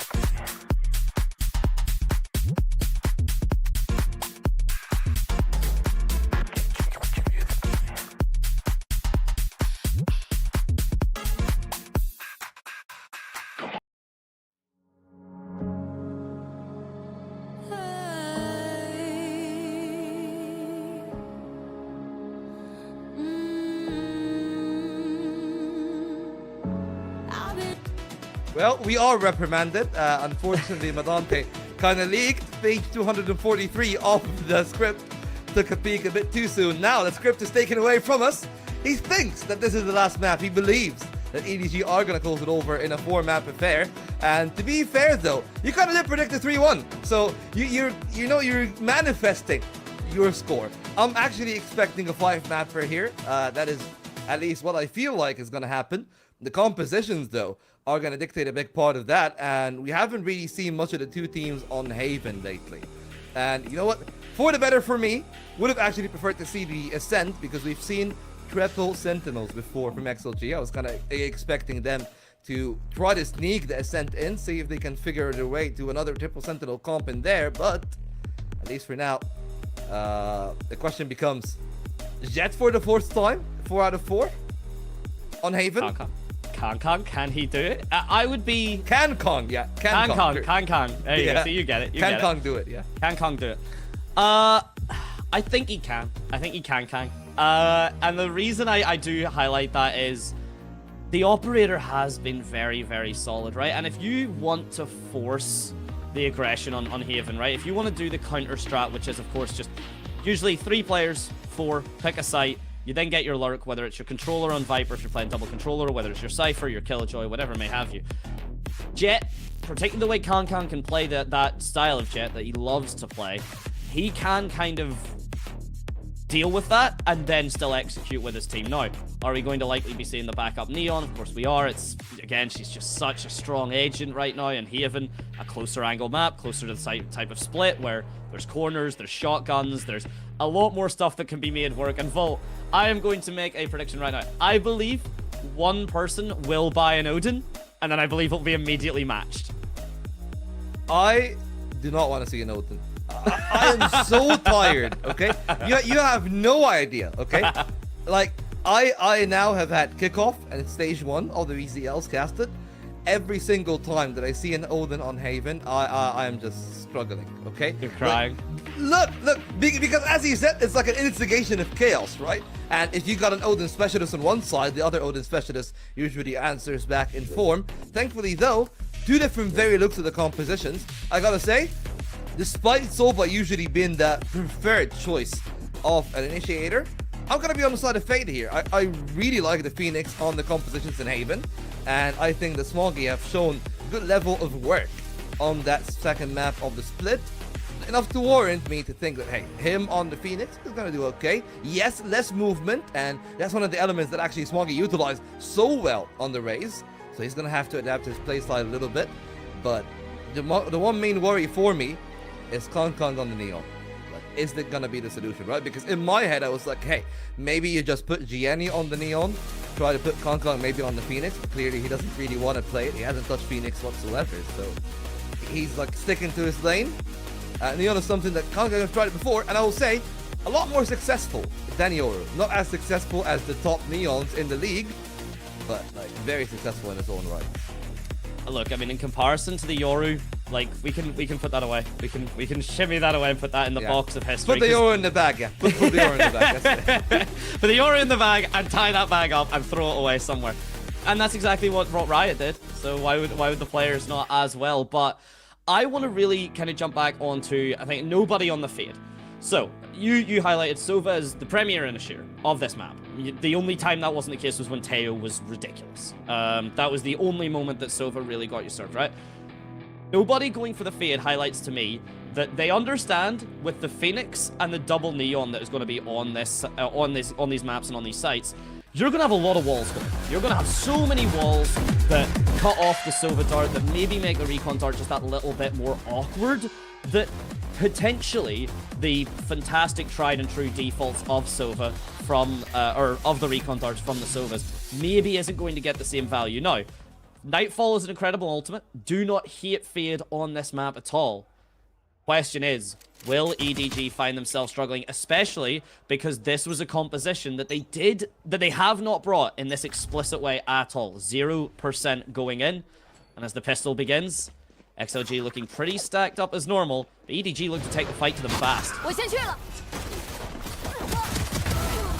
Okay, and they're going to continue to do so. It's a bloodbath here. The final curveball thrown out. The recon dart. They're all running out of ammo.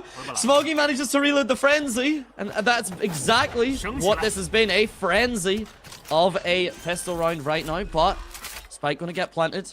Leo has a long distance to go to catch up to Lysor right now. But they will reconvene.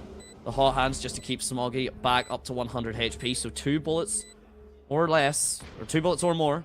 Headshots excluding for Leo. Lysor as well will need a double up here. And Smoggy and Chichu, no utility. They want to take these fights in a frenzy at this range. Good for one. The recon dart, the exact piece of utility, is going to be able to get dodged by both players. And Chichu should be able to have this. Beautiful curveball, beautiful pistoling, and EDG, solid attack on Haven. A great start. Good energy from Kong Kong. EDG are going to be really happy about the way that they actually played that one over. Especially considering what happened in Garage. Could have gone very wrong for themselves, but they held on pretty well there in the end and played the 1-2 to perfection. Usually you see the Phoenix actually peeking off his own flash, but I know they're able to play on the back of it, and that's excellent news for EDG. Already, as we said on tournament point, there's a bandit, there's a shorty, and Warga again. A little bit closer to that C site, and seemingly they don't want to relent, not just yet at least. Not relent from an unrelenting force, but it does mean that potentially you could find yourself strangled out here. Rarga, though, manages to survive the utility spam off the back of No Man, but if anything, it's a delayed slaughter as Kang 2 Ks in his name, 3 Ks in this game. And Leo, after hearing his team just fall apart at the seams here, he is now going to try and survive on 15 HP for 50 seconds odd. 40 now probably, while the rest of EDG circle, hunt him like hounds. And there's only so much space for Leo to hide. He's... What? No way. Okay, Kang seen him. Okay, I was about to say, I was like, did he actually dodge Kang? But in the corner of his eye, he's like, wait a minute. That Sova's not meant to be there. Yeah, Konga's like, hold, wait a minute, who are you? You know, but, yeah, that's not a frenzy. Better go and clean up that one. But to give credit where it's due, though, Konga doing exactly what you'd expect out of a Neon. At least no real test for now. That looks so much better from his angle. He's like really happy. He's like, well, thank you. Didn't miss that one. Got my kills. Konga got a lot of money in reserve. And that means that you can bring an operator out early. And I will say on a double duelist comp, even if you're the movement duelist, wouldn't be against it that much. But with Warga shooting like that, you can kiss goodbye to your bonus round. They walked in thinking, hey, we're confident, we got the guns. And that, I don't know if I can say evaporated or eviscerated, but I feel like both happened at the same time. Something with an E. Something with an E. Eliminated, eliminate. Well, it's something beginning with an F. And it's flawless for XLG. First round on the board, answering very back. And Volt, I'm kind of looking at Split already and going, this is how this is going to go. Yeah, I mean, it definitely do feel like it. Warga seemingly on his worst behavior. If you're an EDG player, his best behavior. If you are a fan of Sheila Gaming here, well, the gamers are absolutely gaming, and I would love to see some split level gaming again.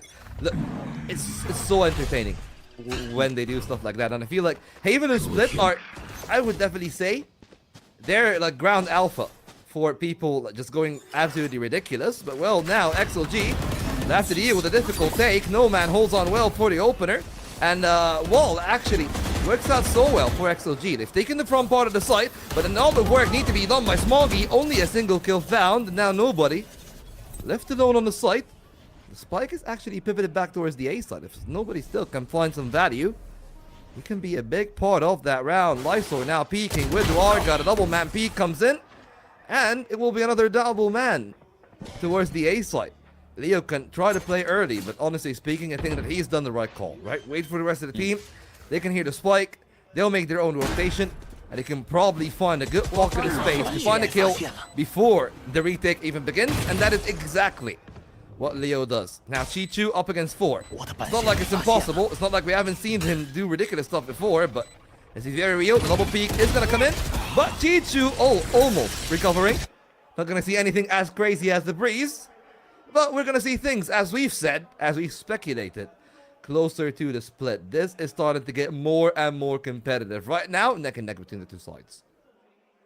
Very, very solid back and forth. A bit of an overheat from Gianni there. I mean, I don't mind the shadow step just to try and get that bit of space, but he literally gives himself all for free to Leo. And makes it suddenly a 1 versus 4 there. Very awkward. Solid answer back from EDG, right? But they have the biggest factor here. They have Kankang on this Neon, who's so far looking pretty crisp, and Smoggy, who's now their 6th man. 6 ult points for the run it back. A disgustingly cheap ultimate for what it can actually do and for what it can give these players. And I imagine we're going to be seeing that abused for EDG to try and get as many rounds on attack as possible. They're trying to abuse the shotguns right now. Sees on one side, reveal on the other. Gotta say, not really the right set of util. It could be punished, thankfully enough. The Han does actually recharge, so it's not the end of the world for them. And if they can garage itself, and I really like what No Man is doing, right? Like, he's not really trying to press into garage. Gotta support his smoke. Can try to play on the platform if he so wants to, but at least what he does with the rest of the team means that they clear garage back in. And EDG, well, that's the right call to go back towards C long. But the question is, can they find No Man before No Man calls for backup? Because they pivoted away from the C side right now. The rotation back towards A. That little bit of timing have actually rotated them even further. They need to get No Man quickly, though. Out of the site as quick as they can. And Gianni does it immediately. No trade allowed, not even a way back into the site. No, this is nobody's land right now. No Man has been dealt with, but Kankang potentially the kingmaker, the king taker. Judge has been passed on, and Leo now in a 1v3 scenario. Think he's got the timing though. No one's currently checking his angle. He knows where Smoggy is. Nobody looks away, but Smoggy, oh, he just takes a step further. Leo finds it possible. The tap's on one. He knows to pre-aim, so he knows that this angle's coming from. There's the curveball, the final flash that needed to survive Leo. Recon dart and the oil drone, but the oil drone would be suicide. So one PC utility that has now lost its mark. A 3 versus 1. Still a lot to do, and Smoggy cuts him down before he can ever actually aggress onto the site. Oh, with EDG holding a retake like that, it was always going to be impossible. It kind of gave him almost that, like, glimmer of a chance, but actually able to get the lead on that one, and truthfully speaking, some ridiculous work done here on that one. 3 rounds now to EDG. XLG on their last legs financially, at least for some of those players. But a lot of ultimates actually present for their way. And I gotta say, this is like something that we don't really see often from the Phoenix players. Supportive curveballs is something that I didn't think I would actually be saying. But that's what they're actually doing with the Phoenix.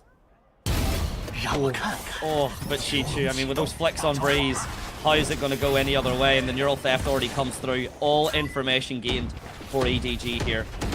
Basically, an A site hold, or an A site take without incident. We'll see if it's an A site hold without as much. But overdrive online for Rarga here. Paranoia and everything possibly online for Lysor. We could possibly see where it comes through. The information gathered. The Nightfall, though. Nobody. That's really, really smart. The neural theft means they know this is going to get its full value. It just slows down XLG a little bit longer. But No Man with the first kill on the Chichu. A bit of a misposition here. The Judge played at this angle. It's not actually dealt with as it's XLG to burst out of their spawn. But they've not checked the box. Nobody. The trigger discipline is insane. What a 1 versus 2 to just stand there, stare at the spines of his opposition, and cleanly take the heads off both. Just like his name, nobody stands in his way. Well, that was a bit unfortunate. I mean, like, is his name John Cena or something? Like, You how could not did they not see him? You could not see anything. The wall, the neural theft, had it been for the opposition, wouldn't have even seen this man. I think this is because Rarga swung, not looking at the angle.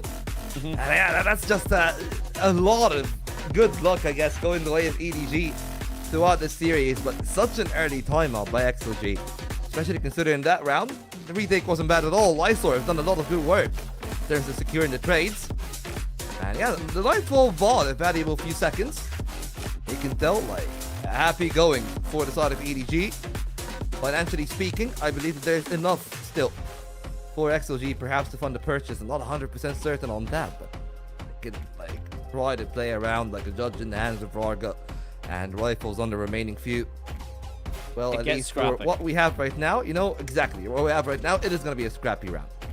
That's the one worrying part for EDG, is that they haven't really been able to deal with the shotguns that well throughout the series. Maybe Breeze is the one exception, but even on Split, they suffered a lot against the shotguns.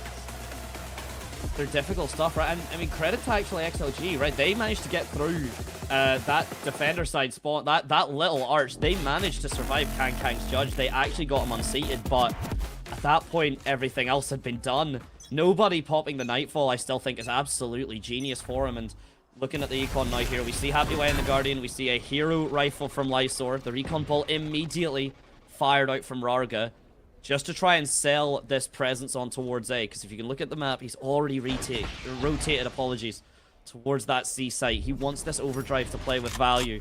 And he might have just forced EDG into the hands of himself and No Man onto that C site. But right now, still tentative steps and tentative vision towards the A site. And very smart from EDG, right? Not to commit yet onto the C side. They got the Cypher, of course, with the U-tilt towards Garage. So they know that there's not much presence there. And that means they're probably bunkering in one of the two extremities. It's a little bit weaker on the A side. Kankan kind of reveals their entire game plan. And now they know that the Killjoy is here towards C. So all that they really need to do, lock down that angle. Don't really mind it that much from Chichu, especially if he holds on for that initial duel now. Just wait and bide his time. Shots firing back though from Lysor again, finding a fair bit of value, and Rarga finds another kill. Wait a second. This one suddenly becomes very playable. Smoggy needs to hold that duel. Rarga not finding the shot at the first time of asking. Tries to go for the glide, and it's not going to be enough. There comes the TP. Lysor for the hat trick, and Rarga who calls it off. How did EDG lose that round is beyond me. They had the A site open, and instead of committing to it, they walked right back into the stack. Yeah, I mean, you've got this here, this kill from Leo, and maybe the recon bolt was actually working, but hey, hero rifle here, Lysor, exactly the hero that the team needed. Maybe not one that they deserved. That is, of course, down to speculation and opinion, but the one they have nonetheless. If no one else can do it, Lysor can keep XLG in it, and suddenly the economy has flipped on its head, Vault. Well, I mean, now EDG are in dire straits themselves, and even more dire, you gotta say, in comparison. Kong does have a lightning gun. Let's see if he's gonna take that overdrive. Find much value behind it. Again, the exact same setup as always. Bandit is not really a one-shot headshot from that kind of range, and Happy Way will be glad enough. And found himself the pocket of space. You know where the shotgun is. And the plant at B usually is difficult ground. Jenny will concede his life, I thought. Oh. And he actually gets away. He's got free. The flash is great. And suddenly, EDG could find a lot of good work between Smoggy and Kong. We found all the kills. And now it's a 3-on-3 in the other side. Jenny keeping a pop, totally unaccounted for. He could be the hero for that one. Smoggy is still alive. And that could be what should have been an eco, what should have been a foregone conclusion. Working the way of EDG, perhaps it's all in the hands of Kong. 1v1, shots in hand, and No Man is gonna be the one saving that round. 4 on the board for XLG. And once again, it's just like the Phoenix, finding a way to reform from the ashes. A heartbreaking back and forth for EDG, and that's 2 near unlosable scenarios you put yourself in. I mean, right, okay, yeah, this first kill, that's unfortunate, right? But look at this. The overdrive gets so much space, so much control, forces the crossfire from Lysor there, and yet, No Man, it's his turf, it's his land. He will not go down at all empty-handed now. EDG, that was their low buy, so they managed to actually get themselves up quite a bit, able to force another buy alongside XLG. So we've been seeing back-to-back buy rounds here, Vault, off the back of the performances, off the back of how close these rounds are, and Leo, the first of all, he knows how close this has been, and the pace is suddenly completely revved into high gear. This is vintage from Rarga usually. This time, somebody taking a page out of his book, but well, it's not just a page, it's not just a book. It has been an encyclopedia from Lysor in this series.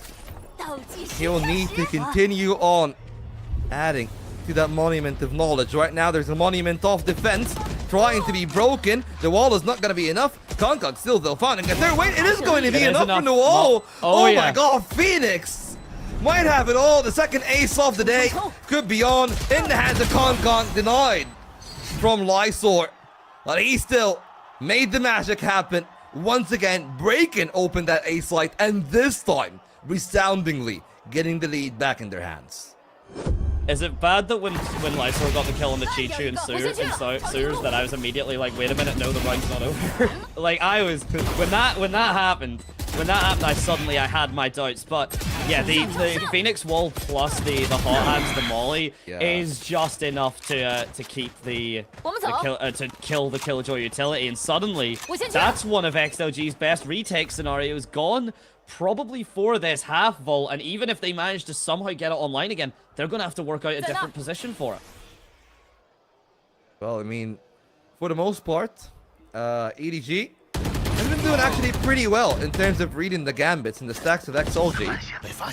You gotta give him that kind of credit, but not just been about the reads. It's usually been about, well, what do they do after getting the read? Because last time they got the read, they decided to duel into it. This time, Konkok could be overheating a little bit. Have got to be extra careful. Half UA brings him down there, and that round becomes a complication. Well, there is a complication. One player down, out of spike, planted in a bit of an inopportune position. A bit tougher to play the post, and they will need to hold on spawn. 2 left, 2 right, 1 drone to lead them all. 4 men to answer that call, and the first falls down. They're trying to hold on for dear life. Konkok looking for a little bit more. He's out of the lightning though, and they might have him in the bottle, but Chichu have him all in the palm of his hands. Oh, literal overheating right there from Konkok. To be caught with your pants down, staring at the opposition as 3 members from XLG go, so you ran out, huh? It's unfortunate. It happens to the best of us, but what certainly doesn't happen to most of us is that shot from half your way through the smoke. But off the back of it then, Smoggy here with the frags as well. Another 2k on the board means he's halfway to the run it back, I believe. Yeah, indeed he is. And with Nightfall, plenty of ultimates online. XLG with the Viper's Pit, and potentially some shenanigans from Lysor with the From the Shadows are gonna have to survive yet another pretty suffocating EDG hit. Yeah, well, the hit still on, mind you. And the A side have been the biggest loser in terms of the defense of XLG when they've tried to breach through with a full-on take like that. Chichu, they know that he's the lurker, right? They know that when he's somewhere, the rest of the team are somewhere else. And they're trying to make something happen out of that one. Lysor actually caught in the paranoia, but the defensive smoke allowed them to bunker in the site for a little bit more. The Nightfall doesn't really pan out that valuable. And Lysor thinking about taking a peek on the other side. Konkok up close. And if Chichu gets that kill, it's a very different game. Right now, they might just have to think about re-hitting the A side, because I think that they're out of any other options. I'm, to be honest, a bit puzzled. Yeah, puzzled, right? Yeah, befuddled was the word I was going to use, and I was like, I'm not sure if that would be, but yeah, I'm a bit confused as to what EDG's plan really was there. I mean, Chichu getting the lurk, sure, but then all of this utility soul. Okay, oh my days, oh no, not off the back of this. You had this round, you survived, you did the hard part, XLG. You cannot afford to lose this now, but nobody on the lurk. 13 seconds left. Counting down here, this kill needs to happen, it does. And suddenly now, 2 swings needed 7 seconds, but Rorga just has to run. There's not enough time in the world here. Nobody has to give himself the 300 commiseration credits. But EDG, I think just the biggest blunder we've seen this series so far, Vol. Yeah, I mean, we've just seen one very similar, right? The one against the Eco, or the half-buy. Could have gone very wrong, and it did this time. An unnecessary call, right? You have the Nightfall, you can commit to the take, you're playing around the ultimate. They're not really going to be able to win the round outright if you do something like that, but I guess EDG overplaying their hand a fair bit. And they only got 6 rounds on the attack. 7 is their best case scenario, which is a worrying sign, because 7, I would say, is the bare acceptable minimum for an attacking side on Haven. They'll need to work in double time on defense to make up for that. Yeah, absolutely will. And double time potentially could just be onto the B site here. Viper's Pit is only on that kind of front side half of the C site, so in theory, EDG do have the other half of it, but look at how quickly that this Phoenix ult is suddenly being dealt with there. A dink from No Man plus the molly means it gains no information. Not only is it obviously fantastic just for fragging, but the information it gains you for free is also a pivotal factor. So no run it back to maybe force clear this Viper's Pit. No run it back to potentially just get that little bit more position in that space online. And as long as Happyway just sits cozy in this corner, he should have his time. But here we go, the swing comes through. He's left a perfect gap. The crossfire between himself and No Man is stunning. The lurk from Jenny, though, even better. The damage, though, should be done. And No Man doesn't even fully need the Hunter's Fury, but Leo's still going to contribute. Still going to be happy about that one. Still going to make the most out of it. And now XLG certainly will feel fairly confident about that one. Yeah, I mean, if they're here, it's going to be on the side of EDG, right? 6 rounds only on the attack, considering how good their start is. I know exactly. Again, I've made that point before, but I'll make it again. You compare the 2 IGLs, you compare the 2 calling styles, you would really think that XLG is the team that has a lot more experience, that have won champs before, but no, they got a completely fresh IGL, a coach that, sure, has been with them ever since their new era, but they're still building on, and to be honest, everything they've built seemingly has been improving over time. And Leo from the kickoff, and the XLG that we've seen at kickoff is a completely different team than the one that we're seeing right now in stage 1. A lot more confidence and a lot more decisiveness in terms of their play. In comparison as well to EDG, right? I mean, you can absolutely say that XLG look confident, they look composed. I think in an XLG shirt, right? Did he just do the Kang Kang sign in an XLG shirt? He might have done it. He might have done it. He might have done it. He might have been incredible. Is that the imposter? Yeah, is that the imposter? So you know what the sound effect is. I don't need to try and recreate it, but just imagine that in your head when you look at that. Oh, and some audience members trying to hide away, but I always kind of get the ironic sense of it as a cypher cam whenever there's audience members that don't want to be on screen. It's more of a, I'll find you wherever you are sort of vibe. But the original point, before we've noted the imposter among us, was the fact that anytime XLG are doing plays or doing entries, they basically all commit to it or they all die, whereas EDG, they're finding themselves needing that hero moment and that clutch factor a little bit more because of the fact that the initial executes are that little bit scrappier. The positioning or the, kind of refragging is not as strong.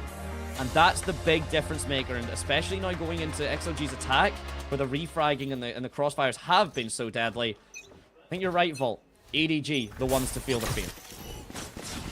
Yeah, now though, this fear is theirs, whether or not they'll actually manifest something, or if EDG are gonna hold on. They're the ones that have the Lady of the Nightmares herself in their lineup. We'll have to wait and see how much they're gonna make with those Nightmares. The 2-man crossfire setup, Rarga outed, but No Man does even better. 2 right clicks, 2 kills, that's the 3rd from XLG, and I don't mind it from Smoggy, but he just needed to find a kill on Lysor at least to have some stability. Didn't really hold for the flood, didn't play for the crossfire, couldn't anchor the site. No real identity of that round from EDG, and Jenny left standing alone up against too many people at once, and it was always going to be a round from XLG in that condition. It really always was. And Lysor's position, right? So sitting on that A long, both ready for the flank, but in an accurate and active position to still support his team on the site. And that's exactly why he got that kill. The paranoia here to play. That's one, as you said. The right clicks from No Man. Just filthy work. And everyone else at that point then right there to support. Oh my god, I didn't realize he found Smoggy with it as well. That's absolutely theft. And either way, no, that's No Man. 3 ult points towards the lockdown. Already done so much, and he's opting for the full save here. The economy, XLG want to play this healthy. They want to play this fast. They want to play this committed. And they've managed to actually edge themselves out of a free A site that EDG are now going to have to retake again. Oh, I mean, right now, the A side totally for free.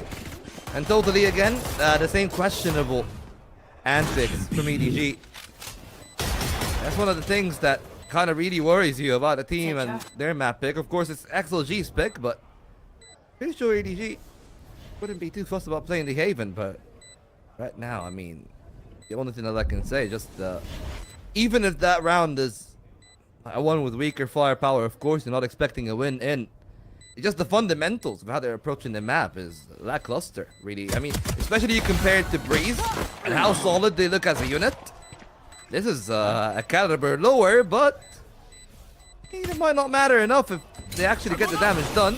Smoggy trying to go out through. The judge on that side, nearly actually finding a kill on Rarga, but still 3 surviving there in the end, despite Smoggy's double right click. I mean, not the worst result for XLG after all, and I think that they're going to be very confident heading into that attack because it clearly seems like EDG got nothing to go for to find any answer in the others. Really don't. It's tough to say. Oh! It's happened. I win. I did the thing. I predicted it. Oh no! When you've got nothing else, pray to the gods, and one of them might let you weaponize him. This is desperation, Volt. You said it yourself, and has just dealt with it in one clean shot, like it was nothing. Whatever I was saying, Happy Way has just told me to shut up. Deserve for Odin, truthfully speaking. Well, somebody's still feeling pretty naughty about it, and they're gonna shut down anything to the hands of EDG. Rarga holding off the angle. I thought that he would have actually decided to commit to it right now on the other side of the door, and he's gonna be pretty happy about that look because the Viper Spit might entice them a little bit more into it, but clearly EDG are just gonna cut their losses here of that round. And yeah, I mean, forget just the Odin. They just really don't have anything in that defense, right? Like, especially when I saw the fade, I thought that they would have a couple of ideas on how to approach the defense, given like how Smoggy was playing the Phoenix. That's just not really up to their usual level, not up to the level of a grand final. If I'm gonna be brutally honest about EDG, I'm just gonna count that map off. Very similar to what we've seen in Breeze and Fracture. One team clearly a lot better and much more well prepared in comparison to the other one. Currently a ruling status, and here we go. Yeah, the timeout from EDG. It's maybe not even necessity would be the right word. Lifeline potentially for them here. Of course, they've got one more map up their sleeve. We can go to Pearl, but EDG, I feel, really would have loved it. Well, obviously they would have. It kind of goes without saying, but the idea that they could have had a bit of a smoother run, right? And sometimes you look at these kind of moments, and I always look at this as there's kind of a reason the meta picks exist. There's kind of a reason the meta lineup exists, because right now we're seeing the meta composition versus a bit more of a kind of surprise composition. One with a bit more sort of, I guess, kind of surprise factor or wow factor would be the best way to say it, but the only surprise factor I'm currently getting, to be honest, is the EDG have 6 and maybe not less. I mean, here's the thing. Never really gonna discount the game being completely over, but clearly EDG not showing any signs of improvement anytime soon. So their only sole hope is actually them having someone being the hero, right? The Odin again out this time. It's EDG. They decided to, I guess, accept one, right? the chaos. Yeah, I do assume it's the same one in the hands of Leo this time around. So from a team that's struggling to a player that's individually struggling at least, that try to rain down hellfire here, and there's a chance for him to spray down Kong if he's not prepared. Thankfully speaking, though, for the side of EDG, nothing really untowards happened in the first few seconds, but Lobby and the A site in totality have been their bane in those 3 rounds of defense that they've played. Fast as well. They've been so fast and they've been so clinical. XLG managing to keep up at least flawless, I think, in one of them, and then 4 and 3, respectively. I think, have stayed alive here. And now that it's been the swap outs, right? Okay, we see obviously the Cypher going towards the B site, but this time it's nobody in GMA. So maybe just the agents themselves, right? Maybe just those players. But Leo reintroducing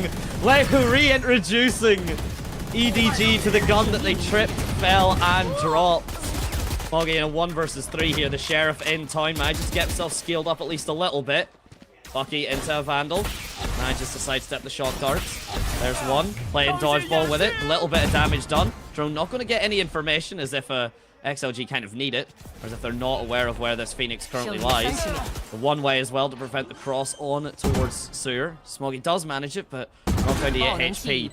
Lysor and WS Leo both on kind of 2 bullets apiece, but then it's Happy Way stuck up on that cozy 150. And that should be the calm, the information, I believe. Smoggy just going to sit, cozied up in the corner, and see what he can do as the spike ticks down. And it does seem like it's going to be another round there as a conclusion for one side. EDG, so far, uninteresting on that defense. Maybe, though, with the Phoenix ultimate, we start seeing more new ideas. At least for now, XLG seems to just waddle their way into the site. Which, to be fair, though, Medante, like, how many times did we see Kong get an opening in the A side, and EDG saying, that's too easy. How about we make it a bit more difficult? I think for this map, I don't think you could really say anything other than EDG, I think, out-thought themselves. I genuinely think that is kind of the factor, the moment where XLG, they're seeing where they're getting that initial information, and based off of that, maybe they don't know everything, but if you get that initial information and you know about 80 to 85% of like the map and where your opposition are going to tend to be set up, XLG are fully taking that information and running with it, working with it, and not giving EDG the chance to adapt. And we might be seeing the adaptation here as Kong tries to get down the mid. Pre-fire there, the accuracy decent, but the bullets just not finding their mark. Well, I mean, if there's any hope for EDG, I'll definitely say it's something like this, right? Like, they're trying to play like double body system pivots. But of course, the double stack between the two duelists in the B site. And there is actually a ability to cheat you. You just call it tripwire, right? He can definitely peek off of it, make a play happen. And I like the advanced camera because it alerts the system early for EDG. But that was ambitious, to say the least, from Kong. Ambition. I mean, it's a good thing. It definitely is nice, but dream big. Yeah, dream. But the problem is now that XLG, they've just kind of found themselves working here. Nobody, though. Oh, the timing could have been phenomenal. It is the calm. Not actually sure what he's seen, but this is enough to fully fledge EDG. Every single player now going to be ready to meet on the A site. And now, the thing is, Vol, it's a 4 versus 4.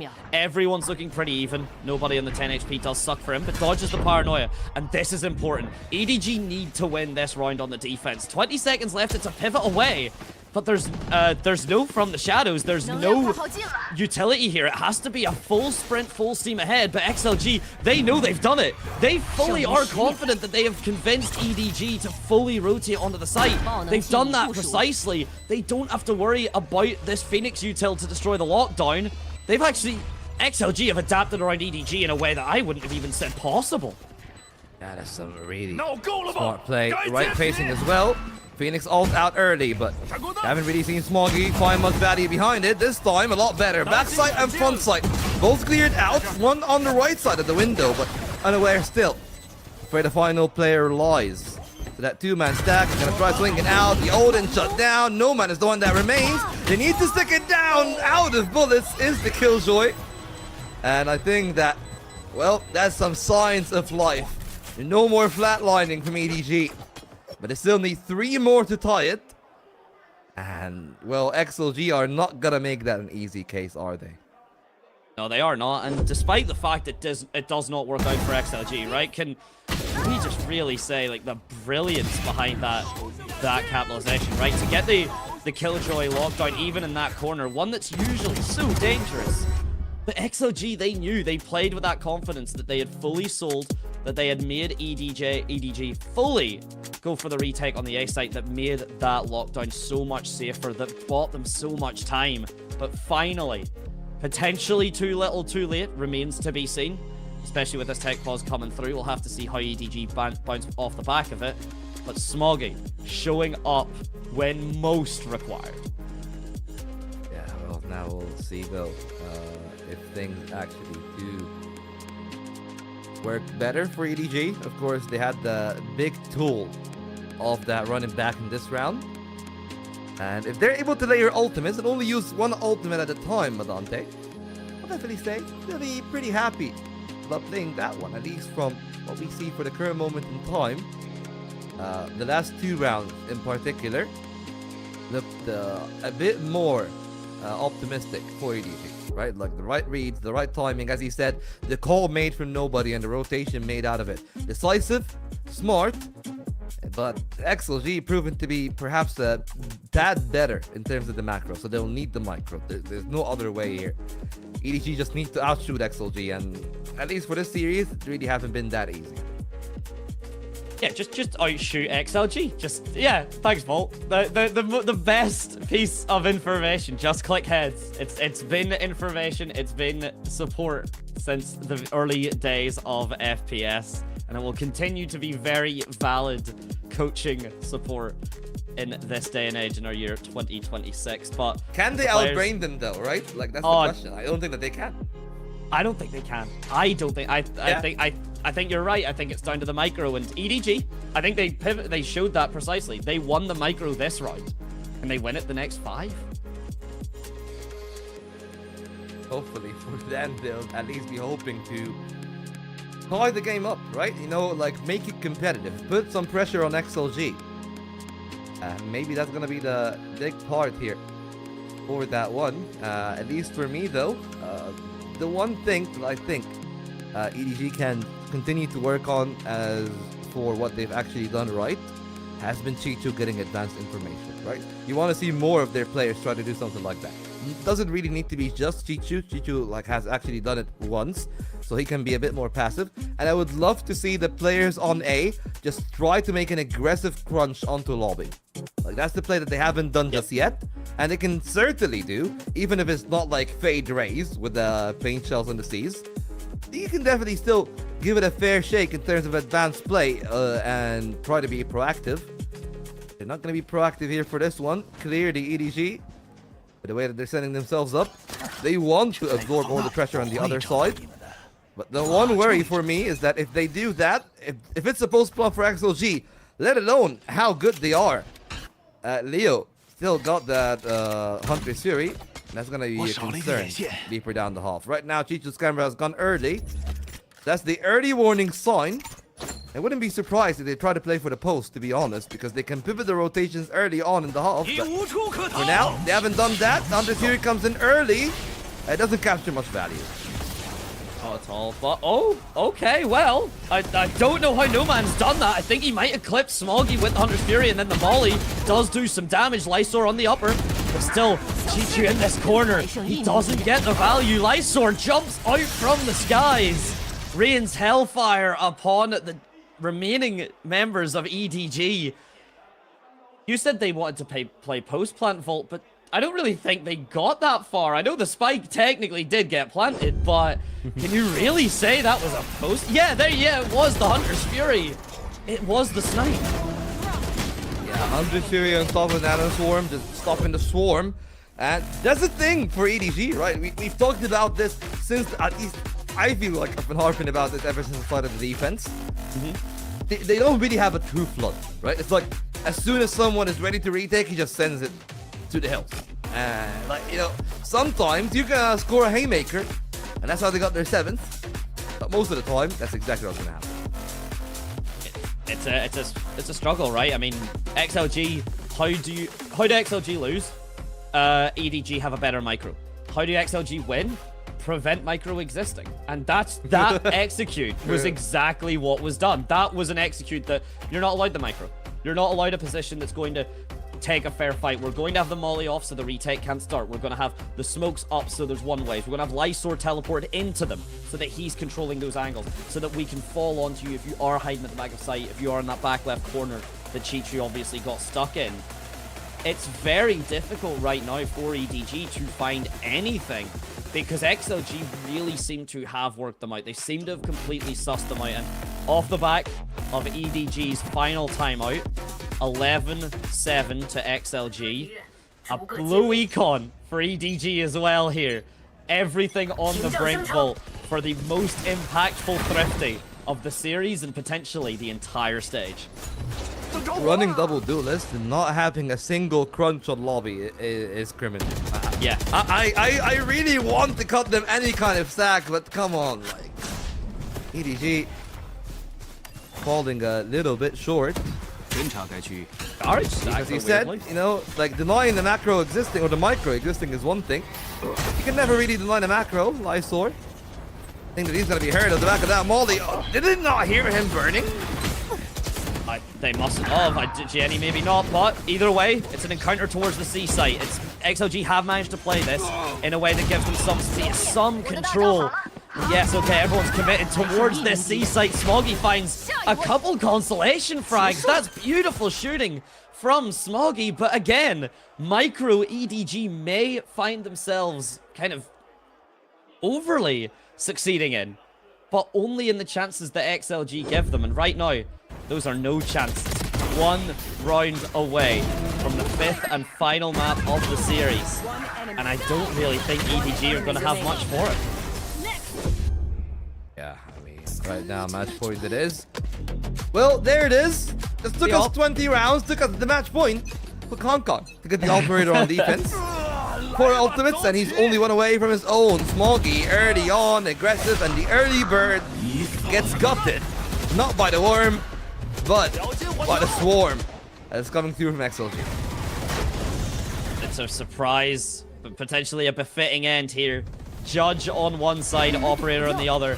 The most dichotomy of guns that you will see. Jenny, of course, getting the support there, but the drone's not broke. The information's been found. The pre-fire is excellent. 3 HP. It's not much of a dream. The regen shield will mean at least a little bit of that comes back. Rarga's already lost a decent chunk of HP as well, but that's a good shot from Kang to finish the job. A beautiful shot actually onto his opposition here. XLG still trying to make the B site their home, and this has been read. The Nightfall to slow it down is going to tag on the 2. Chi-Chu manages to find it. The Euro Theft to give them a glance, a glimmer at the retake fight that is about to come EDG's way. The firewall as well, as everyone decides what's next. Jenny coming to meet through in the dark cover. The Judge, not the most effective range, but effective enough, as nobody also finds No Man. So in the backside, WS Leo, 1 versus 4. And Smoggy to shut down his chances here. We're not done just yet on Haven. No words. No words with that one. How the hell did Gianni get a kill? What's going on, Madante? Like, yeah. I get it, right? Do you know how to break down macro? I would think so. Induce slop kind of strats. That's what the EDG are doing. Like, this is like, let's just send it. You know, let's just send it. Eventually, if we don't know what we're doing, XLG is gonna know what we're doing. Yeah. That's hey, look, it's been my ranked strategy for the last 5 years, and I don't see myself changing it up. Whether that's a point to me for taking some inspiration from the highest of the highest, or a point against the highest of the highest from doing something that I think is a good strat. Either way, doesn't matter. It does get EDG the first round, and an immediate kill in a happy way. It's answering back though, trade for trade. Smoggy as well making it. The molly though beautifully placed, and from Smoggy's positioning as well. That was like a pre-throw. He really believed that someone would teleport into that, and hey, fair play to him. He knew. I mean, my one question is, in that kind of sequence, yes, you're gonna pre-throw the molly if you're Smoggy, but how are you not playing around the flashes again? How does nobody have a full pelt of util, and that sequence happened the way that it did? I'm at a loss for words, Solante. I need some help. Whatever EDG are doing, it's working, okay? I have no clue how it's actually allowed to work. Yeah, what At what point are you, Sova, sat up with the spike in the corner watching Sears, waiting on your Neon to rotate towards you in a 3 versus 2, right? With all this information granted, with the fact that the flank is still going to come through, all of this time and effort, the XLG sat waiting for it, they still pick it up. Beautiful save from Raga, does get caught out by the C's. I believe the fast lane does at least distract from that fact, but 20 seconds and 3 HP. If XLG end the round on this manner, you may be fortunate that you've ran out of words, Vault, because there will be none left to say. I will not have a voice capable of doing it, and Rarga, he runs the London Marathon. It's got very fitting, because he might be running it very soon for Masters. 1 round away, 2 versus 1, 3 HP. Timing is initially good, the Prowler gets shot through, but he runs out of bullets. Absolutely beautiful work done from this side of XLG to bring it as close as it did. And honestly speaking, the crunch came through and it was effective. So great work from EDG. Finally decided to change the strat. Thankfully Con still found value behind it, and that combo. I mean, imagine if that combo had a Phoenix pushing short behind it, right? Yeah. Death trap. It's an absolute death trap if that's the case. Beautiful stuff, and now XLG burning the last timeout of regulation. Suddenly, what do we do with all these set plays when EDG are playing so weird and so strange, so unpredictable for the initial precedent that has been set on this stage thus far, on this series so far. And XLG, they need to dig deep. They need to find something, one round just to break EDG, because they still have another map after this. EDG, they take us 3 rounds, they go to OT. Then 2 back-to-back, possible. We've seen it back in Split. It was a tough fight, but one that was well fought and well earned. Now XLG would kind of need to prevent the same from happening on Haven here. The timeout is just finished. 1 round potentially from Pearl. And that's the thing. With macro and micro, Vault, you pointed out, but as the stamina begins to win, the endurance, suddenly you might be able to out-aim XLG. Yeah, well, we'll see how that actually truly happens here. Out-aiming is definitely possible. Smoggy got the running back again. Overdrive as well for Con. Let's hope that it's not going to be an overheat on top of that overdrive. Oh, a little bit of a gap in the smoke, and Jenny kind of have to be fixated towards it. Takes his chances, adjusts to the other angle. So, at least for now, they're holding on to their life. But eventually, they'll have to let go of one of those angles, and that's my one true worry, is how things actually are. Going to go for the other side. EDG claiming some space towards middle, but they don't spring forward towards it. Instead, they made a rotation towards the A site, which, I mean, 5 out of 10 times would be the right call, but that means that nobody right now stranded on an island, because even Chichu had decided to pivot into the B site, and it's going to be a very late rotation onto the other part. The arrow alerts them, but he needs to find the opener, and he does. Oh, stunning work from Nobody there, playing that angle so fast, knowing he will potentially catch out the Neon in the fast lane. That's exactly what happens. But Light Sword, the paranoia is wonderful. Manages to get above 2, but Chichu here stuck between a rock and a hard place. It's Leo, and it is, of course, Happy Way. But currently we're still back-to-back. The overdrive online allows for a trade. A 1v1 for the entire map. 20 seconds online. A full flash, but Smoggy whiffs! Smoggy, despite no man's no monitor, he still gets the loss. And it's No Man bringing us to Pearl. And I am fairly certain there is not a more heartbreaking way to lose the map than what we've just seen. Excuse me, but what? How? The curveball was too good, and I don't even think... Yeah. I genuinely don't even think he thought the curveball was that good. I think it's genuinely what happened here. Smoggy, like, we'll see it here in the retake, you know, this complete bloodbath and back and forth. But yeah, I don't think Smoggy even knew how good that curveball was, and it actually ended up costing him. I guess his lobster is too juicy. Steak is too buttery. Yeah, the steak is too buttery. I don't even know what was going on there for that game. And honestly speaking, should have been XLG's map pick. And I will say this, just like I've said for the split, that one shouldn't really have been that close. And I guess that's a good thing for EDG, right? Because if they bring it that close with Dante, that means that, well, at least it's all 5 maps, right? We're going to go for all the marbles. It's now officially have become a best of 1. And it's a map that we haven't really seen anything from either of the two sides. But at least my one hope, can we not see Kong Kong on the Neon again? Like, don't get me wrong, by the way, he was excellent on the Neon. But clearly, the way that they structure the defense, at least for me, the defense has been the massive problem.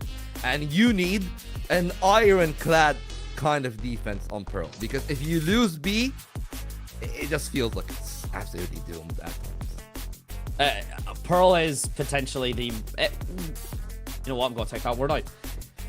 Pearl is the most awkward map to deal with as an IGL. It's more awkward than Abyss. It's more awkward than Corrode, in my opinion, ever was. But we'll be moving on to that just after the comps. Just Cypher, just Cypher. I got push me. I got push me. Together. You wanna push me together? Hold on. 55, Cypher. Bigger. One more garage, 55 Cypher. Garage 一个。 I got that. Nice. 投2. Yeah, go ahead. 2v2. 我激动。I got the fight line. Go. You go. 剩余30秒。 6枪。I got TP。走。雷东了。还剩1名敌人。帮忙。王八飞。 Nice!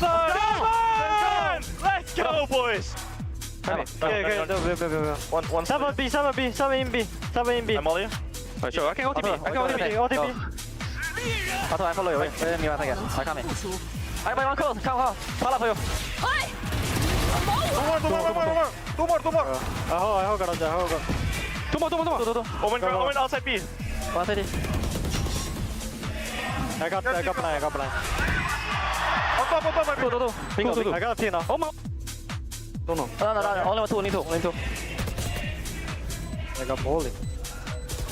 One side. Top. There. Two bingo. One more side. Judge. Nice! No man. Well, that man loves to be in the spotlight, and finally, he is.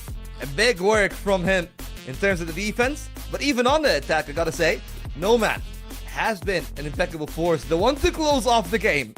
Mind you, I don't know how in any world he was even allowed to get that final duel, but all credit is due to XLG.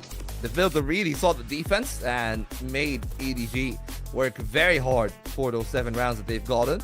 And realistically speaking, some questions to be asked of the two sides. How did EDG only get away with 7 rounds on attack? And also, for XLG, how did it become that difficult to close off the game from that point onwards? I think it is that micro macro that we really did speak of. And I mean, he is some man for no man. I mean, really, that is impressive work from your Sentinel. And he wasn't really doing too much of the lurking, right? Like, No Man was very much, you know, either there or pretty close to the XLG on the sites with them. It was usually actually like Lysor that was doing the lurking a little bit more. And then, I mean, the stats kind of speak for themselves. This is by far the biggest kind of stretch, the biggest gap that we've seen and range from the highest and lowest performer. You know, Gianni on that 9, whereas Smoggy's sitting on that 26. Despite the fact that everything else is even, 11, all the first bloods, the flawless, even the post plants, it's a double nice from the conversion rate here. EDG even bringing it out on the clutch, just not enough. I mean, they might be super nice, but yeah, unfortunately enough though for Smoggy. Despite him being one of the players in the highlight, you know, a couple of rounds where he definitely was magnificent. As you can tell, 8 multi-kills, 45% headshot, but the most important one, he probably would trade all of this to be able to kill No Man there at the end and extend the game, man. That's the nature of the beast, as they would label it. And now, they'll have to play what is the toughest map, at least for my eyes, right? You say it's the most awkward map. I'm just gonna raise my hand here and say it's the worst assigned map in the competitive pool right now. I'm gonna go big takes, okay? I know, but here's the thing. They've tried and tried again. Nobody seems to know how to fix that B site, and I'm gonna be completely honest, they just might as well make it a one-side map at that point, because the B site is just horrendous. I mean, this is the thing. Pearl has always kind of struggled with like the Astra compositions and stuff as well for as long as time. That B angle is just really, really awkward. I'm not gonna lie, I think Deadlock makes it work. Deadlock, I think, makes it work. Are we gonna see her? Probably not. That's ridiculous. But would be cool as hell. XLG plays it, right? Well, you know what? Okay. Well, you know what? For any doubters, any believers, we'll let you simmer on that thought as we go to the last break of the series. And actually, the last map. I said it last time. I tripped up. But this time, it actually is. We'll see you in just a moment. Nothing could have prepared me for the high stakes heartbreak that surrounds me. You want me, you won't let me go. So I burn slow. I can feel you coming like a wildfire. I'm just the fuel, baby, you're the lighter. If I'm not careful, you'll burn right through my soul. Burning like a wildfire,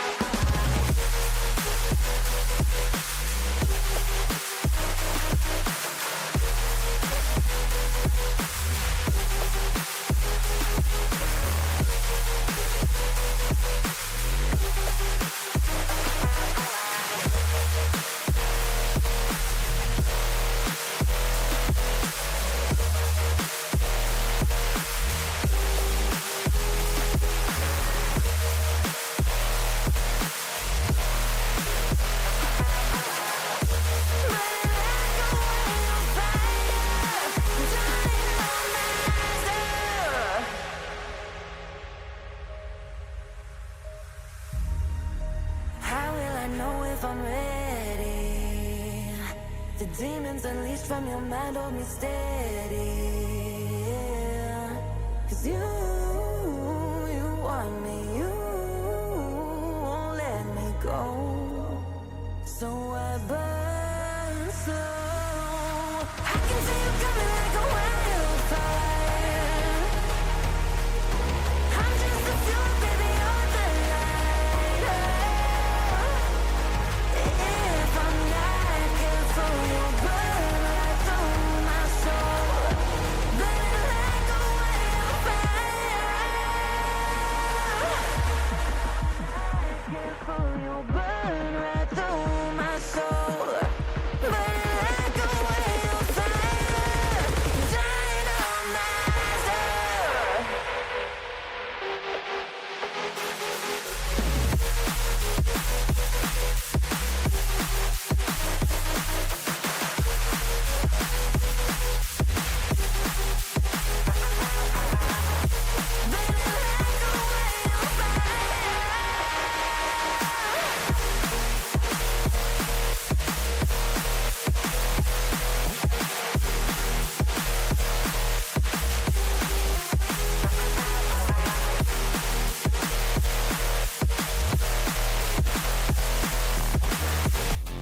Well, we have confirmed this is the last time the two teams will be facing on, right?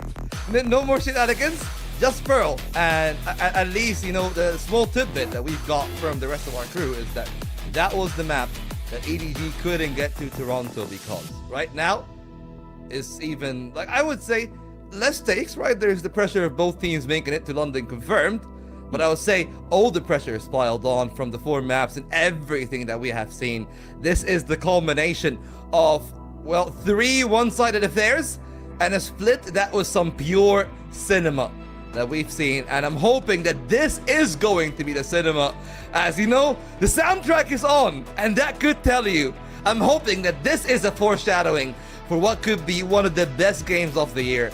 I already expected high level, and we've seen it at Split, we've seen it at times in flashes on the other 3 maps, and Smoggy is back again on the do list. And I'll say, the performance was great, and I'm still having high hopes in Smoggy, right? Just the question is, it's Jet again, you know? Maybe they realize, hey, let's not stray away from the true path. Kong Kong only plays one Asian, you know? It's just like Dumby and Neon, you know? Just keep him there so we can actually win. Because Dumby decided, like, hey, we can overcook a little bit. We can put Dumby on other stuff that are Neon. And that's what an option is right now. But that's all I'm gonna say. You know, Pacific is can bear my witness. And Kong Kong, of course, also, just like Smoggy, has had a good game, actually, on the Haven. So I'm not really too fussed about their own individual output.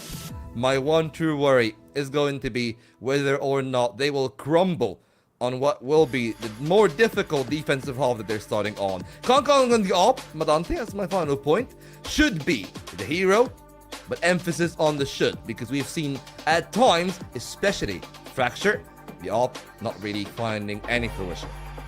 No, indeed. Even on that split, I mean, there was one kind of shot that echoed out, but it was the shot that finished the game. It wasn't necessarily one that would have... The game wouldn't have went any other way had it not been that shot as the kind of, you know, close chapter end, I guess I should say, of this incredibly long written book. We managed to make it to a best of 5, and now, because of that, everything is kind of on the line, right? The nerves are going to be at the all-time high. The endurance is going to be at the all-time low. There's going to be a decent chunk that is going to be asked of here. And with the way Haven did go through, again, we'll get one last send-off. The light shows are going to go for everyone onto Pearl. EDG, another shot at this map. Do they let it be what gets in their way again? It was in their way of Toronto last time. This time it would be in the way of them lifting that trophy. Either way, it's going to be cinema. Volt, our last beginning pistol round of the entire stage. Oh, let's see. As we said, massive colliding. Smoggy caught in the stun. Still trying to find a work, and it's going to be the first blood of the final map indeed. Coming through. Just to remind you, ladies and gentlemen, a trophy that has eluded EDG for a year, that has over a year actually for EDG, a full year for XLG. Both teams didn't find success neither in kickoff nor in stage 2 of the last year. Of course, Billy Billy and All Gamers being the 2 revelations for that, but right now Happyway proven to be his own revelation. Well, at least for now, good work from EDG. Still a 4-on-2. But Leo taking a good angle, and if they are not thorough enough in clearing him off dugout, it could truly be a problem. Oh, indeed. Lysor stuck on the other side of the planet. Leo having to deal with the Haunt and the Bullet Tracer there from the Bandit. That should give all the information at least away for one fight. The salvo just to buy a bit of time to try and get that bullet penetration shot onto nobody. Does find it eventually, but a little bit too long. Doesn't need the penetration. Just puts the bullet right through his dome. Can he go for it again? Kong Kong. He's getting pitter and pattered. It's not enough for full amounts of damage yet, but definitely has done some. Definitely goes on for more. That's a beautiful shot on the Smoggy. They get caught in each other. Leo and Lysor both caught in each other's arms, stuck in the middle with Chi-Chu. Leo goes for the first tap. The shot doesn't find its mark. Goes for the second, trying to fake it out. But Chi-Chu, very confident, very metal-headed, stubborn, and concise work from Chi-Chu for the 3K. Exactly what do you want to see out of EDG. Calm, confident, and despite the best efforts of Happyway to perhaps put a monkey wrench in their plans, they were still able to lock it down for the A site, get the post plant in. A couple of good shots here and there from the side of XLG. Very calm from Chi-Chu, starting things off with a 3K. Best result here for them. Well, Happyway, we've seen him on a chamber before, and I gotta say, you know, maybe Kong Kong is the face of snipers in the world, in the VCT for sure. But don't sleep on Happyway. Chamber is kind of clean. started off though, and I'm hoping that it's not going to be a caster's curse for this round 2, but at least for now, Happyway does score. XLG, wait a moment, they can break this round apart. We thought that this would be their time in the sun, but now Chichu from Finding 3 will need to do just the same against the rifles, and it's not going to be the case. A quad kill for Rarga, and it was all open thanks to that man on the chamber. What a flash, what a set play from XLG. Stunning work to capitalize off of the back of such a low buy to just get that initial flash that does so much damage. And then Rarga here just picking it up there. All of a sudden, everything ends. All shutters on EDG for that round. While it may not be an omen of things to come, it's certainly a solid bounce pad for XLG. That breaks the rhythm of EDG. It might break their entire half. I'm not even kidding about that one, because think about like where their heads were going. And now they'll just have to restructure from the ground up. And unfortunately for them, Smoggy kind of needs to put himself a bit in harm's way if he wants to actually flash the team in. Which makes some of those rounds a bit more complicated. They got the orb though. And Smoggy only needs one more, so they can pivot back into the B side if they want to. Is Smokey on the running back? And given that Chichu in the right place, most likely, I definitely say the right time to pivot into that B site. Definitely try to work a 1-2 here. Everyone into the arms of Happyway. This Rendezvous actually isn't in the best of spots, so he kind of needs to fight his way out. And the spray down is good enough for Concon. Well, the support is there. EDG didn't really decide to commit to the side, at least off the get-go, but right now, he might get a chance of Jenny coming in late. Oh, there he is. There's the shot from the Bandit from that mid-range, but it's still mostly green. It's still mostly XL go for gold. And EDG find themselves collapsing just in that link, not able to break their way through. And the Blaze Wall from Phoenix actually being a little bit of a double-edged sword. You actually seen that being fully allowing the chamber from Happyway here, allowing that reposition, allowing that setup to continue the fight, and yet Gianni picks him up in the end, but they have actually allowed one extra fight for Happyway that otherwise not online. But speaking of online, Operator in tow, in the hands, and EDG with a run it back online already. Surely they cannot let Happyway find this value. I'll just say, just like the fracture, all the value for the Phoenix, that's nearly a collateral. They're actually Chichu surviving with one points of health. How close is that? I didn't know that was possible. I did not know that was possible. Must have been a leg shot. Must have collided as a leg shot. No other way. Just about there.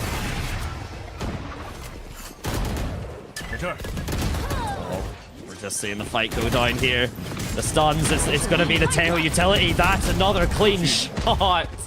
The man, the myth you spoke, one in the chamber is all he needs. Doesn't really need to go that far. XLG again, making the most out of Tejo. You certainly gotta say though, like, you know, like there's always the discussion of like, you know, fragging IGLs, traditional IGLs, because, you know, you say traditional IGLs because they're not really the ones that actually kind of do shoot. So, we'll have to wait and see how things do actually proceed from that point. Leo, a different breed, right now performing well. And Happyway deciding to take the initiative. Don't really mind the angle, but what I would mind is EDG not having a strategy for that one. They got the Steel Garden, they got the run it back, and they're one away from the Nightfall. So if they are able to somehow set a trap play to get the entry, they can definitely snowball this into the round, even if they trade 1-for-1. But they will need to trade 1-for-1. They cannot lose multiple members in this one. Very well indeed. I think Rarga's already got the spot, already got the eyes peeled. Does get see on the Kong Kong, I believe, with Theo adapting towards there. Yeah, the stars, the nebula, potentially now being able to go through on the stairs does mean that information has been gathered. But meanwhile, XLG, they're not moving. They're just standing here. The Nebula going to come through to cover the cross. But it's going to immediately adapt. It's going to evaporate. And it's Happy Way to adapt. The double swing. Hell of a wide swing. Hell of a flick. Cannot quite land it. Chichu the one to do the same. And Kang on this lurk. He was never found. Please permit me to be so wrong for 1 second. Kang's lurk has suddenly put EDG into the driver's seat here. The Cosmic Divide being forced out by Lysor to get no value at all. And a different player on towards this sewer. Great here. Now Gianni clears left, clears Lysor, and suddenly a winning position for EDG. Yeah, still got the Steel Garden as well. Gianni, so smart not to be greedy for the Vandal there. Knows that they don't really need to work that much. No smokes remaining on the 2 members of XLG, so open lines of sight for Smoggy. Well, Kong would be proud. They just need one more kill, and Rarga, blind as a bat for now, tries to open up a fast lane. But it seems like it's an express to hell, and Gianni will be the Ticketmaster. Absolutely beautiful map control. Stunning map control, stunning presence off the back of Kang. I genuinely thought he was seen by, I want to say it was Rarga that had spotted him out, but no, wasn't going to be the case, wasn't meant to be. And suddenly, everyone just fell like dominoes. The operator from EDG, the gun that I have usually kind of cursed and seen that we don't see the most value out of, but Kang now with it in his hands. Happy Way already done some work with it. Definitely not a fool's gold gun at this stage of the series. We'll just see if they can continue deep diving for even golder futures. They could go diving for pearls, but I don't think that diving into Happy Way's territory is ever going to be a smart idea. Posted up, crouched, not really the angle that you expect the most, and the Prowler will take quite a journey to actually go all the way there, and the stars are pulled back. Smoggy, cancel. Still a lot more bullets in the chamber, but not going to be fast enough. Kang beats him to the punch. Again, never a fan of plays like these, and Rarga might have just disallowed any further hopes for XLG. Not that they were gonna have any, because all of them are taken away. Kang overly aggressive. Never really a fan of setup like that, but the smoke comes in clutch for him, and Gianni with the backstab. We're all aboard the Chichu train, as we would call it, and Gianni right now trying to be the conductor. Lysor trying to hop off, but there is no escaping EDG in the grand final. Oh, we're going off the rails. Every destination is now not scripted, not scheduled, and certainly not planned for. But that was an excellent way of dealing with the operator from Happy Way. Fantastic work from the side of EDG here. And again, the map control. Gianni with that presence, with that lurk, means that it's XLG kind of giving me feelings of how EDG looked on Breeze, where there was just too many angles being given away, not enough total control on the defender side right now, and XLG, they seem to be the ones suffocating under that pressure. That pressure could be suffocating, as you said, but they got a couple of tools in that round. Just on Rarga, overdrive as well. Happy Way back on the sniper, and I actually do like this from EDG a lot. Bit methodical, and they have spotted the KO. Now Nomad has got to be careful. Massive stack from the start. Kang tries to play around the rest of the util. And Nomad actually not flashing aggressively for himself, just to stall. So that flashpoint kind of is meaningless, to be honest, at that point in time. But what isn't is Happy Way's position. He has everything to play for. Needs to find a shot. Go ahead and actually get a chance with the AWP. Instead, Lysor deleted. Happy Way still not the headhunter. Will he actually try to go for something? Up in hand, tries to go for a shot, but not really given an inch into that map. Denied by EDG. Gianni finds more, and Rarga shut down. Spray down for Smoggy, should confirm the kill, but actually they get a pair on the other side. Thankfully, Chichu restores order to this system. But there's 25 seconds, and they will need to plant the spike, and thankfully, the Chichu train still going strong. All on board. Last stop. Well, last stop, I guess, is London. Still stable, man. But still stable. Yeah, genuinely.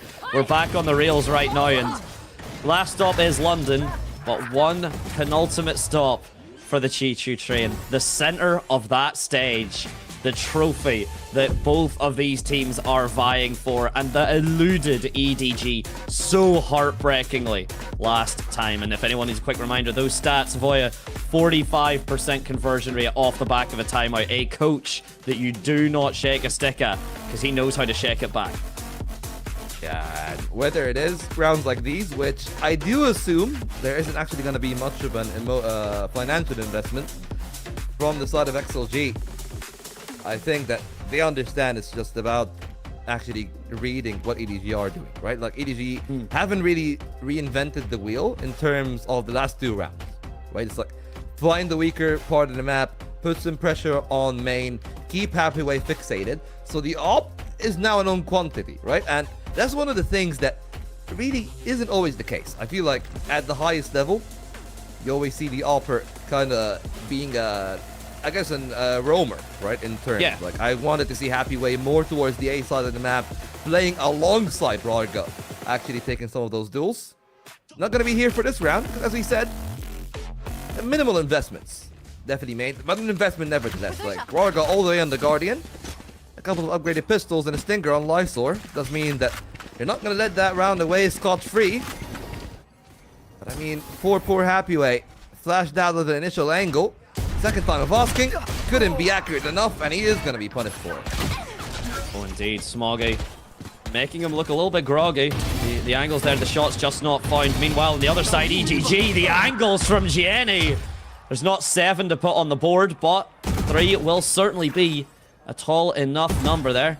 It's Leo and Chi-Chu now 1 versus 1 just to buy time. Chi-Chu going for the Nebula. Oh, but is he going to lurk in it?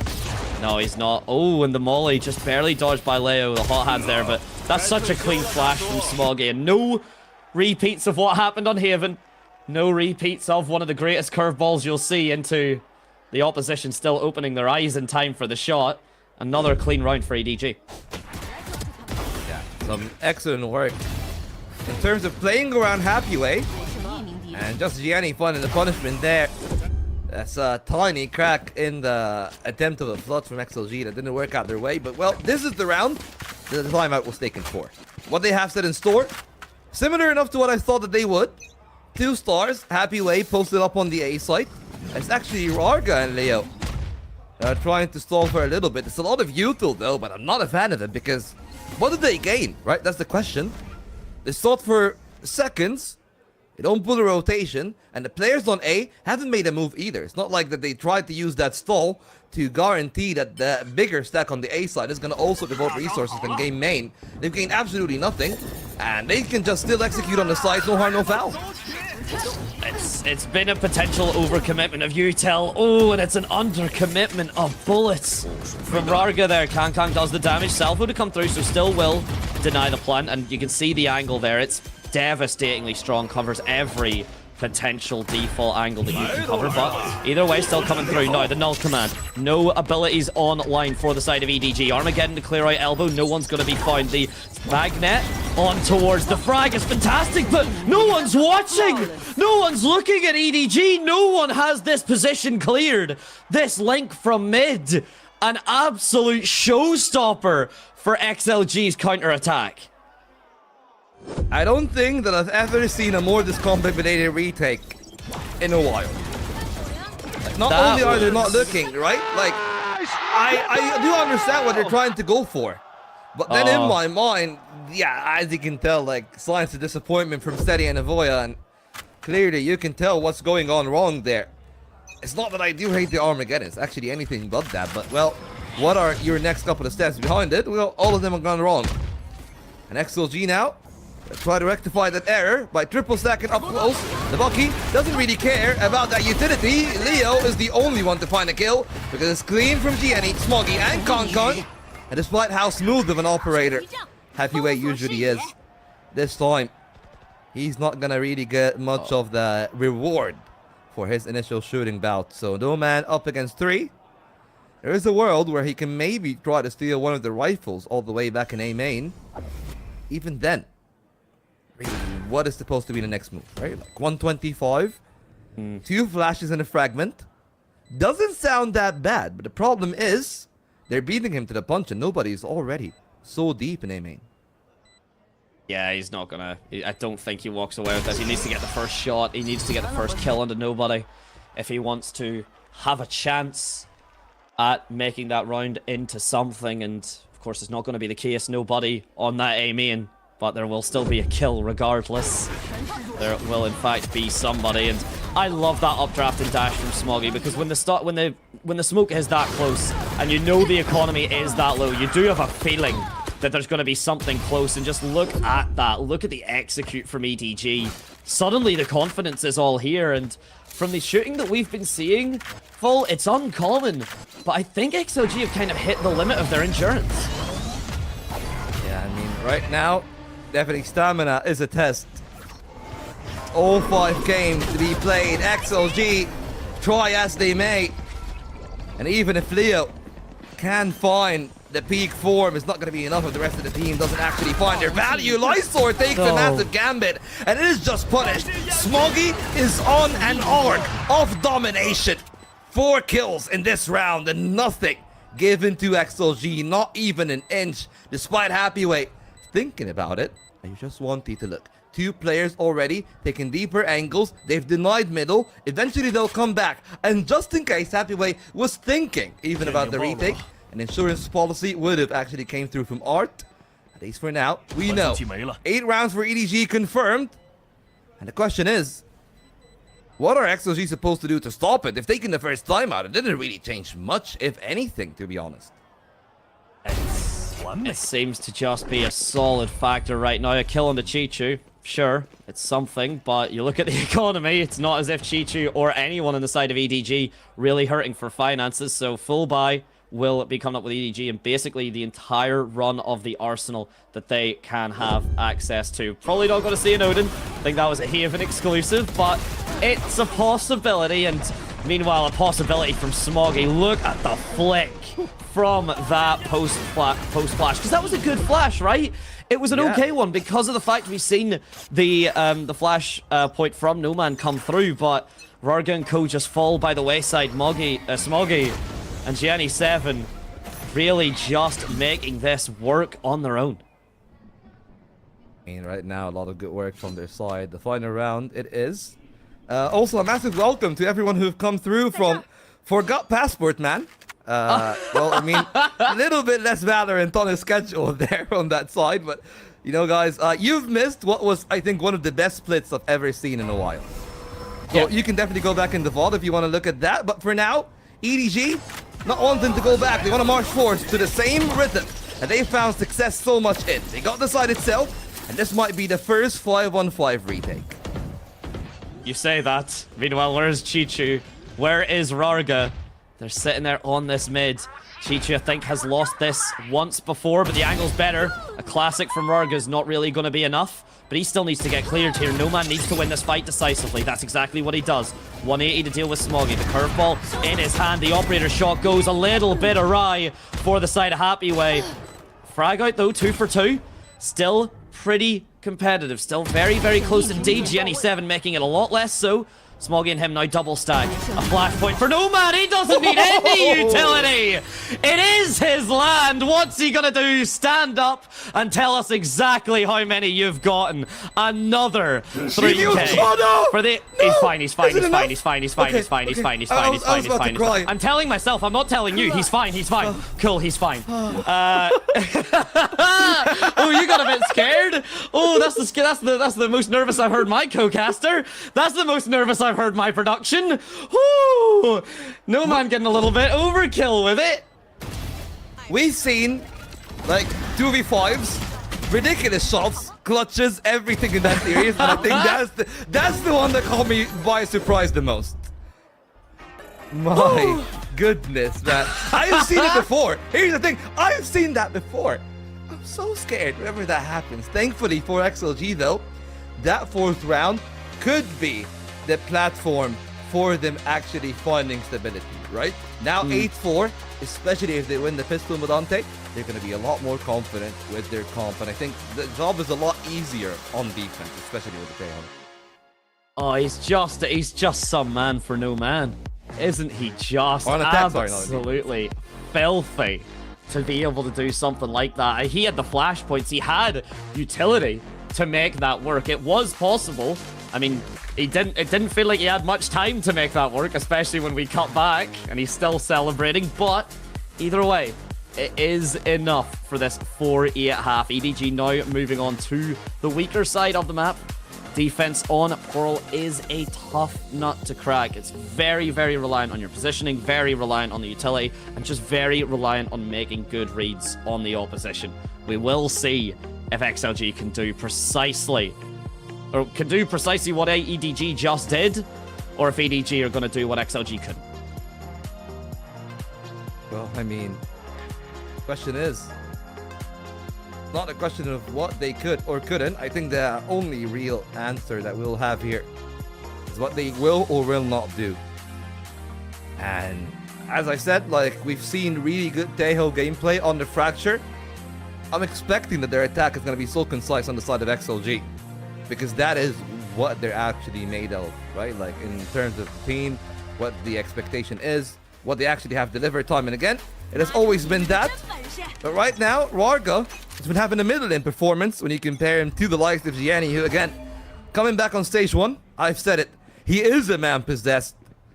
Hopefully this is his form for the long term, because if that is the case, well, things are complicated for the other side. Happy Way started the pistol round in the second round. And good lights. If he does so again, it spells trouble for EDG, but they hold on well. Now they need to hold on for Link. Okay, they answered back. They finally get the kill, but as you said, Link coming out. Beautiful adaptation from nobody to take Leo out of the sky. And Kang stuck on that B long. That's a pistol round that was surgical. That was a pistol round that went everybody's way for the side of EDG. I really have to say it, Vol. I think the mentality, I think it's just a touch too far and a game too long to maintain this level of mechanical skill for XLG, because Happy Way, had that been the first or second game, those shots would have connected. Let's go! I mean, the thing is, though, like, of course, pressure is absolutely a factor. And right now, could be getting to them, but we've seen EDG drop the ball on round 2 before. See if they can hold for round 14. For them, this is best news, right? Phoenix holds his util. Kang is able to escape, and so will Smoggy, I'd assume. So they are alive for now, but Lord knows for how much longer, because Kang goes down. I'm scared that this could happen again, I don't think. We've just seen that before. Damage is starting to pile. Nobody reloading. Could be getting caught. Happy Way, 6th landing this time, but Smoggy and Chichu shutting down the door. Not a single man allowed this time. They avert the crisis. Those two have been the backbone. This is the who's on the site. Nobody's business is precisely what is done here. Yes, okay, no frags for him. It's Chichu and Smoggy really running the show. But even still, a massive, massive ask now needs for XLG. EDG played that very aggressively. I think did play that overzealously. The fact they survived as much utility, including the kitchen sink being thrown at them as they did, genuinely baffles me. But they did. They've made it work. And XLG now with a full buy on hand. But EDG's, they've got Kang and that operator, and credit to him. He has been a different beast from when this series began. Absolutely, he has been, but if maybe XLG got something to break it, because I want you to look at the other setup, right? They have 2 players deep onto A main. Hopefully, what they're trying to look for here is a way to confirm that somebody's up close, but then they peek into Kang unaware of how the AWPer is posted. And that might be the beginning of the end. Round 11 could be on a simmer. All the pings from XLG coming back towards the A site. They might consider a split, but actually doubling down on the B side take. Perhaps Link is going to be the option that they're thinking about here. This is the aspect of defending this map, is there's so many avenues. You know, do you go through the B link and through doors? Do you then decide to take that into the alley? Into, you know, potentially sewers to go back through Great? Do you use that to go from connector into art? Do you use that just to go straight into B-Link onto the site? Millions of attacking opportunities here that EDG do have to prep for, and Rarga swinging through like that, that's not something you can prep for. The best you can hope for is a double stack. 15 seconds left. Spike is going to get tapped. It's pretty safe to go down at that area. The hot hands is just a bit too late. Lysor able to pick up his frag. A 1-for-1. Oh. The Bucky as well. And he pulls out the ghost. He actually, the timing on the wall didn't even show the gun swapping out. Just so calm. The presence of mind from Smoggy. He is not letting what curveball happened in Haven be thrown back at him. That's not a curveball, that's a goddamn home run from Smoggy. Despite the best efforts from Rarga. Swung there. He hit it with the bat and then decided to close it off so quick, so fast, and so decisive. Which has been the difference maker here on map 5. I'll definitely say, starting to crumble under the pressure. I'm hoping that for XLG, things would be different. And yeah, just of course, I guess there's some poetry in that one. That EDG's downfall started against XLG last year. In 2025 Stage 1, they knocked them from the upper semis. Couldn't recover from there. Lost to Billy Billy, and that was XLG's championship. Could not find their footing in the championships ever since. Yes, they made it to internationals, of course. No doubt about that for EDG. But they never looked like the team that would win the title back at VCT. Not even in kickoff. Right now, looking sharper than ever. And that would be a statement for the entire world that the peak of EDG, well, there still might be a new sun on this roster for XLG. This is for all the marbles right now. I hope to extend the series. And here comes the execute. Oh, now for the first execute of it. Oh my days, the shooting from Gianni's not great, but the curveball, the flashes from Smoggy have always been criminal, have always been clinical. It doesn't stop here. Kang now with Chichu. The kind of man of the hour. The operator shot here does go out. It's not the operator, apologies. Chichu's Vandal getting a decent chunk of damage onto Leo. The regen shield doing him a little bit of a favor.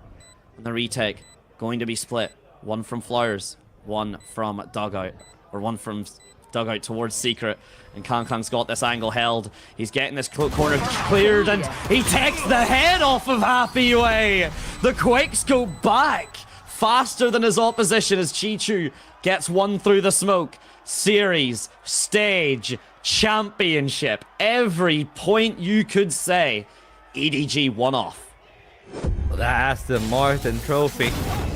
Looking sweeter and sweeter. And again, gotta give the credit to XLG. I mean, some of their members have not relented in terms of their individual output. Just a tough game. Because EDG have been playing to such a high level, Smoggy and Gianni have been the two main forces for their playoffs. Kong, of course, being a close third, but I'm definitely gonna give that run to Gianni. He has been a revelation. And he seems to be the answer to all that ails EDG. Right now, the last hope. Closer in towards the B site, but Kong, well, that might be the silver bullet. Rarga gone. And what do they have left? One more smoke. And I hope that perhaps they could live to fight another day, having sacrificed their neon. Oh, kind of died at Vault. That's very, very... Oh, it's just... I think that's the mental... I think that is the type of decision that's made, just believing that the drone gets all the way up there. But Kang doesn't move. Kang was a statue, and Rarga, I guess with movement, with the powers that be, believed that he could dodge it. It just wasn't the case, and meanwhile, this double doors angle, the sheer wall from Vise means no one really has to care about it. Gianni just using that util to perfection. Here we go, curveball into a jump up over the screen. Look down. Chichu does. Finds a Happy Way because of it, and meanwhile, in art, 3 more artists. A canvas that looks to be painted clean by nobody. And alongside Jian7 rips off everything. All the peripherals and all. EDG, welcome home, the prodigal son's return. It took them over a year, Madante. They've taken their time, but they absolutely deserve it. And you look at the team, all the old faces, bar one. And I gotta say, this new recipe, looking even scarier. They've upped their play. as a whole, and they definitely do deserve their flowers. Also, all the credit to XLG. I don't think that they're a team that is going to disappoint eventually at the fine line. Still waiting to see how things actually will go for them in London. At least for now. They take a bow, and they'll bow out to the champions. Credit to it where it's due, though. Giving us a really, really entertaining series. Again, like a couple of those maps fizzled out a little bit. My eyes are set on Leo, though. I think with the kind of performances that he's on, he's gonna grow more and more accustomed to the team. Remember, this is his rookie year. So I think by next year, we might be seeing one of the best players in CN in the full force. So the question becomes, will XLG be prepared enough to avoid their international woes? Will Warga make it to the international itself? Who knows? Tune into London to find out. Look, we've got a lot of questions here. We've got to see the neon nerfs coming through and how everyone's going to adapt to that. We've got shotgun nerfs coming through. We have a ridiculous amount of changes, but what's coming through right now, and a single change, one that EDG are going to be so happy for. Wait, they get medals? They get. Oh yeah. VCT MEA can never. Is that what's about to come out of your mouth, my boss? No. There's only one VCT that matters here, and it's EDG's. Absolutely deserved. You know, tough times for them, but they have weathered storms. They have fought very hard this stage. Honestly, at times, we did think that XLG was the best team in China. But, well, EDG have come back in playoffs 2 times, mind you, Madante. Twice they have beaten them. They did not lose a game in that playoffs run, and it is absolutely deserved for their side. It's absolutely stunning, and of course, we'll have the interview with our wonderful BDOS translation just in a moment whenever that gets set up. But I imagine we've got a bit of time. The players need a bit of time to soak it up, but it shouldn't take too long at all. In fact, BDOS, everyone, take it away. 相信对于所有人来说，都一定是一个思绪万千的夜晚。那首先把麦克风交给我身边的 Autumn 教练。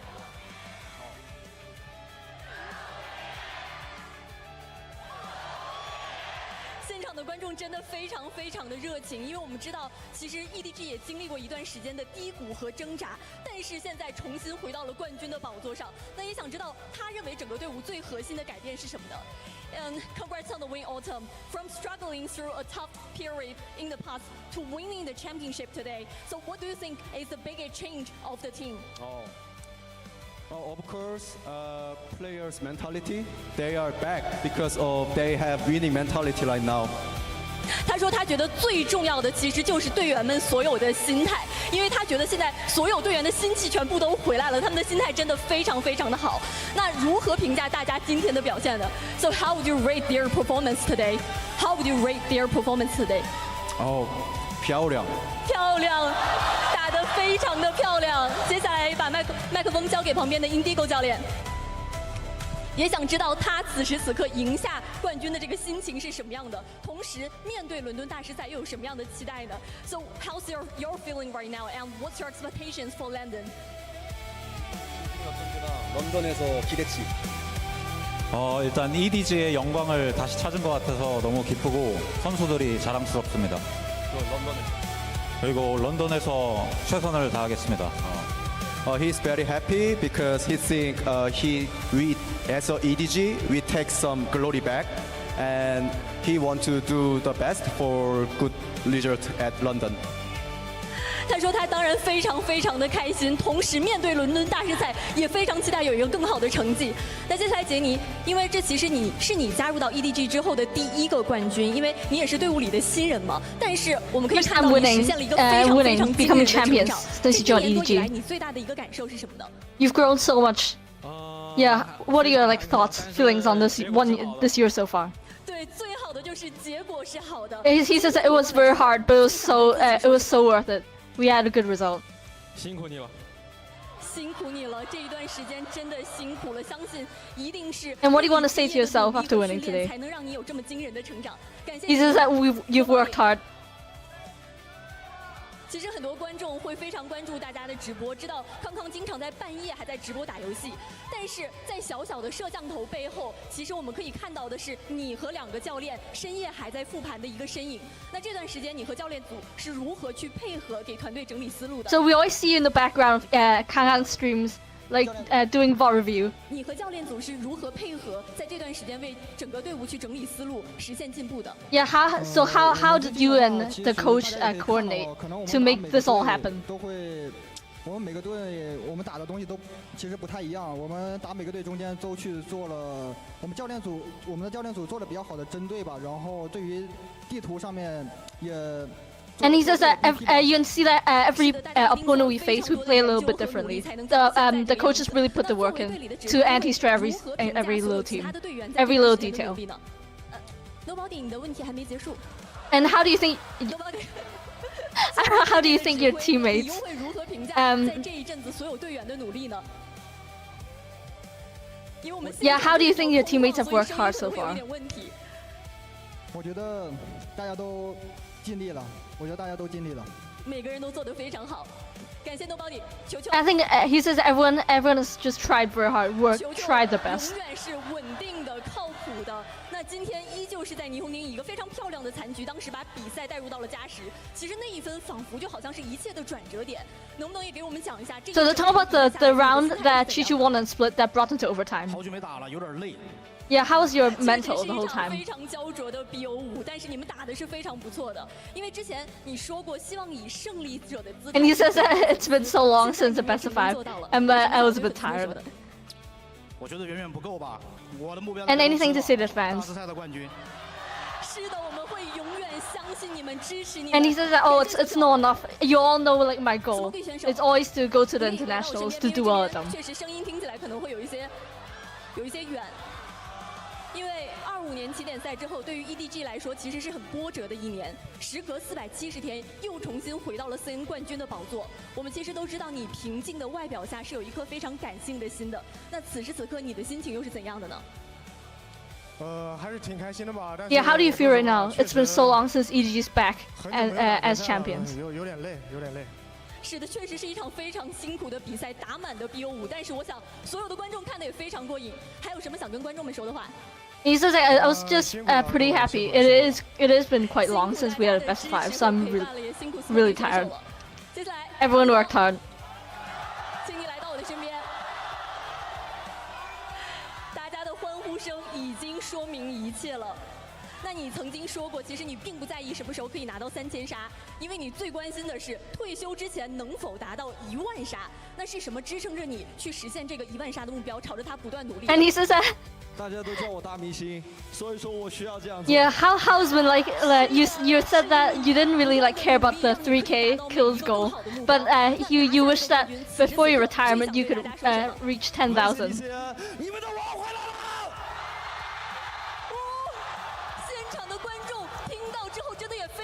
And he says that VCT and your kings are back. 70天之后，又一次实现的努力达到的结果，再一次感谢康康。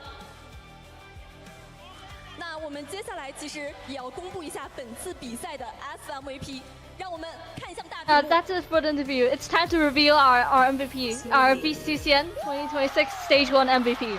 再一次恭喜 Smoky 选手，也有请工作人员为 Smoky 选手送上 FMVP 项链。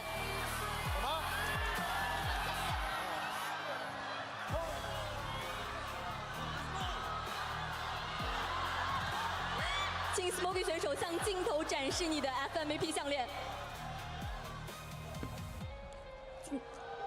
And there's his MVP pendant. 是的，赛场上每一个高光时刻，其实背后都是千百次的重复练习。那其实也想问一下 Smoky 选手，拿下了这个 FMVP 的称号，现在是什么样的心情？我操，有点无敌。 Yeah, how do you feel becoming the MVP? He says I am undefeatable. 现在真的是给我们印象深刻，在今天对局中也体现了非常非常重要的作用。这段时间你又 And so they're talking about his different agents, all the agents he's played throughout stage 1. 说实话，我的 MVP 肯定是 Yeah, how's it been like to 大家一起努力得来的。然后也很感谢就是我的队友跟我们的 And he says that this MVP is a result of 是的，因为无人区 our 从 hard 来都 work, 不 all 是 my 一个人的 teammates. 游戏，永远都是团队 They've 的 also 努力， worked 大家 hard 共同的努力，才可以 to 让每个人 to 的 learn all 都 these 在赛 agents 场上可以 to 进行展 gel 现。 together. 最后要不要再跟我们的观众们多说几句话呢？现场有很多 Smokey 的粉丝，能不能让我们听一下声音？ And anything else to say to the audience?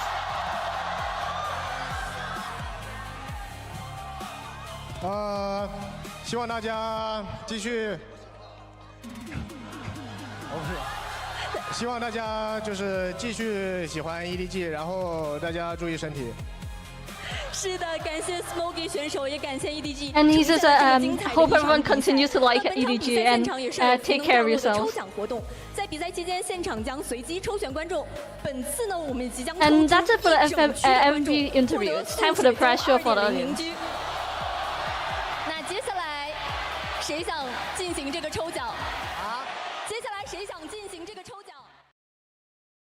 Well, 470 days. That's how long it has been since Smoggy and the rest of EDG have actually lifted a domestic trophy. Of course, for them, this is a spoil that they've been longing for a while. And it is some absolutely impeccable stuff from them as a whole. Right there, though, there has to be a tale of two sides. The side that once again stood triumphant, just like they always had, Madante. And unfortunately for XLG, a team that crumbled at the finish line. Map 5 felt just like the Haven at times for EDG. A bit of a non-starter, but credit is due to EDG. They were able to hold on when the time came through. On that Pearl, it just felt like truly one-way traffic. Just the complete opposite of what we've seen in the Fracture. It really did just come down to that endurance, to that stamina, right? I mean, again, Happy Way was kind of taking shots that I don't think would have whiffed at the start of the series. Rarga just barreling into Kang's sights, despite the fact knowing that the drone hadn't shifted him off of that position for that final round. It's just a couple of small minor things that really come up to the best of 5 versus the best of 3, right? And that's the thing. XLG, they're still going to Masters London, no doubt about that. They're still the top seed, I believe, to do it as well. Obviously, that might change with EDG's performance here, but even still, first or second ain't bad, and it might be enough for those best of 3s as who else but the man himself, just to go around and make sure the crowd are hyped up one final time as the curtains close on stage 1 here in Beijing. Yeah, I mean, let's be very real about it. I think that the only other cultist personality in Valorant in its entirety was Demon 1 back when he was good. Kong, a charismatic enigma in his own right, captured the hearts of millions probably around the world. And yeah, I mean, it has been some absolutely beautiful stuff from him and from the team. It's been a journey, right? Ups, downs, I will say. I'm really happy for some of the teams and how far they've gone, but also there's a lot of bittersweet feelings if, you know, like players and teams that I do truly feel like could do a lot better. That is going to be the part that will actually perhaps, I guess, elude some of them, right? Like All Gamers is a big story, not making it to an international event this time. Another player, actually from All Gamers previously, in Spitfires, playing with Titan Esports Club, not looking that bad, just couldn't get over some of those obstacles, right? So, like, sure, there is a story today of one team standing tall, looking high, but unfortunately speaking, for that story, like how many more were broken and crumbling, left down to dust in the meanwhile? Not for too long, just for Masters, and hopefully for Stage 2, we're gonna get the better of them, but Dante, I mean, it has been some magnificent stuff from EDG throughout. And very entertaining day. Do you have any comments on what has actually happened? And, like, I guess, final thoughts on Stage 1 before we get the draw show for Stage 2? EDG are the most fearfully consistent team at the end of the day. Now, we kind of highlighted it earlier. I've been very much highlighting it over the course of this entire series, where XLG were the ones that executes on sites and everything like that. If it went their way, they were keeping like 3 or 4 players up pretty consistently, if not more. Meanwhile, EDG, they always just seem to be that kind of, that 1 or that 2 man that then was still able to bring it from the brink. but EDG are making stuff too hard for themselves, and I think that's where the difference between, you know, I think you highlighted it in the green room actually just before we came live, the difference between XLG's performance in Masters London and EDG's, because if I have to, you know, say one, if I were just to go off of what we've seen right there again, Neon's going to change, the shotguns are going to change, there's so much changes for London coming up, but just off the back of this performance, I think XLG will do better in Masters London overall, but EDG have made a hell of a statement here regardless, and I do not mind being proven wrong. I mean, I'm just going to actually say that both teams are going to do well for two completely different reasons, okay? I think that the DRG are going to completely struggle. They are completely reliant on one guy that can be one of the best players in the world. I would definitely say top 3 Sentinels in the world. Case closed. 4 votes. 100%. But the question then becomes the rest of the pieces. I don't think that they're good enough. I think that that's just the Volkashri doing a lot of magic to put the DRG that far forward. And for the two teams though at hand, like, the reason that I agree with you on XLG is exactly what you said. They're a team that strategically are so sound. And again, they're going to be coming in with a lot less pressure on their shoulder for that side. But for EDG, just like Wolves were, sure, the style isn't the cleanest in the world, but it functions so well against the Western teams, against the teams from Pacific. That's how they can probably try to reclaim the glory days of champs and of the rest of the year. But at least for now, we know where the teams are going in London. This time, we will know who and where they'll actually be going up against Stage 2. 有请 VCT 先竞赛团队的 Nico 为我们同步一下抽签规则。感谢维嘉，接下来由我来为大家同步无畏巡回长沙站暨2026 VCT 先联赛第2赛段的赛制及分组抽签规则。联赛第2赛段仍将采用组内单循环的赛制，我们会根据第1赛段季后赛的成绩来确定12支队伍的最终分数，并通过抽签。Seeding will be done via each team's performance in VCT CN Stage 1 playoffs. 最终2个小组的排名如我左边的黑板所示：第1名 AG EDG， 第2名 JDG。 So he's showing the teams in each group right now. TEC TE， 第5名 BLG Nova， 第6名 FunPlus 狼队。我面前的抽签池中，率先被抽出的铅球所代表的2支队伍会在第2赛段互换小组。我将依次抽出3。So the first team that he draws will switch groups. 的最终分组。现在就开始我们今晚的抽签。好的，接下来我们即将开始今天。 So the first 2 teams that might be drawn are from the number 5 and number 6 seeds. 还给我们留了一点悬念。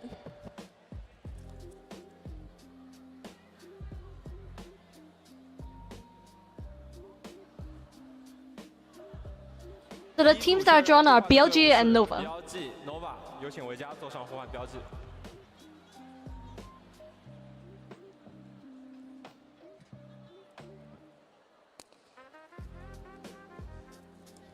那按照我们的规则 ，FunPlus 和狼队位置不变。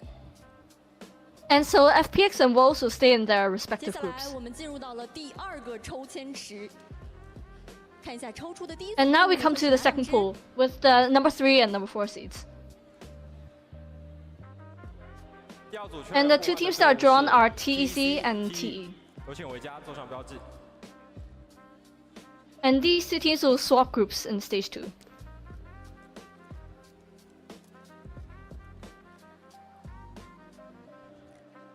同理，我们的天路和 DRG 不会交换位置。接下来。And in that same vein, Tyloo and DRG will not swap places. 抽签池了，我们来看一下抽到的第一支。And finally, it's down to the seeds 1s and C2s. 看到哪2支队伍互换一下呢？哦，露出了一丝笑容，我来看一下。 So the 2 teams that are drawn are AG and EDG. EDG。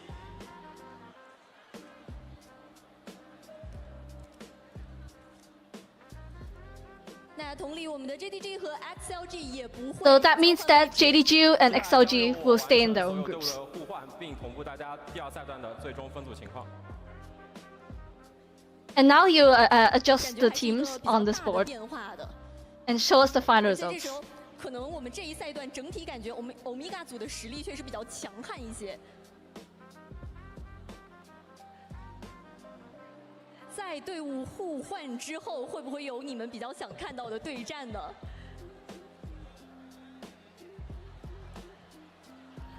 好，接下来有请尼克为我们同步一下最后的结果。最终第二赛段的分 Yeah, 数情况 so 如下。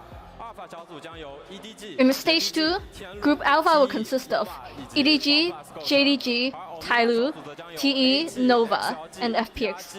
And Group Omega will have AG, XLG, DRG, TEC, BLG, and 第二 Wolves. 赛段的分组已经出炉，而在第二赛段开始前，依然有精彩的进化者系列赛和大家非常期待的伦敦大师赛。后续所有赛事的相关信息，也请大家关注官方账号，准时锁定直播。无畏巡回，我们长沙见。 Looks like that's it for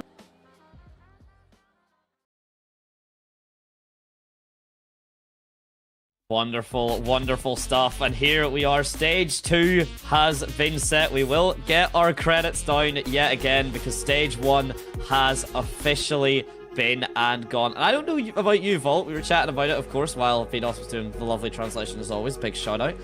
I really like the group stages coming up to stage 2. I really like how these groups have worked out. And I think I'm not going to lie, Group Alpha, you know, this stage was the bit of a death group and then the bit of a free. This one feels a little bit more, everything's mixed together more comfortably.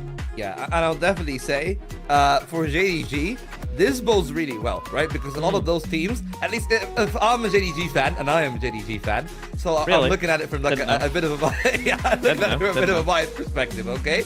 They get to play against the best team in the league in EDG, a very solid tactical team in Tyloo, Trace, who also are tactically okay, right? There are times where they can be Trace, but there are times when they're good. And I'm thinking that Nova will improve a lot, by the way. I have a lot of faith in the coaching staff of Alex R and all the people in the group of Project Horizon that are from Duck actually have a lot of faith in him. And I certainly do share the agreement. And then there's the K-Ad FTX on that side. So, you know, who the hell knows what's going to happen on that side. But yeah, for Group Omega, I definitely do agree. I'm looking at the two sides right now.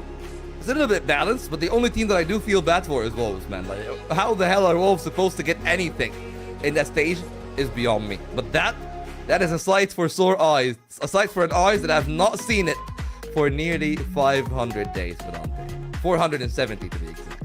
Oh, that's close enough to 500. My math ain't that good. I don't know what the difference is, but with that, stage 1 draws to a close. We've already kind of done a big shout out, but at this point we now do the biggest of shout outs. So big, massive thank you to everyone for this entire stage. Thank you everyone for viewing. Thank you everyone for watching. Fran, shout out to the broadcast as well. Fran and Magnum, making sure we sound and look good and only occasionally commit some shenanigans with us, but it is always in good fun. A massive shout out to really just everyone that you can think of. I mean, TMV even for the raids and such like that has as well, you know, for the people that do come through and either watch party with us or kind of rebroadcast as well. The support means the world to us. So that's all I'm going to gush about. Volt, if you have any closing thoughts, and then we can send this stage off with a beautiful farewell. Well, I'm going to actually spread the love all around to the rest of the crew, right? Of course, it's very easy to look at us and the rest of the casters who, by the way, have done some magnificent work. And I would love to give a special shout out, by the way, to Zoe and Charlotte. I think that they've done a magnificent work in the games that they've done yesterday and the day before. You know, I think that we got a magnificent crew here on our side, but especially this stage, most of all, I would love to give a massive shout out to both our writer/translator crew and to our social media team. The two of them have stepped up tremendously. We're now sharing clips. We're not just on Twitter anymore. We're actually now on TikTok and Instagram as well. So make sure to join us there, and we'll keep you tuned with all the rest of the news. A massive thank you again, just like Medante has said, to everyone who've tuned in. This is not the end of this year for Project Horizon. Of course, stage 2 is going to be on, but we're going to be having a sabbatical for Masters. Hopefully, some of us might see you at London. I assume most of us would not, depending on how Fnatic will do. But again, guys, thank you so much for tuning in here with us. I hope that you all have enjoyed your stay. And without any further ado, I'll bid you goodbye and see you stage 2.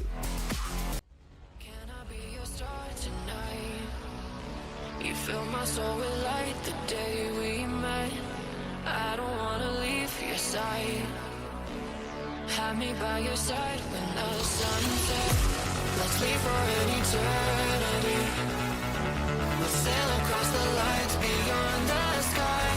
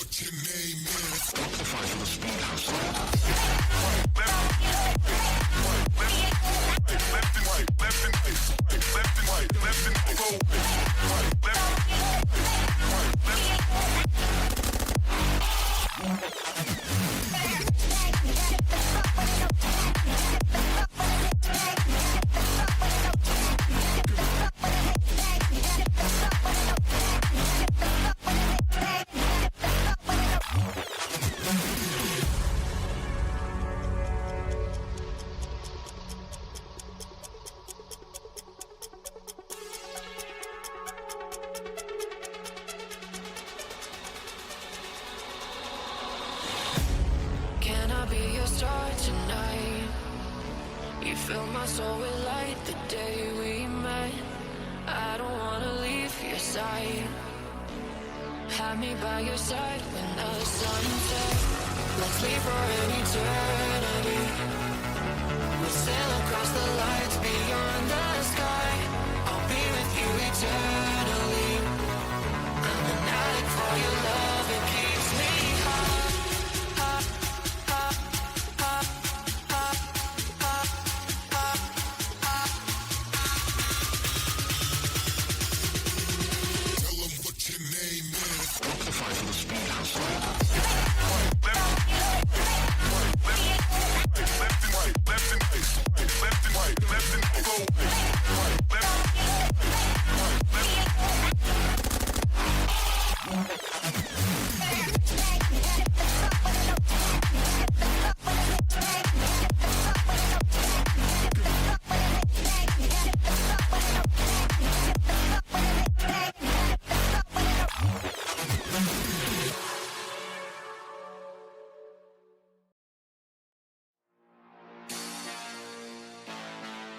You're my perfection.